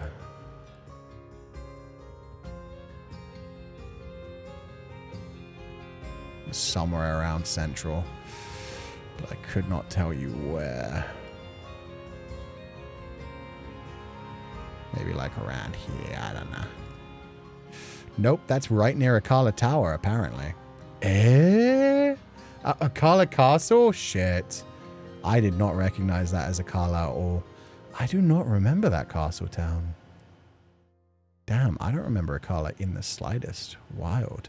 You guys all got that, though. Good job, guys. Damn, Outerflower's killing this one. We weren't on Varuta, we were on Bones. I thought we were right. Didn't you not... Was it not Varuta right above us? I don't know how I got that one so wrong. Okay, one more. And display town names. I need them. I'm baby. I'm idiot. I'm dum-dum. That's the Colosseum. Okay. That's Dueling Peaks. I don't remember where the Colosseum was. Shit. I remember fighting a lot of strong enemies in there. Oh god, speedrunners know this area because that's where you get one of the fierce deity things that you need. Bridge, Dueling Peaks in the distance, pretty fucking far in the distance. I don't know which direction because I don't remember where the Colosseum was. I'm going to say it's way down south. It is probably not too far east. This can't be close to Great Plateau. You die so often. But that whole area is baby area.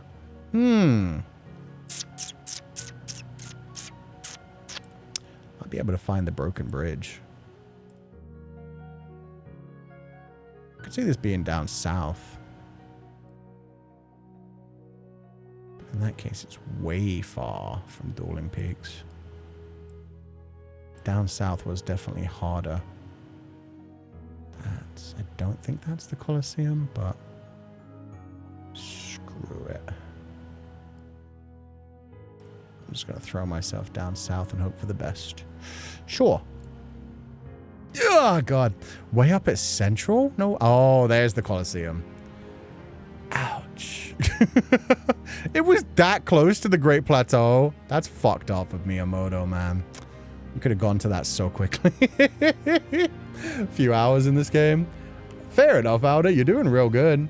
This does look more Central Hyrule. Ah, that's my bad. I thought, like, I could not for the life of me remember where the Colosseum was. And I just thought, like, it has to be far away from the Great Plateau. Down south, they have, like, all the Lizaflos and stuff. So I was like, maybe it's past the Lizaflos. Ooh, north of the plateau is the Colosseum, I think. Yeah, you got it. Never call yourself dumb. You just have silly moments, Kusensei. Well, it's also just not something you think about too much. And yeah, Outer got it again. Same Outer. It's a good game, man. You can sink so many hours into it. Okay. Very clear water. This feels like it's a fairy spring. There's Varuta again. Not that that helped us last time. That's Death Mountain. That's a tower. I'm not even sure if that is Death Mountain. It's just a big mountain. Varuta. We learned it's actually a lot further south than we thought it was. Down around here somewhere. Down around Laneru Tower. I feel like that is the fairy spring. There's a couple of fairy springs here-ish.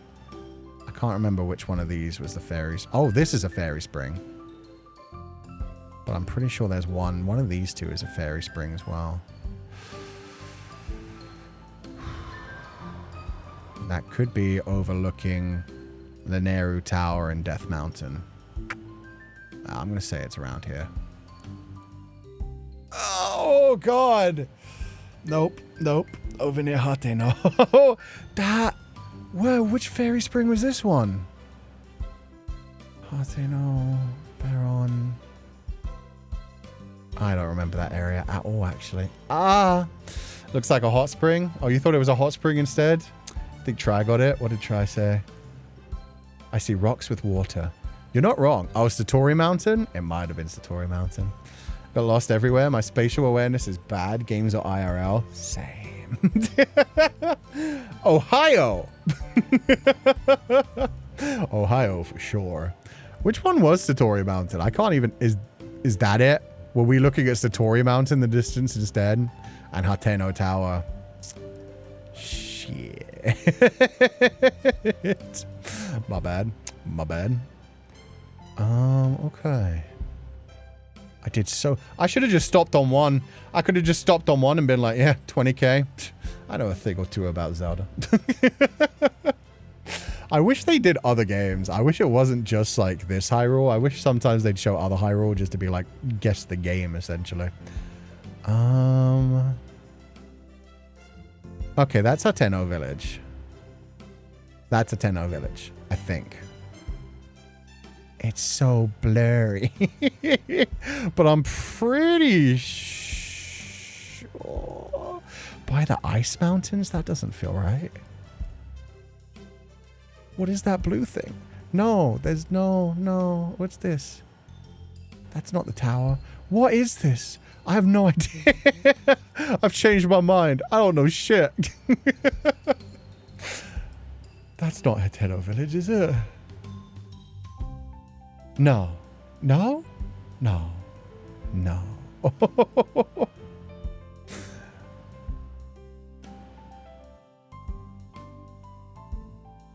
Is that the workshop? It might be. You know what? I'm just going to stick with it. My gut said that was Hateno. No towers. So we'd be facing it from this way. Are we looking out to the ocean? Kind of. Sure. I'm going to say we're up on a mountain overlooking it. Maybe like here-ish? Yeah. Oh, okay. Oh, okay. That was a 10-0. It was so blurry. At first the layout looked like it, and then I didn't like feel it anymore. Got it, Sensei? You can see the 3 trees. Oh, yeah, the 3 trees they give you the riddle about in the town. Game camera positioning and IRL are so different that you thought it was near towards the furthest view. Thank you for giving me some excuses to use. Wonder if they have a Witcher 3 GeoGuessr? I would be terrible at that. I flew through that game, man. I always do the same thing when I do a playthrough of Witcher 3. I do every single side quest in the first couple areas. And then I'm like, I just want to go find my daughter, and I just speedrun. Can't tell you how many times I've glided down the mountain to the village. I don't even remember using that mountain, honestly. Damn, I was still quite far off, too. I thought that we were way closer, but it was very blurry. Damn. Good shit, though. Good shit. I'll take it. I'll take it. Okay. Not a single clue in my brain. We got very dilapidated ruins and a whole bunch of guardians. Could this be near Hyrule Castle Town? It looks a bit bare bones to be Hyrule Castle Town. But I honestly don't have many other ideas. Why would they show you this? This doesn't help at all.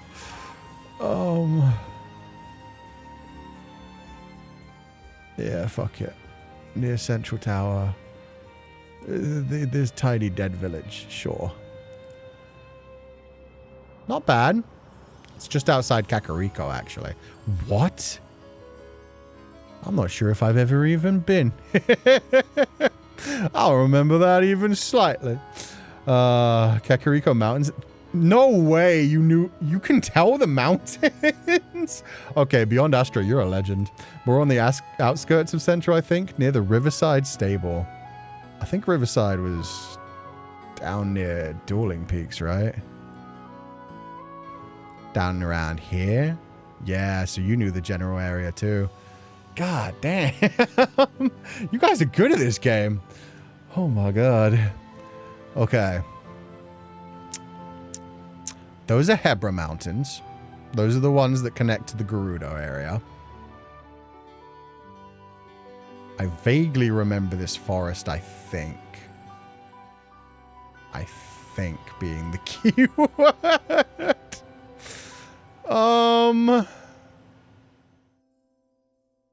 I don't remember these characters even the slightest. I'm just going to say we're somewhere down here. Like near just one of those mountains that has that funny color on them. It may even be like all the way down here. Honestly. It might be one of these forests. Forest, then mountain.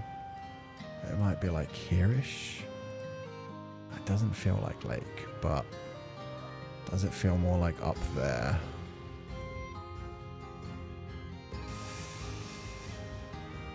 There's no water down there, so I don't think it's that one. Could be like around this area. But no, the mountains don't seem big enough. Question mark? Yeah, I'm going to say it's down south. Okay, let's go. Oh, yes. Those dudes. You guys remember them? What did they do? Bro has scanned his surroundings of the game. Yeah. It's the only place with mountains like that. I thought those were like all of these mountains had like that kind of coloration to them. Look how many hearts Link has. Yeah, he's always like balling in these screenshots. He's got nice outfits too. I think it's the horse taming area with the Ganon horse. Oh, okay. Yeah, I did not remember that. Oh, shit. That was the finale? Okay. Still got 18,000. That's not bad. I'll take it. I'll take it. Not terrible. Not terrible. And with that said, we will wrap up for the day. Nice 5-hour stream. To count down towards the end. So I'm going to disappear for a week. In a week, we will be back. This is really fun. It is. I never thought I'd remember some of these places. And then there are some of them that I think I remember and immediately realize, oh, I don't have a clue where I am. But what I will say is thank you so much to everyone who's been here. Oh, I also got some extra donations. So I'll read those before I go to. Gonna miss you, sir. It's only a week. I'll be back in no time. I'll be sure to update lots of things. I'll probably use the community. No, will I use the community? No, I'll leave the community tab for the homework. So I'll probably just update them on Twitter and Blue Sky with puppy pictures and videos. I'm going to try and get a video of the whole like litter attacking the Pupal plushie. If they'll let me like play with the Pupal plushie while I'm there with the group of them. That'd be fun. It's been a great stream, Sensei. Thank you for spending time with us. Thank you guys for hanging out with me. It was lovely getting to chat to everyone. First like 2 hours just yapping about dogs and random stuff. Jesus, does that mean we did 3 hours of Chilgus? Thank you for the stream. This was fun. Good night, everyone. Yeah, have a lovely evening. Maybe go to bed early to get enough sleep before you catch the pupper. Yeah, if I went to bed now, I'd wake up too early, but I think I'm going to like relax for a little bit, head to the gym, and then try to exhaust myself a little bit so I can like collapse and fall asleep early.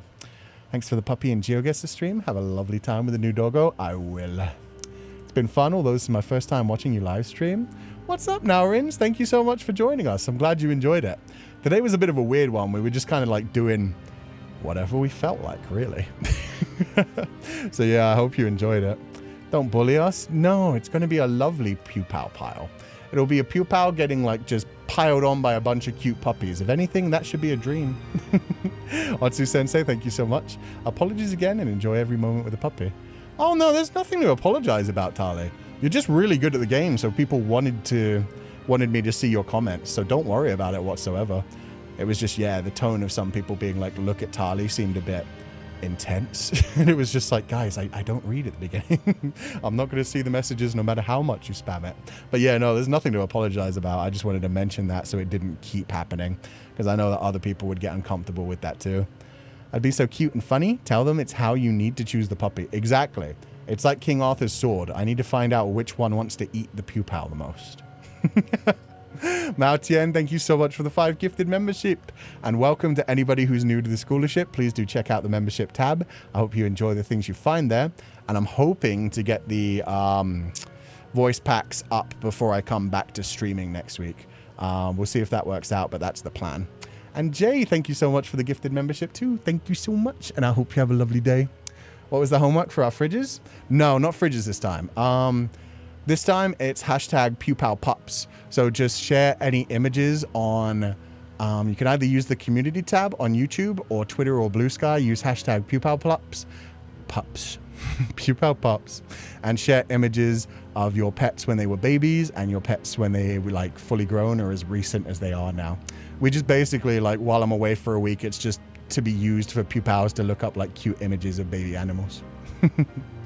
Otsu Sensei, enjoy the puppies. They're gonna love you. My dad will defs love y'all. Also see the puppies. He loves doggos. Oh, love to see the puppies.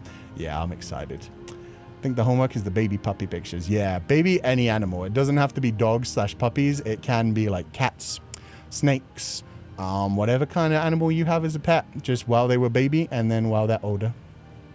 Thank you so much. Tonight was the first time I joined your live, and it really made my night when you responded to my comments. Genuinely lifted my spirits, and I'm wishing you a wonderful week. Aw, thank you so much. This is a hard one to read. Tamasibien. Sorry if I'm reading that wrong, but thank you so much for being here. And yeah, I'm going to be gone on a break for a week, but when I come back, hopefully you'll be around again. I hope you enjoy more of the streams. Please give lots of loves and kisses to the puppies for us. Oh, I will. It's going to be the first week, so yeah, it's going to be mostly just like enjoying time with the puppy and getting to know them. And it'll be nice being like meeting the pack finally. Hopefully, whoever goes first doesn't take any of our top 3, but we'll see. Oh, and final one, the 2 extra donations. Ukeisuke, thank you so much for donating the allowance, and I hope you're having a lovely day. Hi, Sensei. Hope you enjoy your break. I'm excited for you getting your poppers. Can't wait to hear about them and their antics when you get back. I sense... Oh, there was a second one. Hope you have a pleasant time. I'm looking forward to more streams and stories to experience with you in the Pupals. Woof from Ukeisuke. Thank you so much for the double donation, Ukeisuke. I'm sorry if the first one kind of broke. It looks like the second one is just a slightly extended version of the message. But thank you so much for donating the flowers. I hope you have a lovely evening. And as always, thank you for being here. With that said, thank you to all of the Pupals. I will be gone for a week. But when I am back, a lot of people already figured out what's going to release when I come back. But yeah, we'll also be doing a fun like karaoke stream. I'm still not sure if I'm going to do it on Twitch or do this one on YouTube for like maximum diversion thing. We'll see. We'll see. But yeah, just 1 week away, so we'll be back next Saturday. As always, burn bright, my Pupals, and I will catch you guys next time. Bye-bye!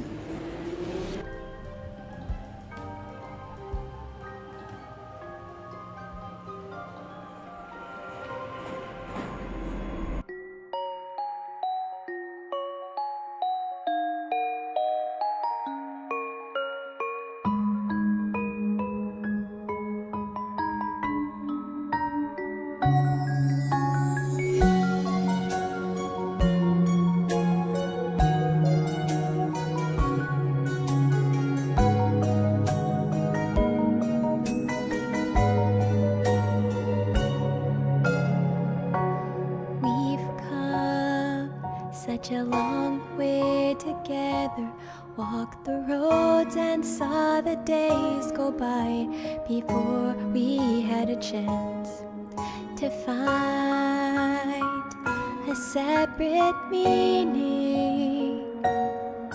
But I kept searching for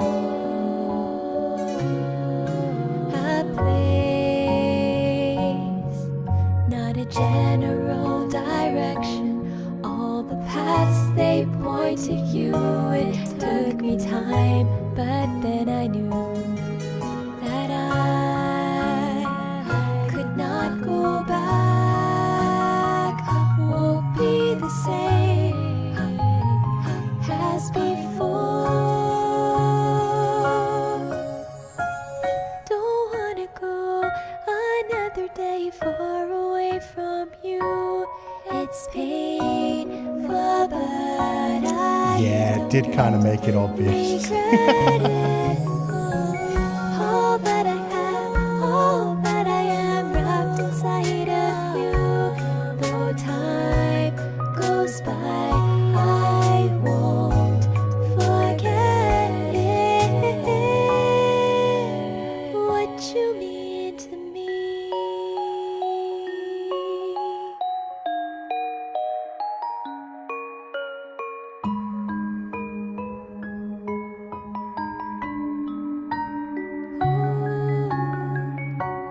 If I rest my head upon your shoulder, let the tears fall down and hide away inside your open arms, to stay like this forever, to grasp at one more day. Find a way to go beyond the unknown. Let it all just fade away until Nani there's the nothing more to say. fuck? That I'm not holding back, just falling down to be where you are. Don't wanna go another day far away from you. It's painful, but I don't regret it. All that I have, all that I am, wrapped inside of you. Though time goes by, I won't forget it. I do not consent. No puppy godparent bibble. Never. No, through the change. changing whether we stay so warm. Is it really true? Then again, you always knew.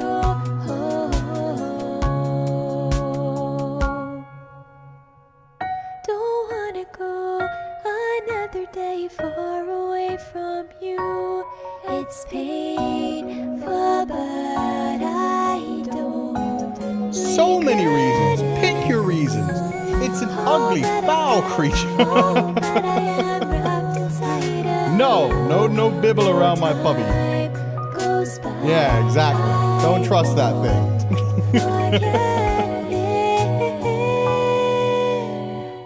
What you mean to me.